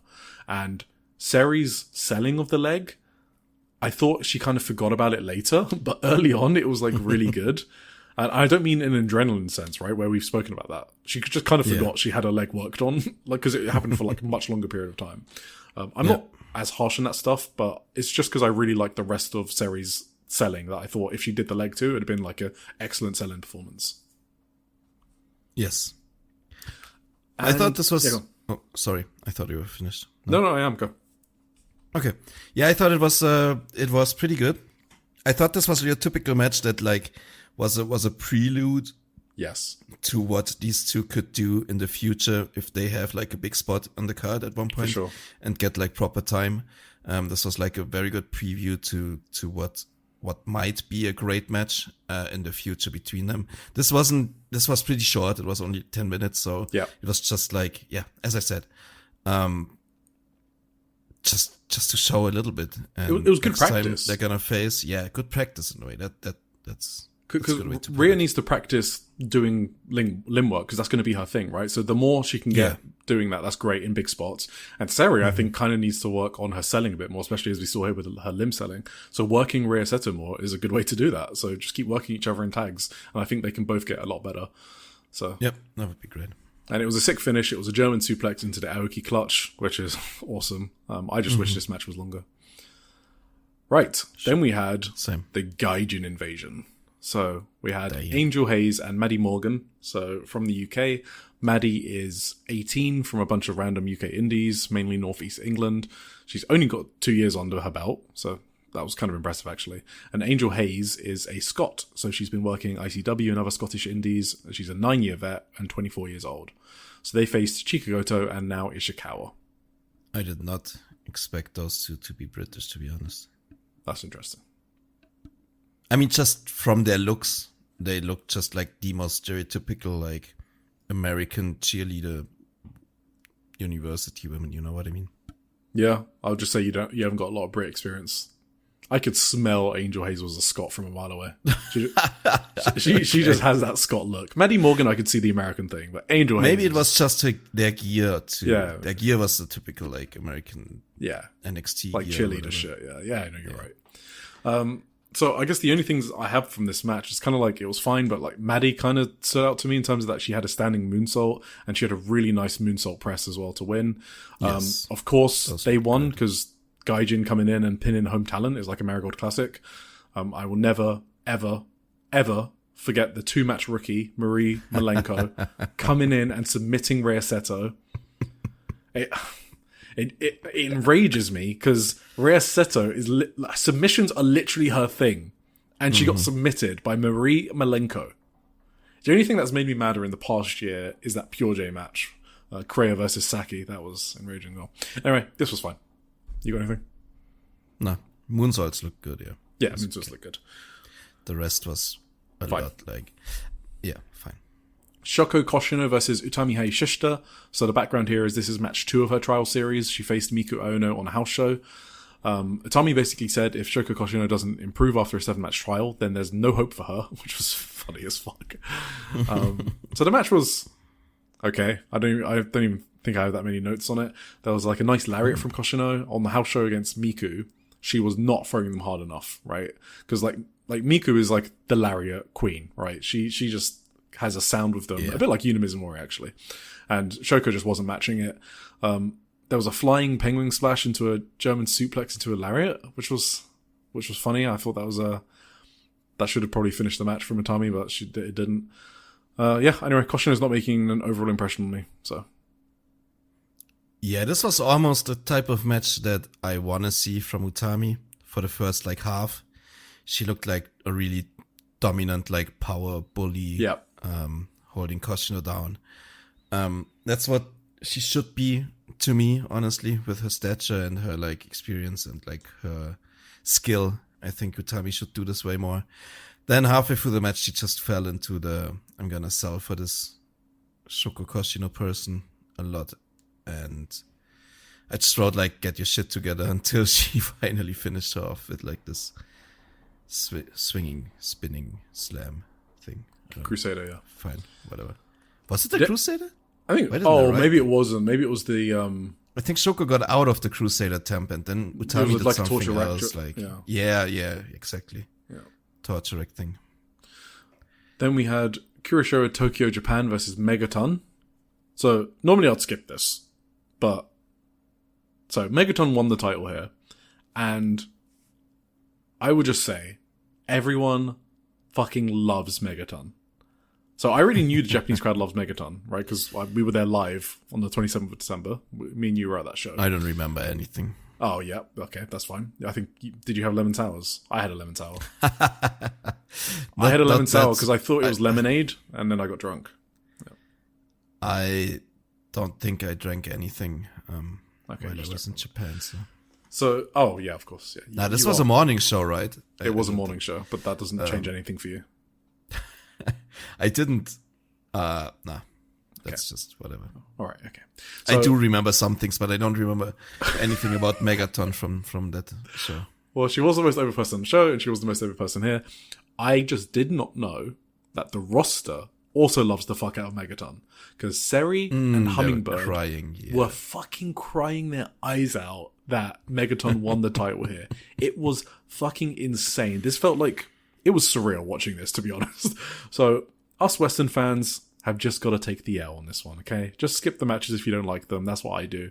But there is a reason she's featured kind of prominently. She is just the most over person on the roster. So, whatever. Did you not like it? Oh, it was okay. So, sometimes Jiro is really funny to me. And I loved that he did the cocky champion gimmick here, like spitting at the crowd. Him playing heel was just really funny to me. His buzzsaw kicks were so great, actually. So good. This was like the most over-delivering match could actually No, for sure. I liked it. No, I'm not saying it was bad, but it was. This one was definitely good. It was one of my favorite Megaton matches in a long time. I mean, for sure. I don't, like, the favorite Megaton match column is empty for me. So by default, this was... Yeah. By default, this was my favorite one. No, this was actually really kind of... I enjoyed it. Kuroshiro was on top form here and worked well with Megaton. Yes. Yeah. Then we had the Twin Star title match, which was Chiaki and Misa Matsui against Koki Amare and Miku Aono. So the background here is Koki wants to get herself out of the rut she's been in. So it's basically a storyline that she's a bad wrestler. She said after 2 injuries, she's been in so much pain and negativity and she wants to pull herself up again. And that's why she asked Miku to team with her in Nagoya on the 8th at the house show. So yeah, they're using her bad performances over the years as a storyline, which, to be honest, why not? It's wrestling. Yeah, sure. And yeah, so I don't know what to say about this match. So they had the brawling that they have at the start of every match. I wish they'd just switch it up, but they just don't. There was a sick double knee drop from Misa onto Miku, into a great running knee strike. Misa and Miku were by far the only noteworthy thing and best thing about this match. I mean, there was a botch from Miku later, which I'll get onto, but Miku's buzzsaw kicks on Misa were so good. And then Misa hit the ADK or something? I don't know what it's called. But Kuki broke up the pin. So that was my favorite part of the match. And then Koki and Chiaki tag in, and the match suddenly goes to 0.5x. I don't know if it was just a bug on my player or whatever. These two, by the way, as a reminder, had the worst match in 2025 in Marigold during the Dream Star. It was absolutely atrocious. It was like a dud level match, and I'm not exaggerating. So I'm not sure I needed to see them in a tag title match. I didn't really get anything out of their interactions. There was a missed pin breakup from Miku, though. She was a bit slow on breaking up a pin. Yes. Which is obviously on Miku, but she's otherwise fantastic. But this match was just so boring outside of the Misa and Miku's sequence. It did not need to go nearly 18 minutes. I did not know it went 18 minutes. That's fucking crazy. I just saw that as well. Like, I didn't know either, but that's insane, kind of. Yeah, that's not really that much to say about it. I do think if Kuki Amare could work a little bit, she could be a big star. But I mean, she is one of the most attractive wrestlers. Yes, for sure. Like, at least top 5. So, yeah. She has, like, a wrestler's size as well, like, stature-wise and everything. Yeah. But she has everything except wrestling. It's which I'm and unfortunate. I mean, with the injuries, it's really unfortunate. So, yes. I'm told she did have potential. She did have, yeah. I mean, that just sucks. I don't hold it against her. Exactly. That's really like, there's so many setbacks early in the career that's just fucking unfortunate. Yep. Then in the main event, we had Levion Rose, who we spoke about earlier. So Erina Yamanaka, Mai Sakurai, and Natsumi Shizuki against Komomo Minami, Mayu Iwatani, and Victoria Yuzuki. They're called Icon Peach Arrow. This was a great match. Yep. This ruled. This was a lot of fun. Yep. So that was kind of a funny. So Yamanaka has a Bronco Buster, and she just did a shoot one. It was kind of like Matsuzawa-san on Taro Okada on the Gokuin Pro Show. Mm-hmm. She was just rubbing her coochie onto Komomo's face. It was crazy. Komomo's face was great too, though. Yeah, she sold it well. That was nasty. There was a great Mayu and Mai Sakurai striking exchange. I just like Mai Sakurai now, Tim. I'm sorry. No. Okay. She has just turned into a really fun wrestler to watch. So it started happening for me during the Yuzuki previews, and it feels like she hasn't slowed down. Okay. So you're right. Yeah, and then there was she headbutt Victoria Yuzuki into a tiger suplex, and then she did a backdrop on Mayu. That was great as well. I felt like Mayu was cooking, as the kids say, during this match. Natsumi Shizuki had some great buzzsaw kicks on Komomo. Natsumi Shizuki also very good. Yeah. And Komomo's bridging pin out of that was very good as well, though. So very good selling from Komomo in this match, I thought. And then Mai basically landed on Komomo's face with an elbow drop, which is maybe not the best thing that Mai did in this match.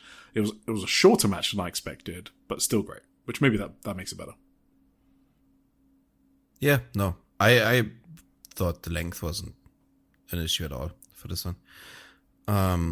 Was really fun, like all action match, I guess. My main takeaway from this one was actually Shosuki. I like her a lot. I used to like when Marigold first started, she was like one of the standouts for me. Mm-hmm. Honestly, when I first saw her, and I don't think it was actually the first time I saw her. I just didn't realize it then. And then I watched like some old compilations of her, and it was like, yeah. I almost forgot like how good she is because she was away for a long time, right? With injuries and ages. stuff. Yeah. And yeah, but she's like really like she's back to form, I think. This is the best she's looked since her return, I think. Yes, absolutely. She was great in this match. And yeah, she's like the one thing in this trios title team that I'm really rooting for. So that's good. I at least like to watch their matches just for Shosuki. So also, Mai Sakurai is good to him, right? Well, is she? I'm not sure. All right. Then we have Levion Rose facing the youngsters Spunky Monster and Yuka at Yasukuni Shrine on the 29th of March. Oh, preview. I'm sorry. Yes. So just thinking. Yeah, not a match after that. Yeah. So this was actually pre-booked at the press conference on the 11th of March, so we already knew this because that trio beat Levion Rose on the 8th of March at the house show. And they were going to face the winners of this Korakuen Hall main event. And then Shizuki is facing Mayu, but she wants both the GHC Women's and Superfly belt. I don't know whether that's getting booked or when that's happening, but she did challenge Mayu. I mean, this deal with the house show, that actually sounds like some competent booking. Maybe there's just a trios promotion now.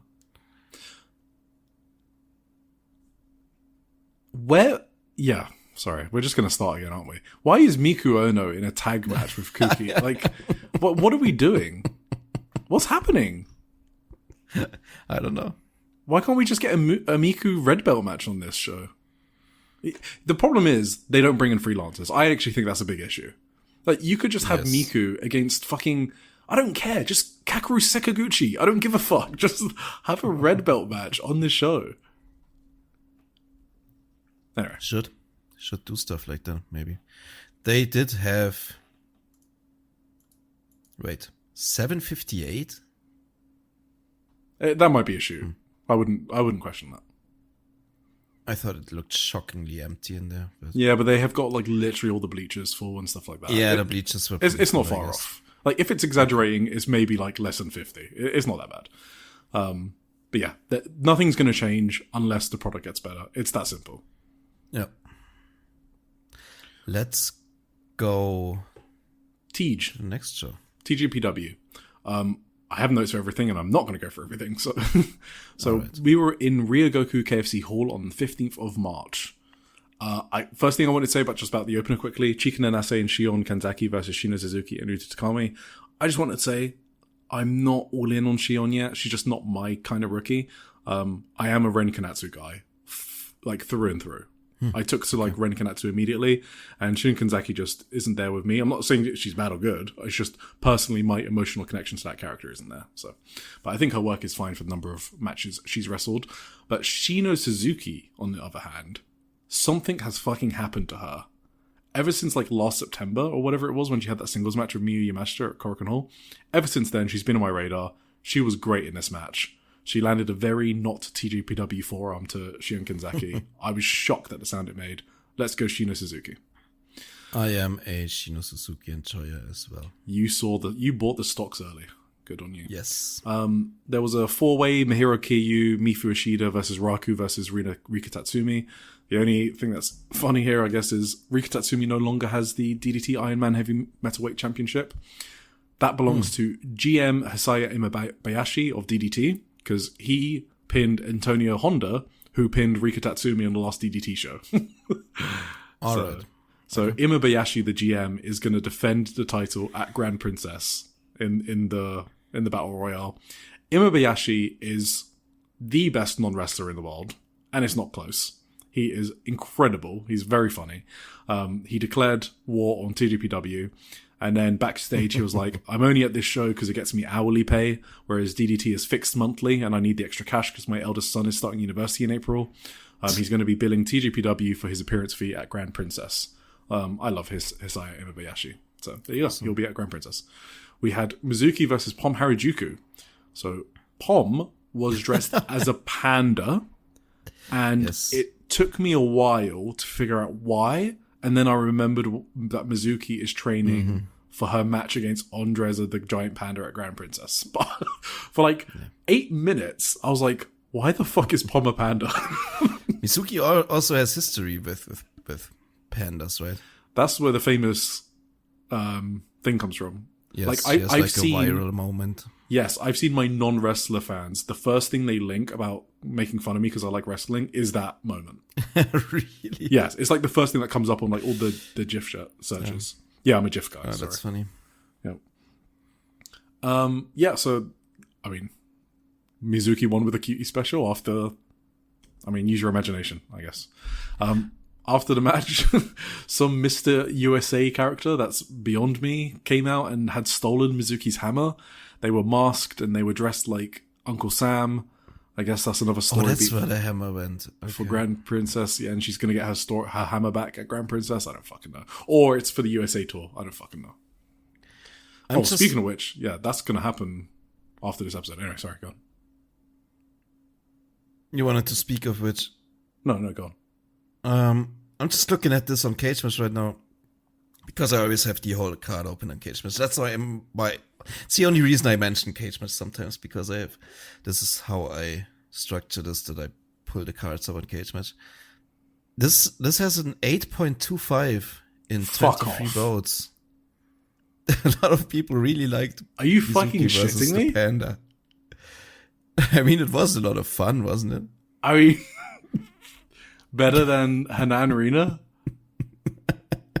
Wait, let me look at that. Hanan Rina's got to be in the 8s. No, it has 8.95. Oh, so awesome. Really close to a 9. That's good. That's I just saw the Rina versus Sayaka Kurara one has also 8.4, which is pretty good.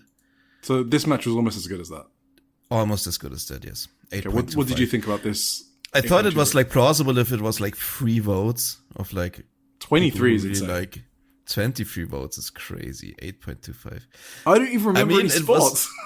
It was just whatever comedy. Yeah, it was a fun. Harajuku versus Mizuki match. It was fun. Yeah, it was good vibes. It was fun to watch. Obviously not anything to really say about it, honestly. Well, if you know Pom Harajuku, exactly. If you know Mizuki. The spot when Mizuki finally found the zipper and ripped the costume open, that was kind of fun. the crowd booed her though. So it was Pom shockingly. Oh, one spot I have to mention. When like Mizuki has the panda in a crossface and like Pom can't really get her arms through, like, I don't really know.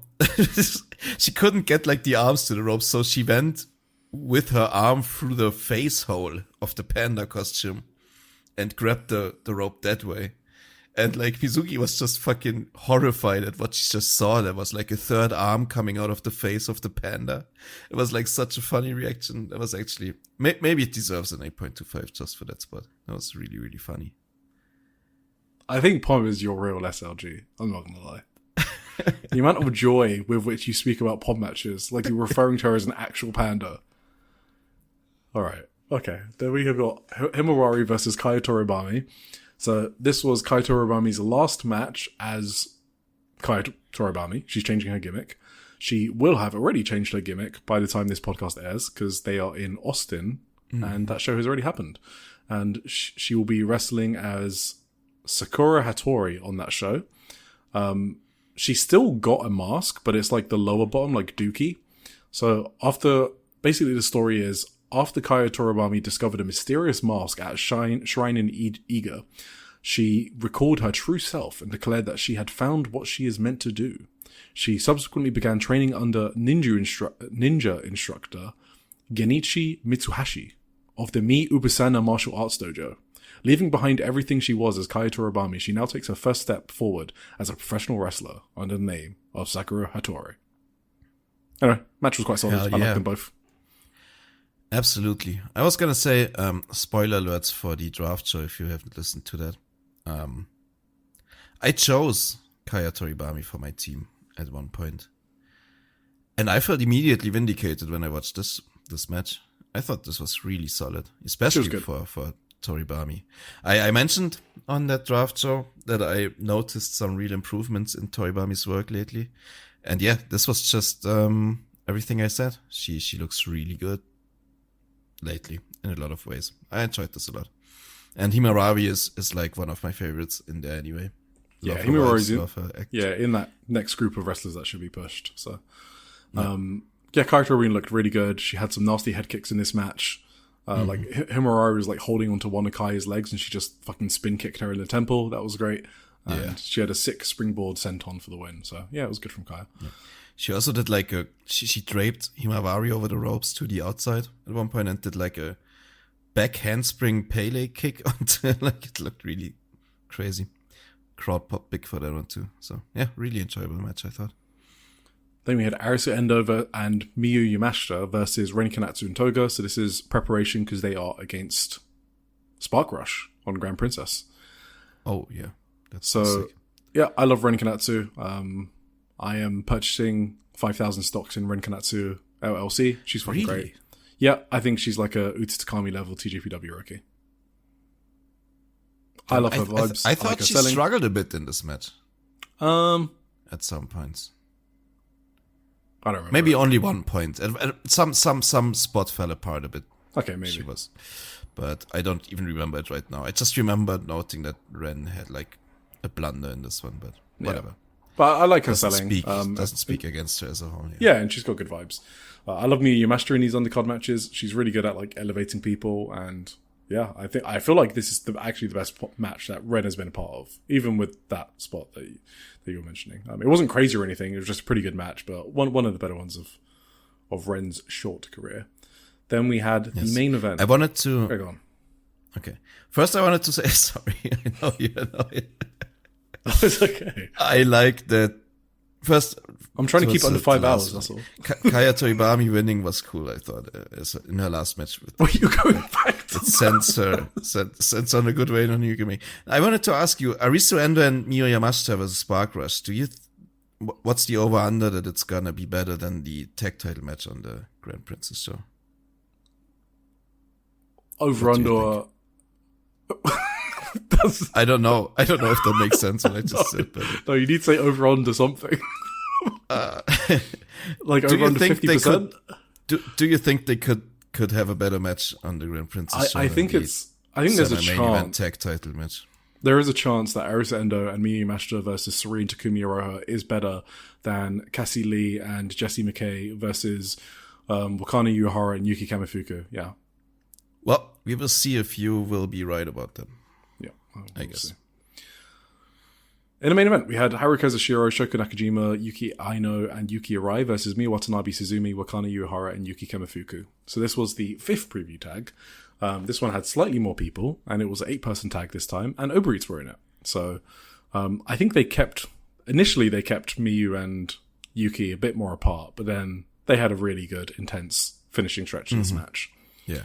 So just skipping to that part, I guess. So Yuki goes for like the full Nelson slam. Miyu struggles but blocks it, as we've seen in the previous preview tags. Yuki looks fucking unhinged trying to get the full Nelson on, but Miyu gets the rope break and just looks at the hard cam and smiles. Like, she's almost like thinking, this motherfucker. They take turns giving each other elbows against the ropes. Later, Miyu has a hold of Yuki's leg and just toys with her almost. She's like kind of like mentally fucking with her. She knows Yuki is terrified with the giant swing. Yeah. So she like kind of lets Yuki simmer a bit and then picks her up. And I think she's going for a Canadian backbreaker. But Yuki is kind of countering it, so she just hangs there in like a pile driver position. I thought it was a pile driver, man. So Yuki Urai has tapped to the Canadian backbreaker before, so that's the story there. Miyu tries again, but Yuki's too close to the ropes. Then we have a classic Miyu time stands still moment, which is like a signature thing of hers. So they get thrown to the outside of the ring. They appear on opposite sides of the ring. Then they're staring at each other from opposite sides of the ring. There is total silence. And this happens a lot in Miyu matches, and I love it. It's just good tension. It's like heat, but not in like a boo way, right? It's like heat in the sense that you're waiting to see what's going to happen next, right? It's intense. Like you can even like hear the camera shutters and stuff like that. But there was like literally nothing happening for like 30 seconds or whatever, and everyone was outside of the ring. The ring was completely empty. No one in the crowd made any noise, and it was like literally like time stood still, and I was like, wait, what's going on right now? That's crazy. Then they slowly get up on 8 people in the match, right? There's 8 people and nothing's happening. Anything. Yeah. Yes. They slowly get up on the apron and they're in the ring just staring at each other, and Yuki is fucking gigantic, by the way. They do a forearm battle. Yes. Which is quite rare in TJPW, to be honest, to do a forearm battle. You don't see it very often. Yeah. They're pretty hard forearms. Then they did... So I feel like they did the rare moment some justice, right? You rarely have it, and I think they did pretty good with that. Yeah. Then they do a sprint. So Yuki does her big boots, which is the one thing I kind of want her to work on next. Miyu sort of she kind of has Yuki right, like in like an insane swing.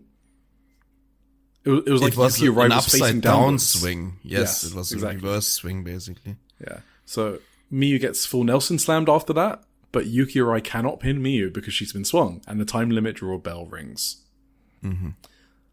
Right. I've got some rare criticism for Miyu. Oh. She should have sold the full Nelson slam after the time limit draw. Oh, okay. Just because the time limit runs out, it doesn't mean the full Nelson slam didn't hurt. It was a key part of all of her previous matches. So she should have sold that after the bell. I think they kind of, yeah. So that's my only one there. Yeah, that was it. Thoughts? I do agree. I think, was it last week? Yeah, probably last week. I did, fuck. No, now my brain is stopping to work. I did congratulate. Is it congratulate? No. I did praise Yuki Arai for her big boots that she did in that match. In this match, she failed them again. Yeah.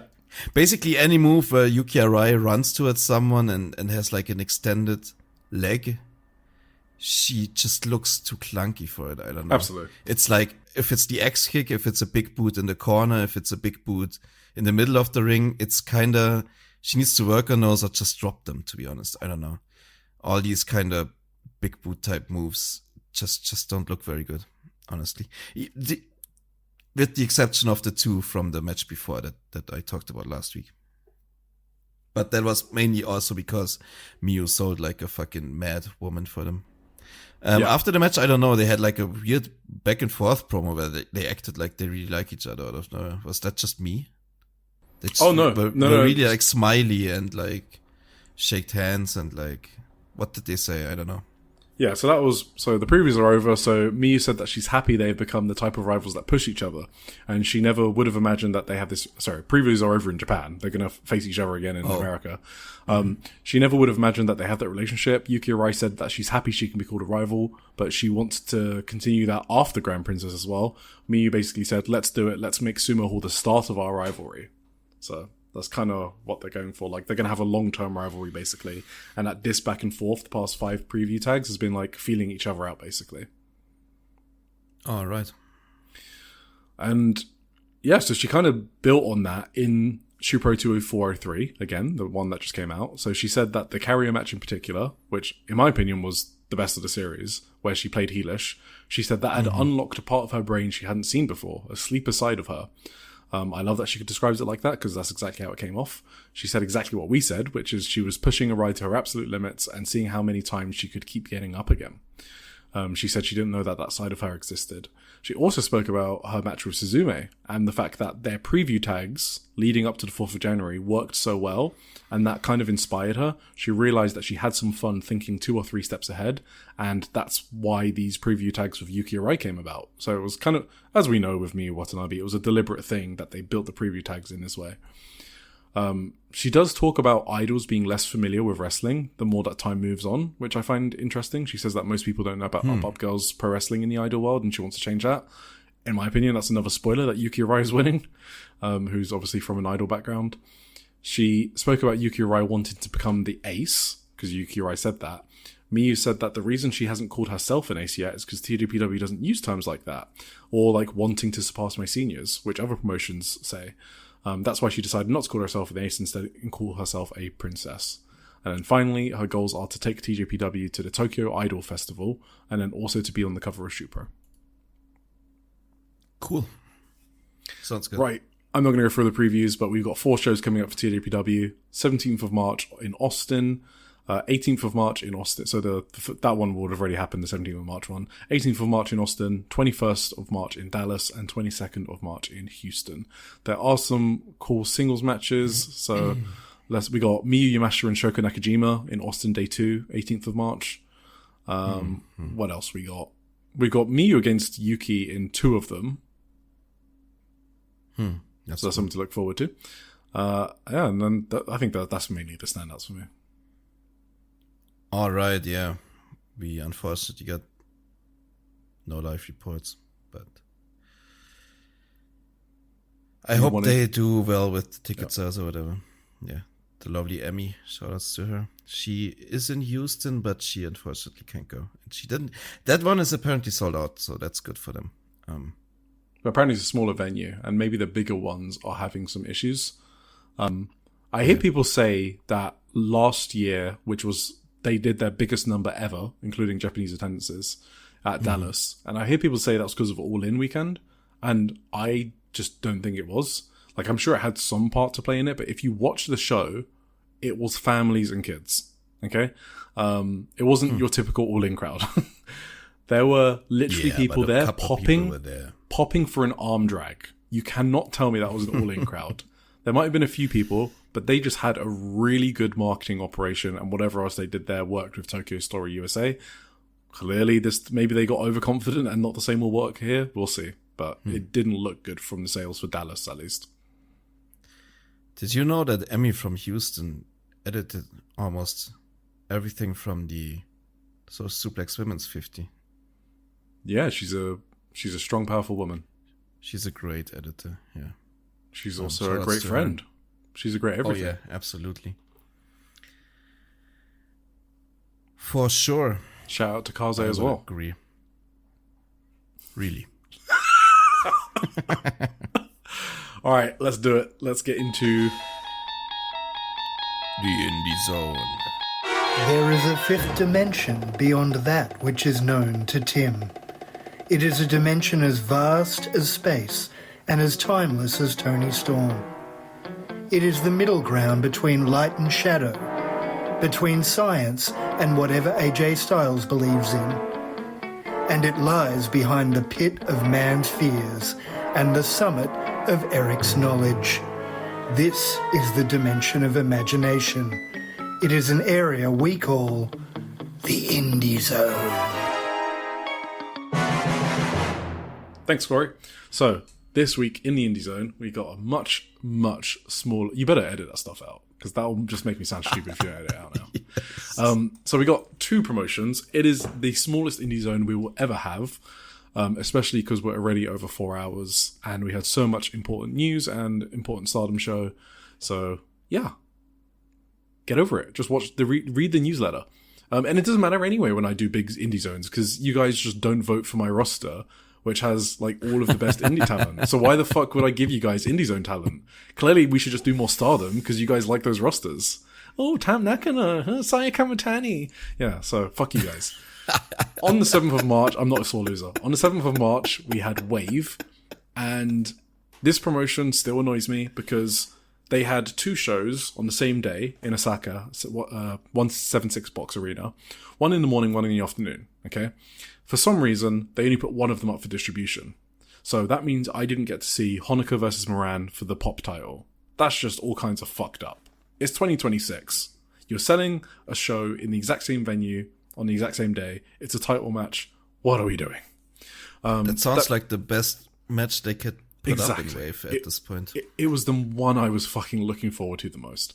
But the one they uploaded was okay. It was one of the better Wave shows I've seen in a while. Still wasn't like amazing, but it was pretty good. Anything I want to talk about? Oh, Yuki Funa versus Yumi Yoka. So that's the seedling rookie. So I just want to tell the friend of the podcast, Kaze, to shut up in advance. And I have to say this. Yuki Funa has been putting in the work in the seedling dojo in Kawasaki. She has a low number of matches, but so the fact that we see her kind of like once or twice a month, it's kind of interesting to see how much she's grown appearance to appearance because we rarely see her. But after her return from injury, when she returned in like June, when Celine Mizora, Yuki looked super nervous, unsure, very green. She was often in the wrong place at the wrong time. She was very hesitant. So that's where my opinion of her came from. Kaze is a parachuter, so he saw her live at the December Korakuen and he thought she was the best thing since sliced bread because he hadn't seen her shit the bed so many times before. But now I will say she was really good in this singles match against Yumi Yoka. Okay, she looked assured, confident, she's on the way up. Since it can't be from match practice because she hasn't had a lot, it must be she's working hard in the dojo. So, good job for Kaze for spotting it in Korakuen Hall, I guess is all I'll say on that. Hell yeah. Anything else I want to talk about? So Koko and Spike Nishimura against Kahaku and Kao Kobayashi was a fun match. Oh, that sounds cool. Yeah, Koko is so good. Okay. She is just smooth as butter. We keep talking about her, so I don't need to say it again. Her and Moran, just very excellent. They're both on a path. They'll be probably the most spectacular wrestler on any roster they're on in like 5 or 10 years. And I just mean that in terms of doing moves, I guess. So yeah, then we had the Wave Tag Team title match in the main event. So Honoka and Haruka Umisaki against Maika Ozaki and Mia Shirai. So they were defending it after winning it from Prominence on the 1st of March. This match was kind of boring. These aren't the right opponents for Emi-kyun, and it's pretty hard to have an uninteresting match with them, but you can always rely on Mia Shirai and partly Maika Ozaki to do that. So, Actwres Girls. On the 11th of March, we had Step 72. So the first match I want to talk about, because it's a continuation of a match from last time, is Chia Oba and Rio versus Mari and Maru. So this is obviously continuing the Mari and Rio feud. So Rio is still wearing the fucked up bleached shirt, which is kind of hilarious. But this time she's not against just Mari, but also Maru, who's the other boss of the Hill group. And yeah, so there's just some funny spots in here where she's like running the ropes and she's doing shoulder tackles continuously, but she's not knocking Mari down. And she just shouts at Mari, okay, you run the ropes for once. And then they just stare at each other. And then Rio just repeats herself slowly and is like, go and run the ropes. And she's like a rookie talking to Mari here. And Mari just corpses. She literally just starts laughing and then runs the ropes. So I like that. That was a fun spot. Nice. Mari picked up Rio for the Abyss drop. That's just what I'm calling it. Get over it. It's like a Splash Mountain from Rini Yamashita. I'm Google translating the kanji. She gets her up, and then Rio taps out because she doesn't want to be dropped. So the classic spot. The bell rings, but Mari drops her anyway after the bell. So fun stuff. Okay. Then there was Ayano Iri, which is the Tam Nakano girl that you like, and Kyoko Iwai versus Marino Nishimura and Nikki Sashitsuki. So Marino is just a super cool rookie. She was great here. She has a really cool wrist clutch bridging cradle. I don't even know how to describe it, and she's a rookie, and I've never seen it before. So, as a rookie, which is just unheard of, she's super expressive. So, just wanted to put that over it again. They announced a new rookie, Yuri Yamane, to debut on 5th of April. This promotion just has idols lined up, just ready to debut every time. This is like the third rookie in 5 months. So, will you say there's some depth in Joshi talent? Yeah, there is absolutely some depth. Then we had Anri and Yukina Uehara versus Marina Saihara and Riko Fukunaga. So these are the top 2 Actwres Girls rookies, Anri and Yukina, and they're reuniting to take on Yukina's Actwres Girls Tag Team title partner, which is Marino and Saihara, and the Actwres Girls champion, Riko Fukunaga. Yukina is a kick sicker. There was just a nasty axe kick in this match. It was so good. I don't know how she does it. I saw it. Like, comparing her axe kicks... Oh, you watched this match? Yes. Oh, okay, yeah. Seeing this axe kick and comparing it to Yuki Rise is absolutely insane. She's got like 45, 45 matches. Compare them. Yeah. Anri tags in and drop kicks Marino, and Marino's kind of like no-selling it, and then is like, come on then. And then... That kind of missed, though, that drop kick. Yeah, I kind of missed, yeah. But Marino's no-selling anyway. Purpose then also. Yeah, she's kind of... Well, no, because she's kind of like being a vet, right? She's like, bring it then. You know? That also. You're returning from injury. What have you got, Anri? And Anri just hits some stiff as fuck forearms on Marino. And to be honest, you could tell it hurt Marino, but she's trying to be the tough vet. This was gonna be like a big point for me from this match. It's like, I always feel like the no-selling forearm spots only work when the forearms don't sound like they're breaking your fucking ribcage every time. Like, if the forearms sound this sick, you have to sell it. Yeah, it was nasty, these forearms. I love it. So Anri has kind of added a nice tight like shrimp hold to that flying head scissors schoolboy we spoke about a few times. That was so awesome. It's so good. Very nice. I want her to win matches with that now. What do you call it? I did not know how to fucking call it. I don't know what it's called. It like Hurricane Rana octopus thing, but it's obviously not. The report calls it a human satellite roll-up. Okay. So maybe we just go with that. Because it kind of sounds funny, because Anri kind of is orbiting her opponent like a satellite, and then it does transition into a roll-up. So, anyway. Yeah. Then Marino won with the MRN smash. So, I thought Anri might pin Marino here to set up a title shot with Polaris, but not yet. What do you think about the match? I thought it was pretty good.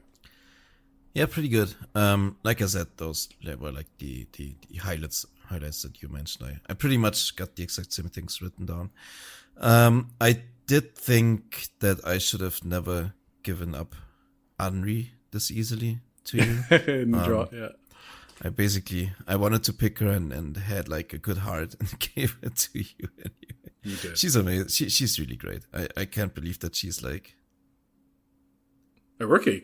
A rookie? She does still count as a rookie, right? Yeah.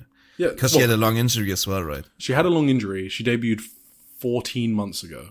So plus the injury, she's like a year of experience. And match-wise, I mean, she's definitely a rookie match-wise. She's got like, what?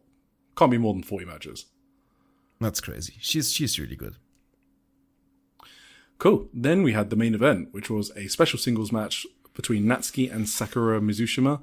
And the only reason we kind of want to go over this is because we're looking at Natsuki's retirement road, because she's one of the better workers in Actwres Girls, and I do like Sakura Mizushima as well. A lot as well. So they basically trained together, but this was still their second singles match, since they're like not normally put together, or even put against each other. So they wanted to show the fans what a match of theirs looks like. I thought this was pretty good. So Natsuki was hitting hard, and I also liked Sakura selling, and I always have liked her selling. She's like a fun wrestler to root for, and Natsuki was in point. But there were periods of the match that kind of took me out a bit, because they were like going a bit long and not much was happening. Like, I lost focus and had to rewind the match several times. Oh my god, me too. And it's crazy.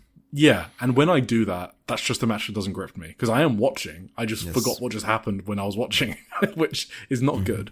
But I could, like, aside from those periods, the work of the two of them was pretty good. But yeah, just some parts that really lost me. Yeah, and then I love the near falls towards the end, though. I bit on the 120% smile schoolboy, because I've seen Sakura win with it before, and it's a really sick schoolboy. Sakura kicked out the Midnight Sun, which was surprising, because that's Natsuki's finisher, and then Sakura hit the Full Bloom Arch Hold for the win, which is like a triple Northern Light suplex. Yes. Now we're back on track. I think we got the same brain again, maybe. I don't know. I had the exact same experience with this match. I watched this literally like an hour maybe before we started recording. And I have like, from the middle of the match, I don't really remember anything really, but I did really like the finishing stretch as well. Yeah. Okay. Wait, when did we not have the same brain? Like the Psychic entire Roar? first half of the podcast, basically. Okay, just the Psychic Aurora stuff. Yeah, we're not far off, though. Maybe. I agreed that in kayfabe it's good, right? Yeah. But yeah, I think you just like it's just the finish. I think we disagree. The finish is pretty much it. Cool. Yeah, the Matt Jackson. She's a little Matt Jackson in there with the Northern Lights train. Is that what Matt Jackson does? Yeah, he always does like the Northern Lights suplex. Triple? He did it like the entire ramp once. He does it I remember that. a million times. Yeah. Sometimes, I don't know, he just doesn't stop doing them. Here it was 3 and that's enough, I think. And I thought this was an upset, but since you said they trained together, Sakura was actually like... Yes, and Natsuki's retiring, obviously. On the same level, huh? Yeah, and it was kind of like... No, Natsuki's definitely a high level. Like, Sakura's only held the second belt, like the King title. She's definitely not on Natsuki's level. But I think they just wanted to give Sakura a big win because Natsuki's retiring. That's basically it. Good. Awesome. Quick previews. So, on the 22nd of March, we have Sendai Girls Shinkiba preview. And we got Honoka joining Sendai Girls, which sounds like a debut to me, but it probably isn't. But I don't remember her being in Sendai Girls. She's against Yuna, so that's something to watch out for. We have a Marvelous Invasion. So we have Aihuzan, Miyamomono, and Sora Ayame versus Hiroyu Matsumoto, Miyuki Takase, and Spike Nishimura. That also doesn't happen often, especially like Aihuzan. We've got Chihiro Hashimoto versus Yurika Oka. Okay, that's going to be funny and good. And then we have Dash Chisako and Mika Iwata versus Minami and Ryu Mizunami. On the 19th of March, we have Seedling again. Seedling's back. We've got Itsuki Aoki versus Lana Hisaki, who is the new rookie. So it's romanized as Lana, but obviously they don't have an L, but that's how they spell it on any English spelling. So then we have Madison Marley versus Mira Koga. So Madison Marley is back. She's from Denmark. She wrestles in Body Slam in Denmark, and she did a tour last year as well, so she's back. We've got Mei Suruga versus Yuki Funa. Cool. Ooh. Hell yeah. Nice. We got the definitive Joshi'ing Around Weekly match. We have Honori Hana, Misa Kagura, and Nanami Hatano versus Makoto, Celine Mazura, and Vedi. That's so sick. Immediately when I saw that. Yes. We will be providing a full review of that match. We got the tournament, so don't forget they're doing a tournament for the title where basically Hiroyu Matsumoto is defending the title in every single round. She's still in the tournament. We have Ayame Sasumura versus Nagisa Nozaki in one of the semi-finals, and the other one is Hiroyu Matsumoto versus Miya Shirai with the title on the line. Matsumoto is going to pummel Miya Shirai and send her back into mid-card, and Ayame Sasumura is probably going to beat Nagisa Nozaki, because it would be wild to put Nagisa Nozaki in a title match at Korakuen Hall. Yeah. So, that means we're getting Hiroyu Matsumoto versus Ayame Sasumura, and that's going to be fucking great. That's Korakuen Hall. So we are back on track with this fucking promotion. Good shit. Hell yeah. Diana, we got a Nanami Hatano produce preview. We have we have a CMLL provided pre-show match, which is India Sioux versus Tabata. Just had something in my throat. We got Anna versus Haruka Imisaki, Ayaka Sato versus Misa Kagura. Hell yeah, more Misa Kagura. Then some other unit matches, which I can't be able to go through. Just the units fighting each other in tag matches. Actress Girls, finally. Just want to go through the top two. We got Kana Yufuku and Yukina Uehara versus Marino Nishimura and Rika Fukunaga. Hell yeah. Then we got Anri and Sakura Mizushima versus Erisa Nagai and Nagisa Shiitsuki, which is also great. Cool. Sounds good. Match of the week. It's the Hanan versus Rina for me. After much consideration. It's up there with Rina. What am I saying? Rina and Sayaka Kurara. Bro, fucking we've said it like 4 times when we've meant Rina. What the fuck? I think maybe before we talked about the matches is what I want to say. Rina and Sayaka Kurara would have maybe been it, but now I changed my mind to Rina and Hanan. The finals were so Sayaka is your runner-up. Probably better. Rina and Sayaka. I would say so, yeah. Maybe, wait. The Rina Miyu match was also pretty good, right? Yes, it was. I'm giving it to Rina Hanan anyway, so whatever. Okay. My match of the week was DDT, obviously. So Daichi Sato, Takeshi Misada, and Yuya Kuroku versus Kaisi Takechi, Toi, and Yuki Ueno. If anyone wants to know what is driving the growth in men's wrestling in Japan right now, just watch that match. It will tell you everything you need to know. It's an 80% plus woman audience screaming their fucking lungs out for 6 hot guys beating the crap out of each other. It was incredible. That's just, yeah, I love that match. And very close behind, it was Hanan versus Rina. Ryohei Oiwa versus Zack Sabre Jr. was really fucking good. I want to watch that, actually. Yes, yeah. Okay, then I won't spoil it. I just say that I think Zack is like the best men's wrestler in the world, to be honest.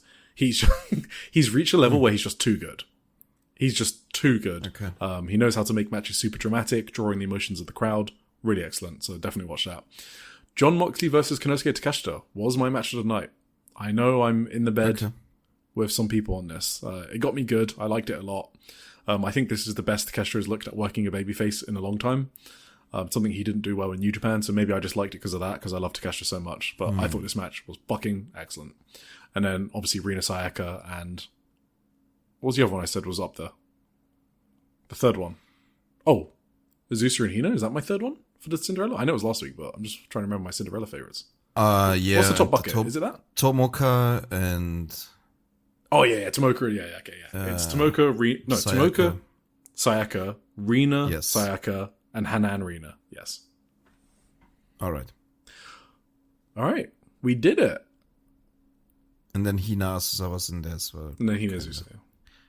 But kind of below the others. We did it.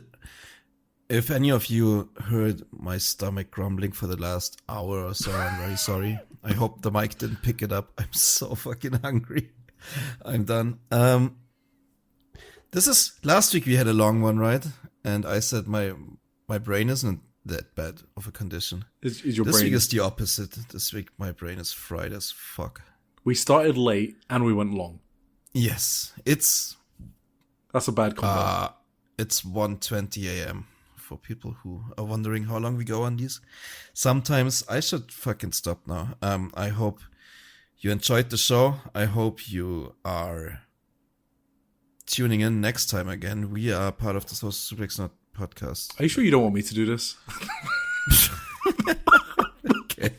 We are a part of the Social Suplex Network, podcast network. A network dedicated to bringing you the best coverage all over the world, including Keeping It Strong Style, the Trish and Sarah Wrestling Podcast, One Nation Radio, Tunnel Talk, All Things Elite, IMS AEW Adventure, Wrestling Up with Chris Things, and the AEW Match Guide. We also release the Social Suplex Network around once a month, maybe once every other month. That gives you in-depth coverage from promotions all over the world, the best coverage in all of wrestling media, and you can find it on socialsuplex.com. If you have any questions for our pod, you can join the Social Suplex Discord where you can find Eric and I. Wait, Tim and I. All right, thanks everyone. Join it. Vote for my team. Don't vote for his fucking team. Don't reward him. Good. Vote for his team if you want shrinking indie zones. There you go. Wow.